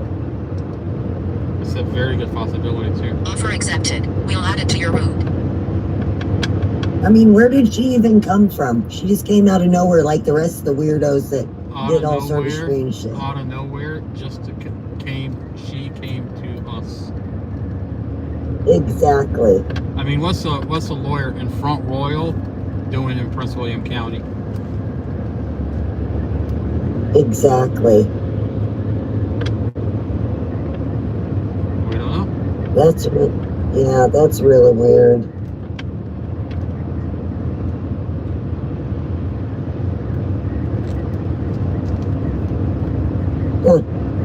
Interesting. Well, I think the only way to get to the bottom of it is to get the novel and read the novel and just like, try to find like some, I don't know, maybe we'll get something out of it. Yeah, it says in her bio or whatever on her page that she has novels, but it doesn't show them anywhere. Does it say anything about her being a pilot? Yes. In that article? Wait. From, The book says that she's a pilot? No, not the book. Or on her site. Okay, the book. On her site for her. Yeah, her site for her being a lawyer. She tells about her life. Oh yeah. Her site. She's gonna say that. I'm trying to see if that's her book. If she says that she's a pilot in her intro, then yeah, that's her book. Okay, listen. Yeah. On that article it says running. Oh shit, that's running from hell. Running from hell with EI. Okay, now I just found the book on Amazon that says by EI. I'm gonna send you a picture. Hold on. That's probably it. You think that's it? I found that book too when I was looking through stuff with her name on it. But all the books I found had a different lady's name as the actual author. She probably has a different alias, different maiden name, alias. It was like I think it was Nancy something for some reason. I can't remember, but it was a different name. Okay. I screenshot it. Let me show you. Oh, you're gonna put her up on the screen? Okay, all right, good. Yeah.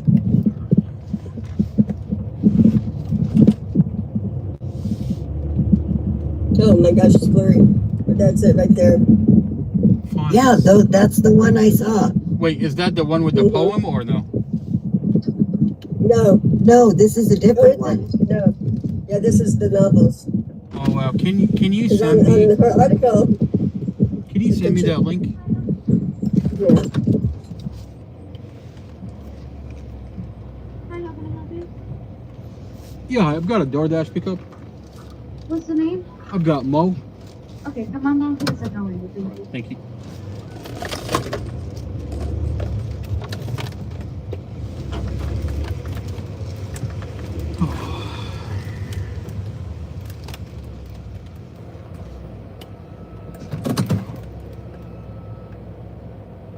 Hello. How are you? Doing okay. Okay, just give me like a minute or two. I just dropped fries. You're good. Thank you. Thank you.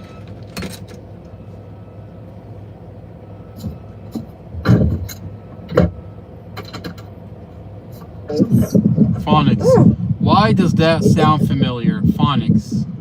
Phonics. Why does that sound familiar? Phoenix. Huh? Phoenix. Oh my God! This is it. This is it.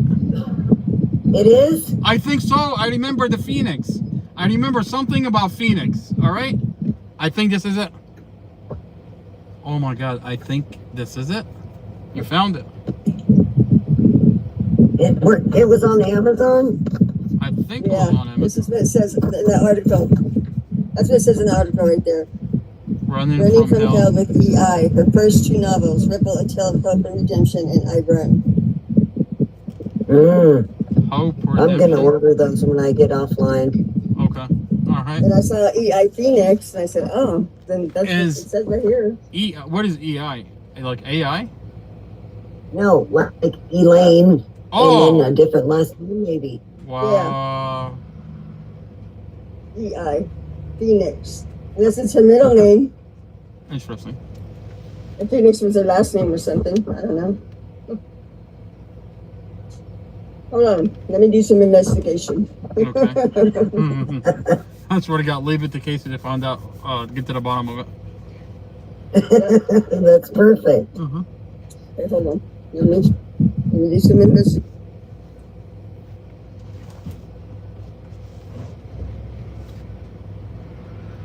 I'm going to start a podcast. Listen, this is what I'm going to do. I'm going to start a new channel. Or fuck it. We'll just use the same channel. We'll just use the same channel. It's going to be a different segment within our podcast. Okay? And we're going to talk about the chapters in this novel.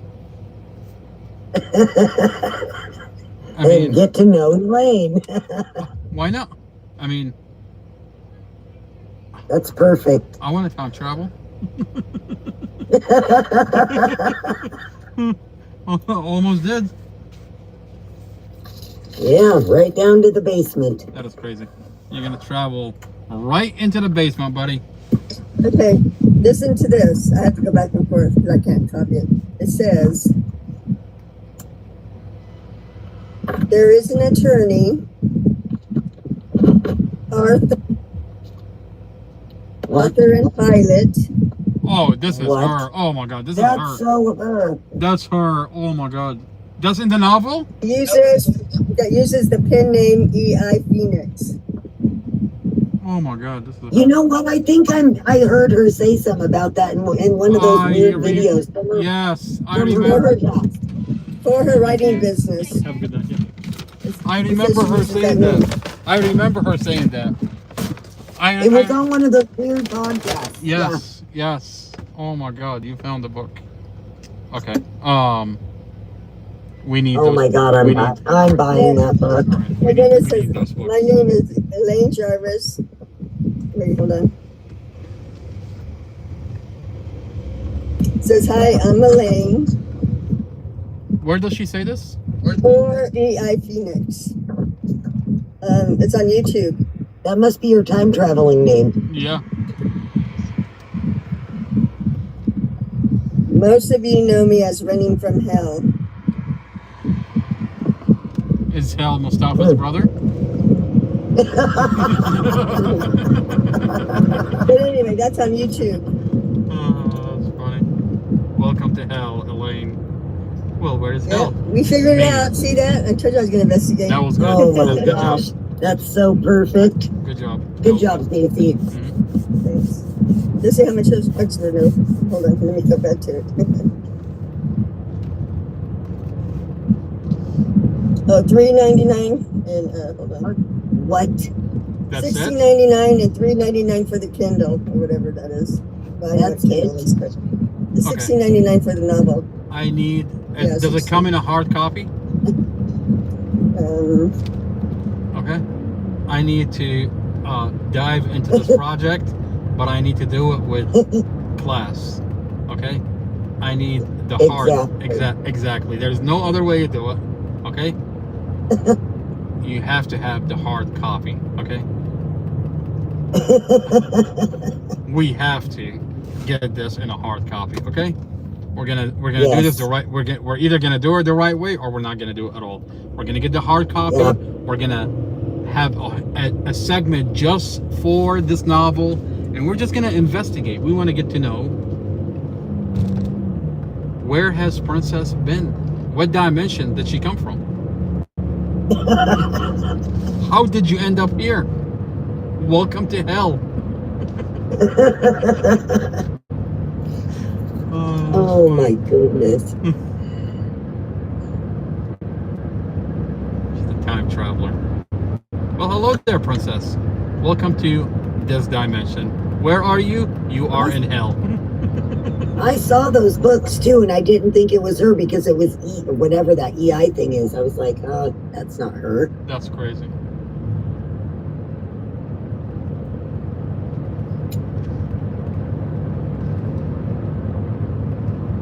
Yeah, we definitely gotta get that. That's great. Oh yeah. I mean, each chapter is gonna have multiple podcasts.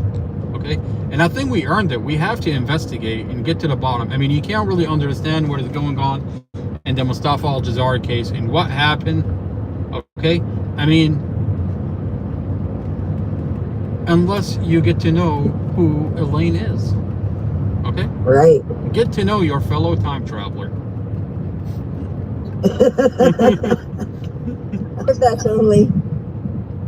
Oh, paperback only? But it tells you, yeah, but it tells you what the book's about, and then it tells you all about the author. Yeah, but I'm pretty sure we can buy it. I'm pretty sure we can buy it in paperback, and then turn it into a hard copy. I'm sure there's like places that makes it into a hard copy for you. Yeah, I'm sure. I'm sure we can find. Like, yeah, you could probably do that. Yeah. Let's see if we can read this. I mean, no, that's. you can read it. I mean, getting that book is like getting gold. That's like the equivalent of having gold. I swear to God. I mean, so much knowledge into who Elaine is. Give me out this thing. Okay. I'll send you what it says about the book. It says something about her husband abuse. Yes. Oh my God. Yeah, she talked about that. I feel bad for the guy. I'm pretty sure she abused him. That's what the book's about. She could have locked him in the basement. Hey, I mean, knowing you never know. Knowing what I've been through, I feel bad for her husband. I mean, look at what she put me through. Exactly. And I almost became the husband. That's funny. She was probably like, "All right, I got him in the office now. That's getting closer." That is crazy. Don't you ever do that sound. I sent you the description of the book and the thing about the author. Okay. Tells a little bit about herself. All right. There you go. See? That'd be $200, sir. You see the private investigator. I mean, that is good. I mean, I can't believe you found it. That is so perfect.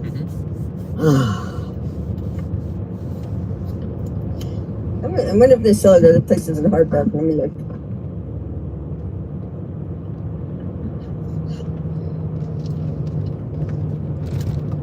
I wonder if many people have even bought her books.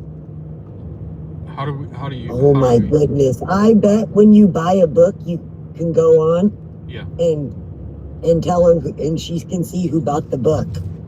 I mean, I want to know if people are actually buying this book, because I want them to follow my podcast, them so I can tell them. I mean, this is gonna be really interesting. Within my podcast, you know how I have Inside Nova as a segment within my podcast? I'm gonna have off-grid novel within the podcast. Oh my goodness, that's gonna be great. Oh yeah, it's gonna be beautiful. One chapter at a time. We'll dissect it. We want to see the characters, and having firsthand experience with the author, a fellow time traveler. I almost became a time traveler. Okay. I mean, it's perfect. It's E.L. Phoenix. E.L. Phoenix. Not I. E.L. Phoenix. Oh my God. It says L. Ferris. Did you know? I don't know if I told you guys this. She wanted to give me a name.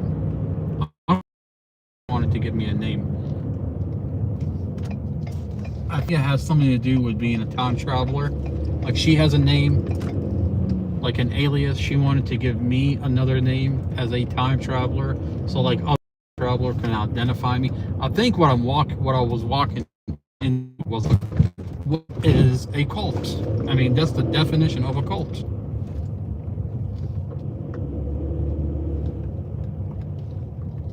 Well, thank God I ran away.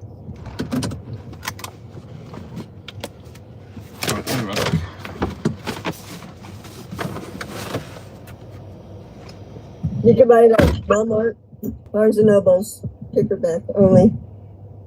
Oh, weird.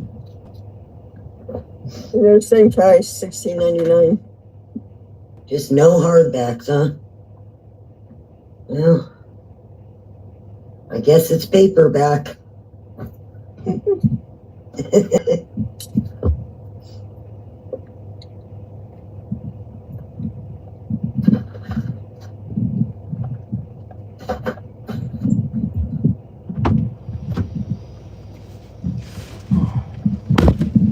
Yeah, Fear and buy two for the same price. Paperback only though. Oh, from Walmart.com? From the store. They have them at the Walmart store. You're telling me if I walk into Walmart, I'm gonna find Elaine's book?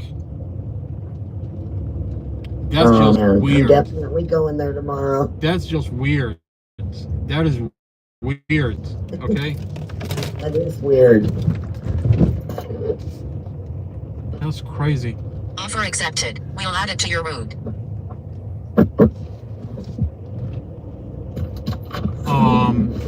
Farrah, you know how she has a name like? I'll ship it to you. You know how she has? It has to be shipped. You know how she has E.I. Phoenix? Okay. Now something is like coming back to me. I remember her having a long conversation with me about choosing a name as a time traveler so that other time traveler can identify you by that other name. She does by Elle Ferris too. Yes. Oh my God. Yes. She Elle Ferris. Yeah. That's her. That's her. It's E.L. not E.I. E.L. Yeah. That's crazy. The L just looked on the eye, didn't he? Yeah. Well, thank God I got away.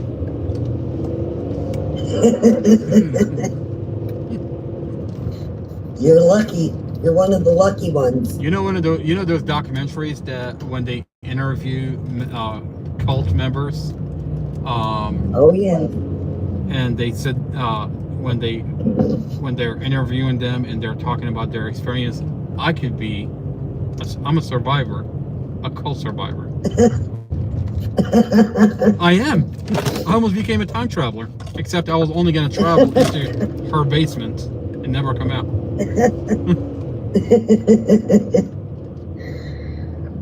That's great. That is very crazy. I wonder how many other victims are out there. There's no way I'm the only victim. I mean, I just don't believe, like, there's no way. I heard her talk about other people that were doing the same thing I was doing for her. Weird. They all have a story. I mean, each one of them has a story where he snapped at her. I bet. If you order it now, you'll get it by Thursday or September 3rd. Can't go to the store and get it. Oh, you have to order it on Walmart.com. Yeah. But maybe at Barnes and Nobles, you can get it there probably. I don't know. I have to look. Damn, I'd have to drive like 45 minutes or more just to get to one of those.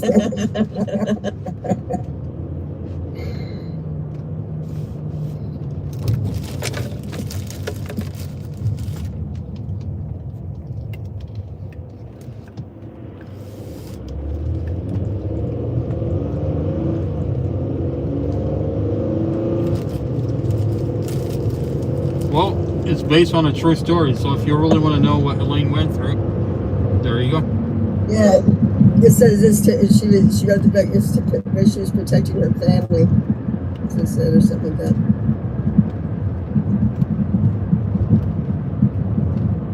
And she got to order it from everywhere.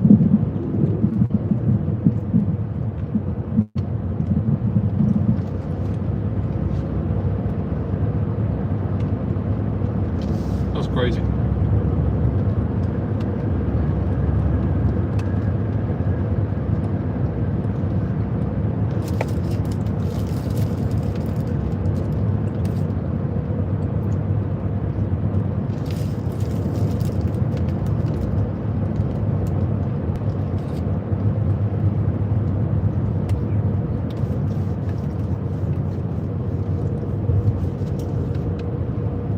Attorney that's in the book, her name is Helen.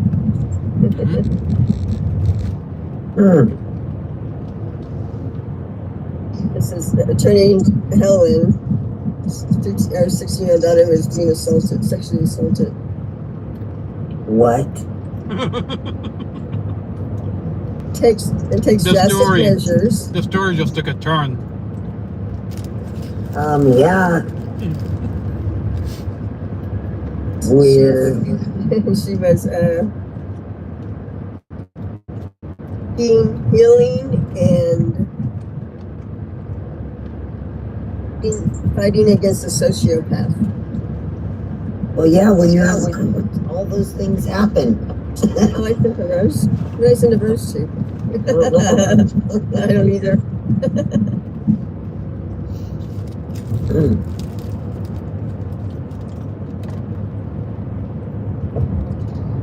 Professional overthinker.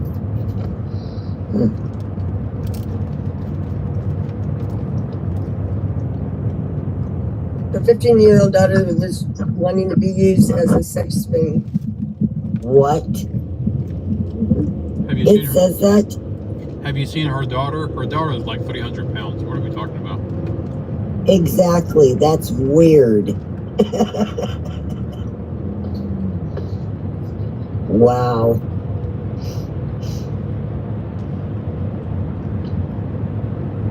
Wow. That is so weird. Yeah, 300 pounds. That's pretty big. Yeah, I was telling Mara, Amazon's #1 bestseller was that novel. And she wrote that novel in 2015. Well, if she's time traveling and changing the rate,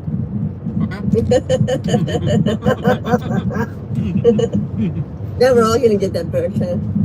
Oh, and get it. As soon as I get paid. Oh yeah, I'm definitely getting the book. Yeah. Yeah, I definitely got to read it now. I mean, you can't really understand. I mean, here's what I feel. You can't really understand what happened unless you read that book. Yeah. Yeah.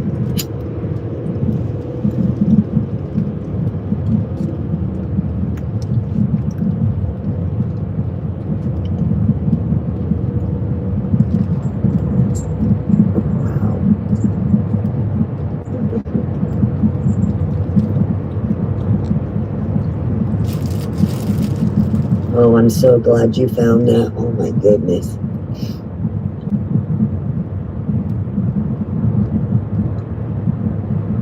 I'm glad I found that article and read it. A little bit of it. Right.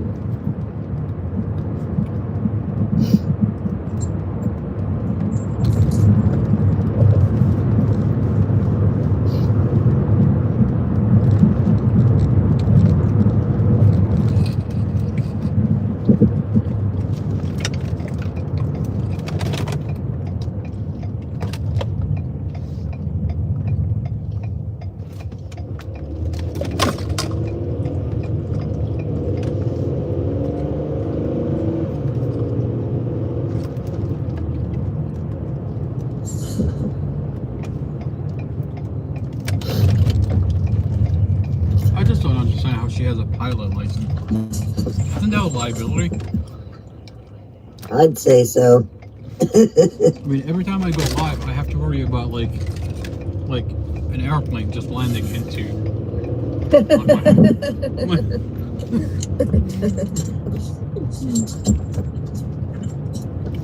I'm like, this is it. My last podcast. Gotta make it count. Why do you think I'm so angry when I'm on the podcast? I'm like so into it because I'm thinking my last podcast.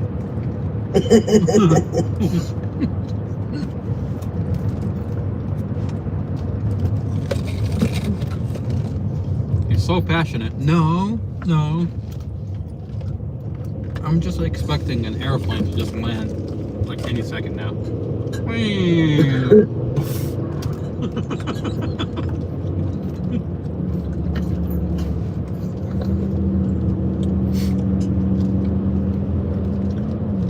Why do you pre-record your podcast? Well, do you blame me?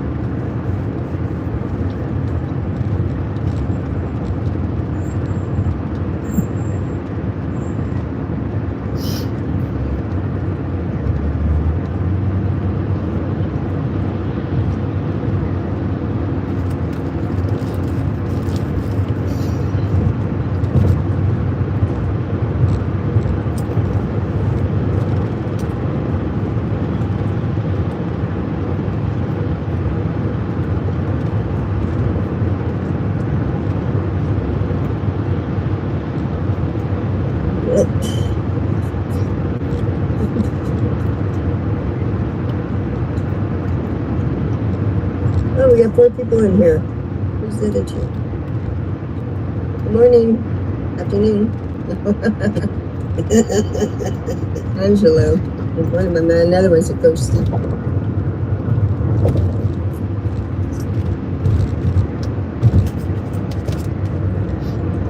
Amara, you missed my birthday.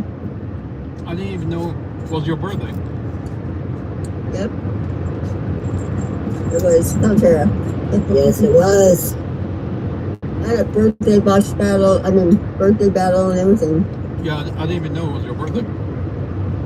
We stayed on live until the next morning. Oh, that's pretty cool. That's pretty cool. It was on Wednesday. Today's my daughter's. Well, you got quite the birthday present, huh? Yep. That Saturday, the 29th, is her birthday. She made a picture with her when she was little, and her now. It's so cute. Aw, that's cool. Thank you.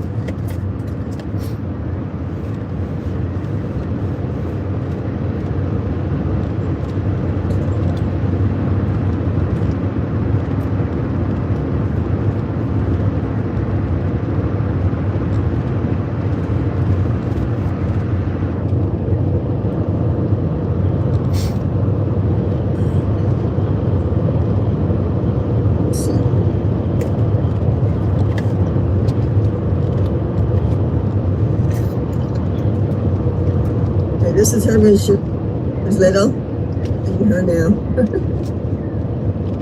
Wow, that looks like your granddaughter. That's what Tracy said too. I can't switch. Wow. Tracy said, "Oh, that's a cute picture of you and Isabel and Bella." And she said, "That's not Bella, that's me." That does look a lot like her. I said for my daughter's doctor, huh? Yeah. Wow. She looks a lot like her mama. She's like 18 months older. Wow. That's kind of cool how she did that. Yeah. She made a cake. There's a cake on there. It's a spready one. She's at Mars age. 41. Mm-hmm. Yep. You should go old. That makes me feel old.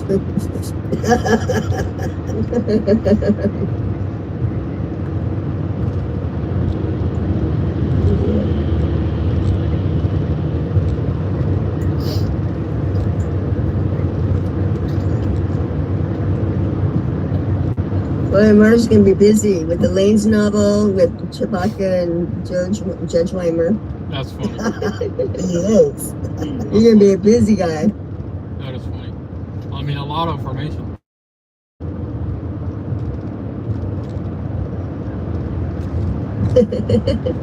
Chewbacca. Yeah, I definitely have to order that book. Mm-hmm.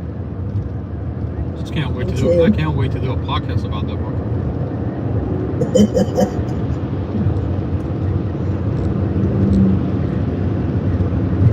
I'm just so curious about everything in it. Me It's too. just weird. I swear to God, me too. I can't wait to get my hand on that book and just read it. I want to get to know what's going on. I mean, if I don't know what's going on, that's a problem.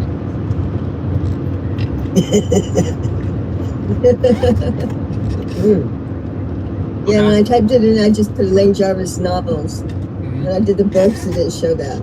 It just showed the poem one. I just think we got too close too fast. Before you know it, she's going to write a novel about you living in the office. I know there's a novel. I know there's a novel coming up. I know that for a fact. I can't wait for her to write it. I mean, she would be stupid. She would be stupid not to write it. Yeah. That'd be a good selling book. Then there'll have to be a second one made after this is over with. I mean, according to the prosecution, I destroyed her life. So she better write a book about me. And give you some of the profit. And I like some of the profit too.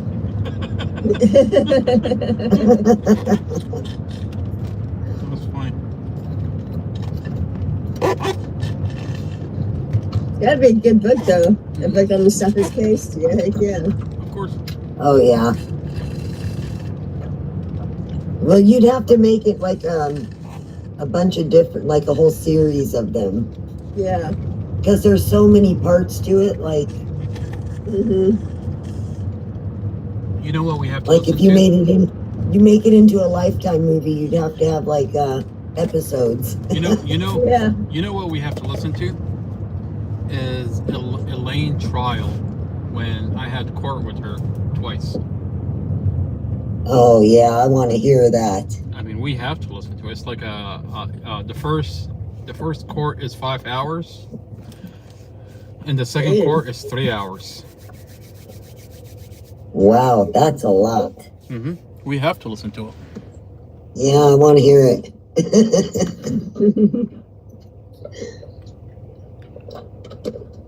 Kai, thank you for being here. Thank you for being here. Everybody, hello. New sub. Farrah, Casey, you guys know what subs are on YouTube? What does it mean when someone says, wait, what is sub? Subscription? Is that subscription? Is that what it means? I think so. Wait, is it just like following the channel or something else? Because I think sub means something else in YouTube. It's not just like TikTok where you just subscribe. Well, we're gonna find out. Well, there we go. Investigator Casey. I mean, Casey, I mean, she's really good at getting to the bottom of whatever, like, she's searching. That's pretty good. She definitely is good at that. Mm-hmm.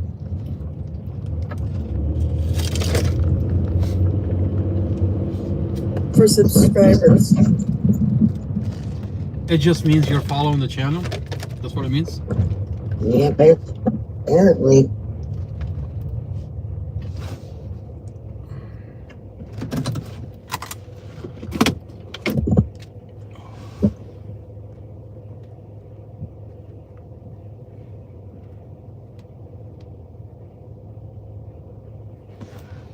All right, fair. Yeah, because on TikTok, when you subscribe, you pay for it. Yeah. Oh, I think that's what that means. I think sub is not just following the channel. I think you're basically paying into the channel. I think that's what that means, right? It does on TikTok. I don't know. It says a subscriber Mm-hmm. is a user who chooses a specific channel to follow. That's pretty cool. Hmm. That's pretty cool. Simple to upload. Oh, simple for new uploads to find easier or something like that. Yeah. Interesting. That's pretty cool. Just like if you're a subscriber, because I'm a subscriber and this other guy's on YouTube. Yeah. And he has the Patreon page. Oh. That's where you don't have to hide all the say. I mean, you can tell everything about whatever. That's Yeah. how I found. What's her name? Gypsy Blanchard's mom. I got pictures of her, of the scene inside the house. Oh, that's pretty cool. It was on Patreon. Yeah. Casey, Wow. Farah, I'll be right back. Okay. Yeah. That's where you can show it. Yeah, that's where you can show everything, like the real glory stuff or whatever. Like they're not censored at all? No. Wow. Not if it's a Patreon. That's cool. Yeah. Yeah. Oh, those pictures must have been awful. Yeah. Yeah, they showed the bed, they showed everything forever. There was markers they showed. Wow. I'm trying to watch this movie and I've been replaying it like I don't know how many times already because I'm not paying attention. It's called Adolescence. It's on new Netflix. It's about a 13-year-old that's being charged for murder. Really? Mm-hmm. It's on Netflix. Adolescence. Yeah. Is it new? I don't know. I never seen it before. Let me see.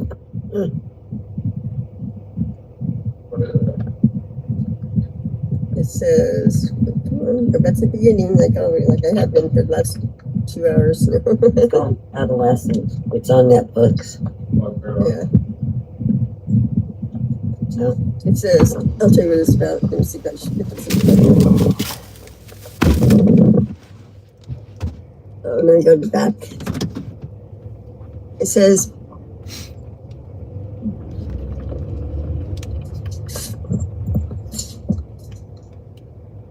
oh shoot. Went too far. Go back. It's got episodes. It says police break down the door of the Miller's family home. Teenage Jamie is arrested, taken in for questioning, but insists he's done nothing wrong. But he's a 13-year-old. It was made in 2025. A 13-year-old? Or 2026, yeah. Wow. 2025 it was made. There's a picture of a kid at the beginning, so I wonder if it's a true story. I don't know. It just says drama, limited series. Wow, that's crazy. 13. Mm-hmm. Yeah. Shoot. They're doing everything at age 13 nowadays. Having babies, murder. I know. It's crazy.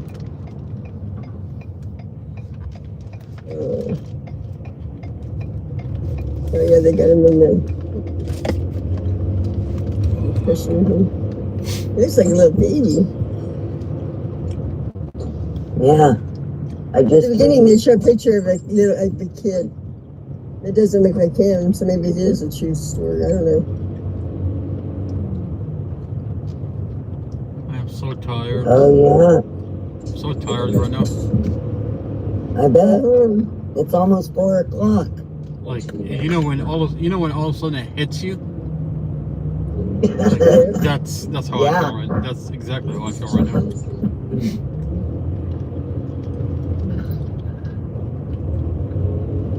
Well, whatever you're delivering, drop it out the window and just drive home. Like I'm done for the night. That's funny. Bring it to the steps. At least make it to the steps. That is funny.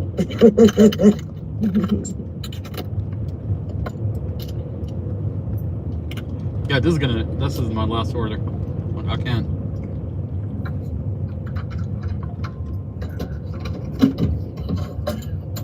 Yeah, you've been going all day doing something. Yeah, all day. I mean, this is just...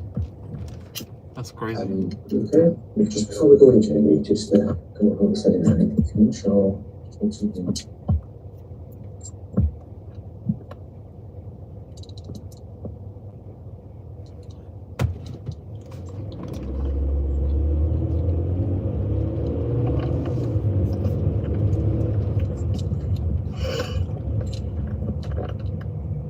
Yeah, and they get up and start another new day.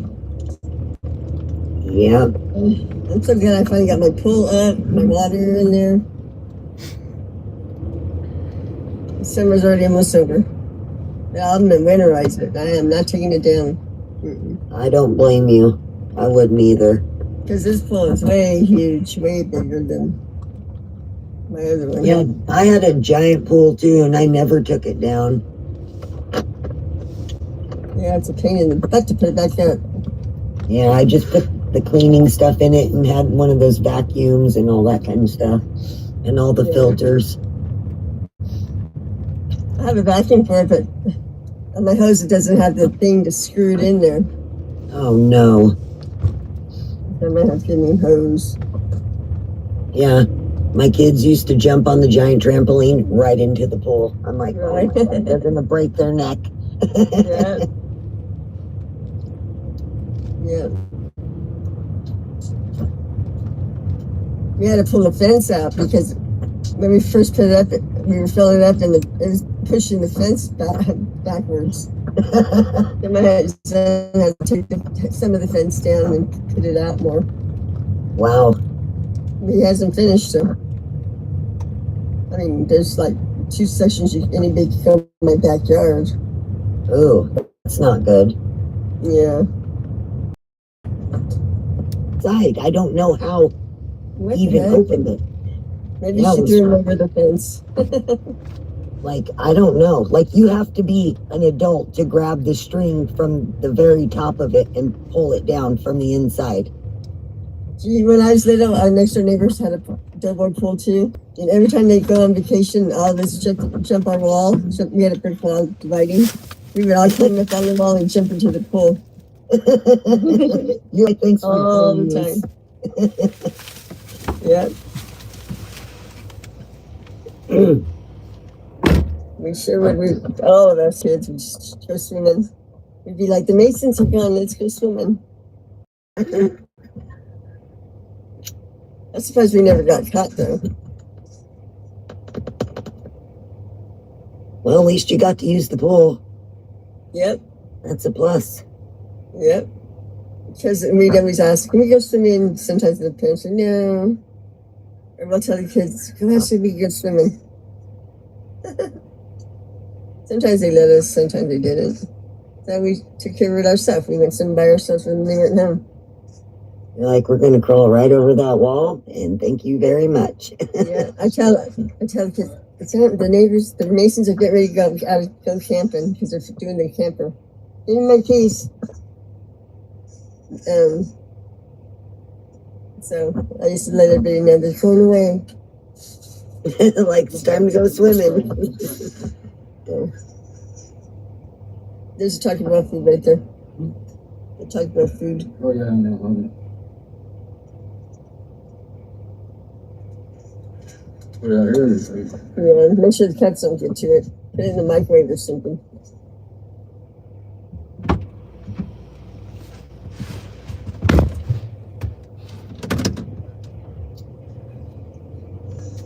Your last trip? Yes. Tell me, go outside and wait on the sidewalk for you. You'll be there in a second. I'm closing out. I'm closing out the app. I'm closing out the app so I don't have to take anything else. There we go. Done. Tired. Much. Which movie? We're gonna put you on podcast and read it to us. Which movie are you watching? It's called Adolescence. It's on Netflix. It's about a 13-year-old that's being charged for murder. That's crazy. Yeah.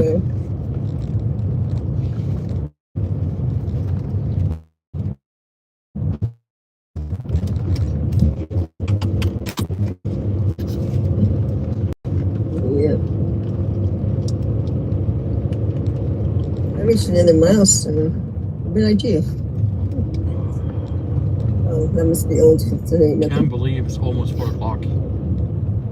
I know. That's crazy. It's just my body. Almost 1 here. It's like my body is just shutting down. At this point, I'm just like shutting down. Well, we're gonna keep talking to you until you get home. Yeah. But we're gonna have Farrah read us the book when she gets it. Oh, that would be cool. That would be. I mean, we're gonna do. Look, this book has to be incorporated into our podcast. I mean, these, like, I feel like the only way to get to the bottom of it is to read this book. Yeah. I agree. I mean, Elaine is a key individual in the Mustafa Al-Jazari case. Well, how can you understand what's going on in the Mustafa Al-Jazari case if you're not reading her novel? That's right. Yeah. When did it say it would come? Thursday? Thursday. Yeah, the 3rd. Perfect. You already ordered it? No, I'm gonna order it as soon as I get off the live. Okay. All right. Before I start watching a movie. That's pretty cool. I want to make sure it gets ordered right away. Sooner I order it, sooner it comes. Seriously. I mean, I'm waiting to see if I got paid, so I can order it too. I know the feeling.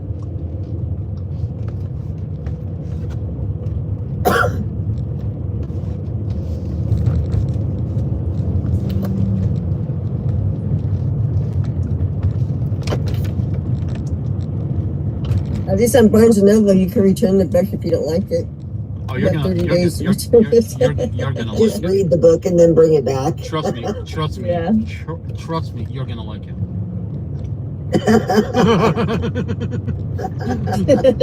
I promise you. You're not gonna like it. You're gonna love it. Never. It's all true. Never a dull moment. Yeah, that's just wild. I lived it. Except her name's Helen. I know. Helen the attorney. That's funny.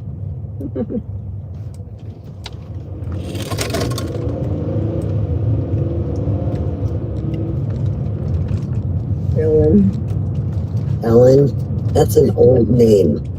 Yeah. Well, the book was written in 2015, so. I find it weird that she wrote a novel in 2015 and never wrote another novel again. That is. I think there's a second one called I Run. I Run from Your Husband.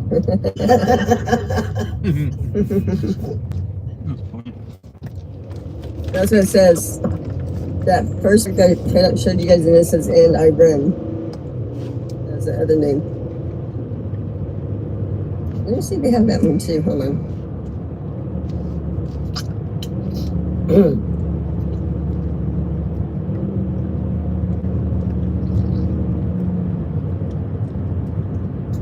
She's running from the bad time travelers. The bad time travelers. Yep, they're after.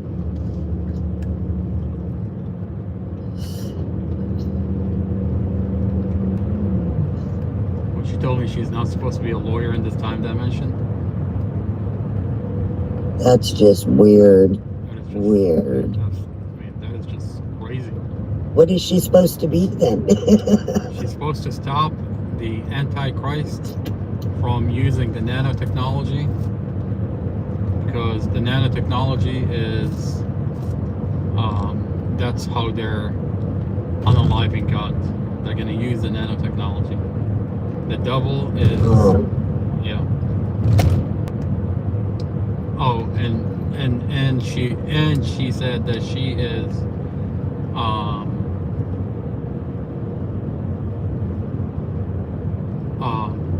what's her name? Magdalene? Mary Magdalene. Mary Magdalene. Oh my God. She says she's Mary Magdalene, and she fucked. Oh, now she's full of shit. Yeah, exactly. She is full of it. Exactly. She said she's Mary Magdalene. Supposedly she fucked Jesus. What? Can't make this up even if I want to. She's been she's been time traveling for a long time. She's in the wrong dimension. She's Mary Magdalene. I'm looking at her. I'm like, lady, you are the last person anybody's gonna fuck. Why?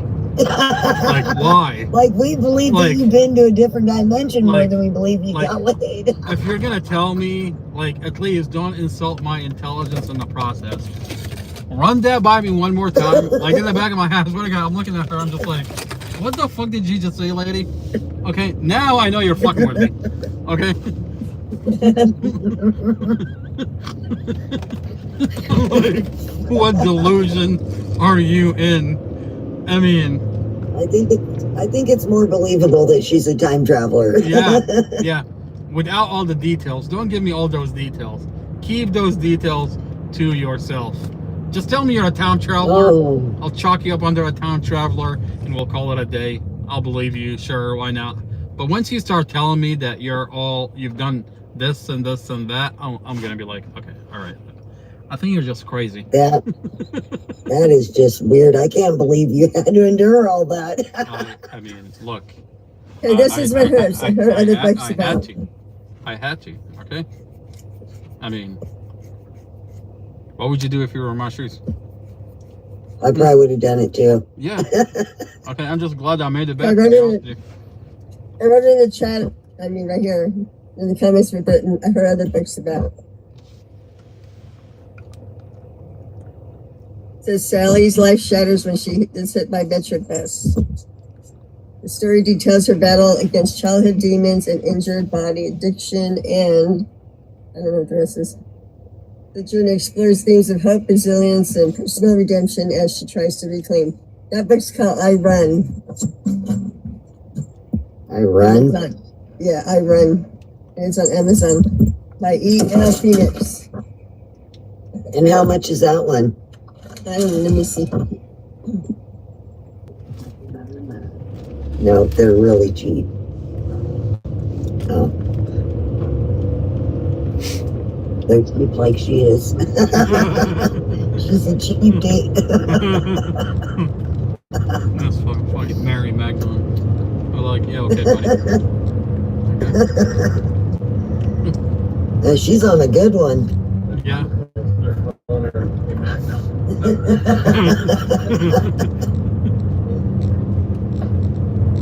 Oh my God. I just can't believe she said that. I can't believe I just said through it, to be honest with you. I'm surprised you still don't have nightmares.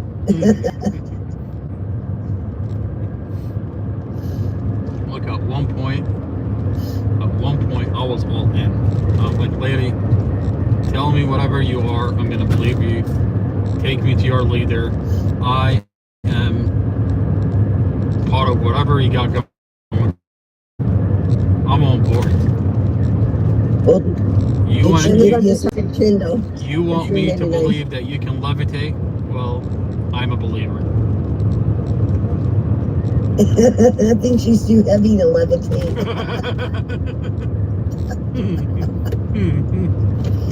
That's crazy. Maybe not anymore. She has lost some weight. Oh yeah, she did lose a lot of weight. Yeah. just the crazy eyes. She just has to get rid of I don't think the medication. I think the medication has to do with the crazy beady eyes that you can't fix. Her eyes look really, really bad now. Like way worse than they ever did. Oh yeah. Well, I mean, she looks crazy. I mean, it is. She does. She looks like there's nothing behind her eyes, like they sucked her soul out of her or something. It's really weird. Poor Elaine. What have they done to her? I mean, when she was under my care, I think I took good care of her. Look what Amy Ashworth is doing to her. Yeah, she said it herself. She's like, she chose trying to get me. She chose evil. What do you expect? Yeah. You want to see a picture of E.L. Phoenix? Yes. Yeah. Okay, hold on. Of course I do. Of course I did, and then you do. Hold on. Okay, like, of course you would. Oh, shoot. Hold on, let me screenshot it. It's too big.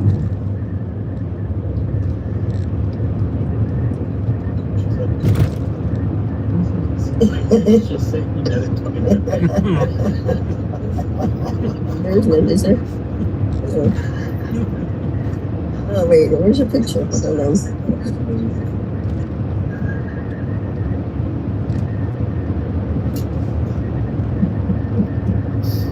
Yeah, she's fucking nuts. That lady's crazy. Okay. What's that big picture there? Grab the arc. Now, can you switch me? Can you switch me? Yeah, I guess. That's her. What is this? It That's is Elaine's picture. Oh, she is batshit crazy. Oh yeah, she is crazy, 100%. The only part I don't understand and I can't get over is that her husband, her daughter, and her two sons are on board and they're repeating the same story.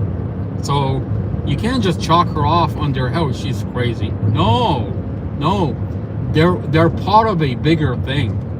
Okay, is she crazy? Sure. I mean, I'm sure she is, but they are part of a group. This is a group mentality. They all believe in that. So weird. Isn't it? They all believe that they're time travelers. They all believe that there is other fellow travelers, and they wanted to initiate me and have me meet their other fellow travelers. Like, this is just weird. I mean, if that's when the husband, the daughter, and the two sons are on board, then you've got yourself a situation where this is a group and they're part of a bigger group. Yes, definitely. That's a cult. Okay? That is weird. Yeah, it's weird. I hope those kids don't go to public school because they probably get laughed at.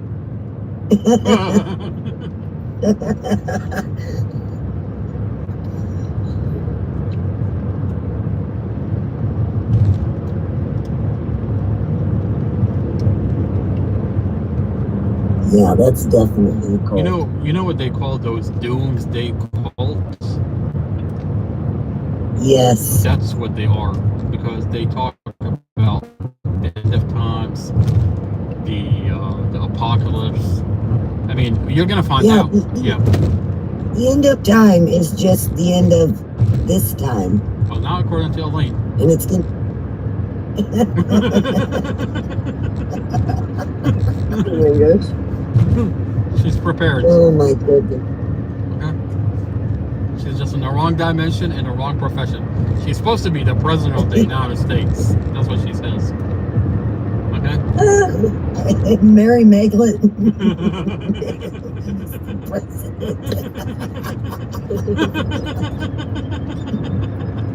It is way too late for this shit. I put in the chat 5 books that she wrote. The names of them.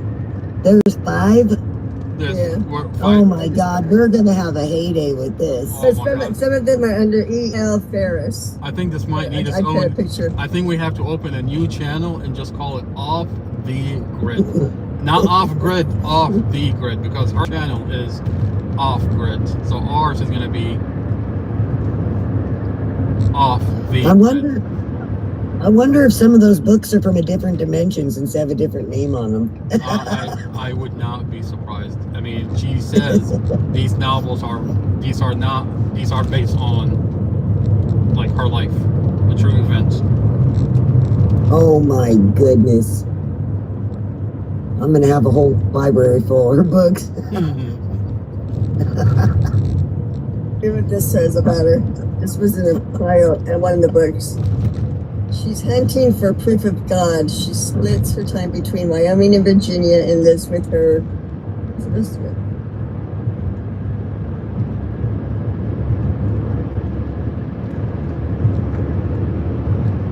She lives with her 3 children. There's a bio in one of the books. She's looking for God. Well, Mary Magdalene knows where God's at. She's looking for God. Oh my goodness. This lady is way too much. I mean, when she said that, I swear to God, I froze. Like, I was just looking at her, I was just like, come again? I mean, look, with all the weird shit that you can throw at me, but when you say stuff like that, I'm just like, okay, I gotta have a talk with, I'm like, out of, you did what? No, please tell me that didn't happen. Please, for the love of God, please. Why? Why? I mean, one of our books is called Stray's Milk, and it has a picture of a dog on there. Oh my goodness.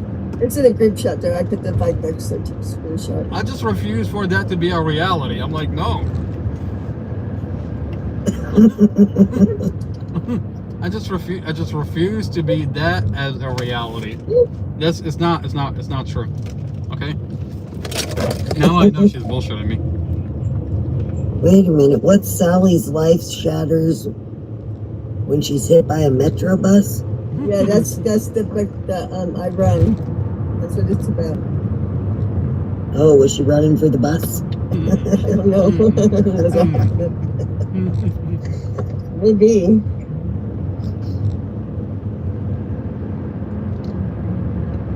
Addiction, what? Oh, see, Elaine was on some good stuff when Oh she yeah, went she to that definitely other look. dimension. She definitely was like. I mean, you know. Oh hell no! Look, I won't be on a plane with there's her. no way she's not on like stuff. Okay, there's no way. The real question is, what is she on? And when she gets on that stuff, no wonder she's time Wonder why she's traveling. afraid of the police. I'm afraid of the police. I'm afraid of the police. Now we know why. Are you afraid of Omar? No, I'm afraid of the police. That took a complete turn.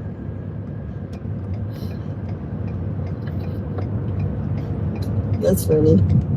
Are you afraid of Omar? No, I love Omar. I'm afraid of the police.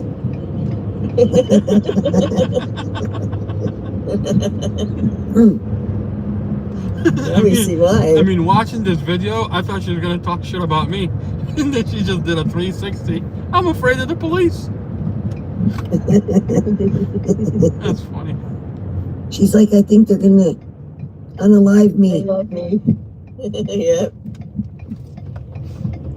They're gonna do the same thing. They're gonna do the same thing they did to me to Mustafa. They're gonna falsify my case. She got crying, and then all of a sudden she says, "Shut the fuck up, Bonnie." Oh, I know. Oh my goodness. She got crying and then switched to demon, like with that class. She did. She was screaming all the way down the road. Yeah. What a psycho. She is a psycho. That's funny. Dude, like I you. don't know. If I was there, I would probably slapped her in the face. Like, Straight up. I don't care. It would have been worth it. That's crazy. Yeah. I just feel bad for Bonnie. I mean, like, it just came out of nowhere. She's like, what did I do?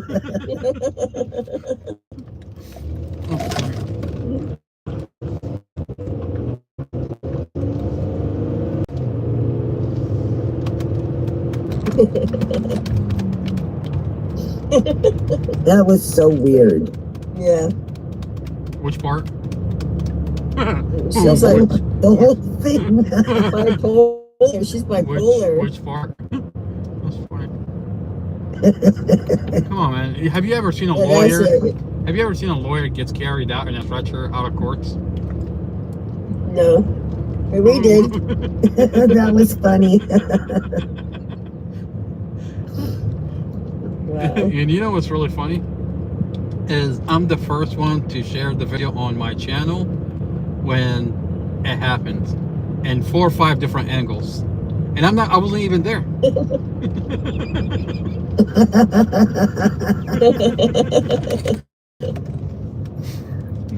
That's fucking funny. Good times. Wow. I can't believe she had a meltdown. That's crazy. Good times. Good times. Let's do this. She's afraid of the police. Let's do this. Let's do this again sometimes. You know, when you go on a date and you're like, oh, it was a good date. Let's do this another time. Good times. Good times. Let's do this another time.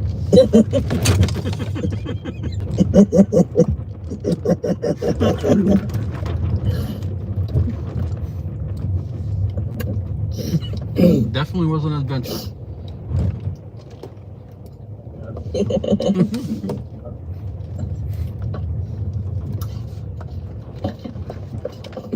Yep. Can't wait to start ordering books.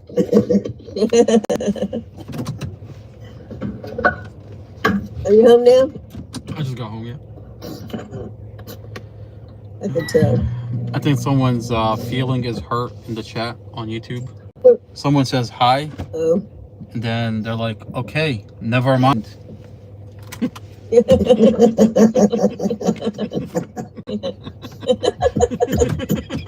Oh my gosh. That's funny. Oh my god.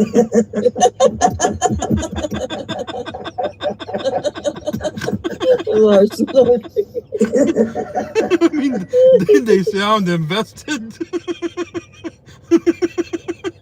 Oh my fucking god, that's fucking funny. Casey, Farrah, I love you, and I'll talk to you guys tomorrow, okay? Okay. Good night. Night. Bye.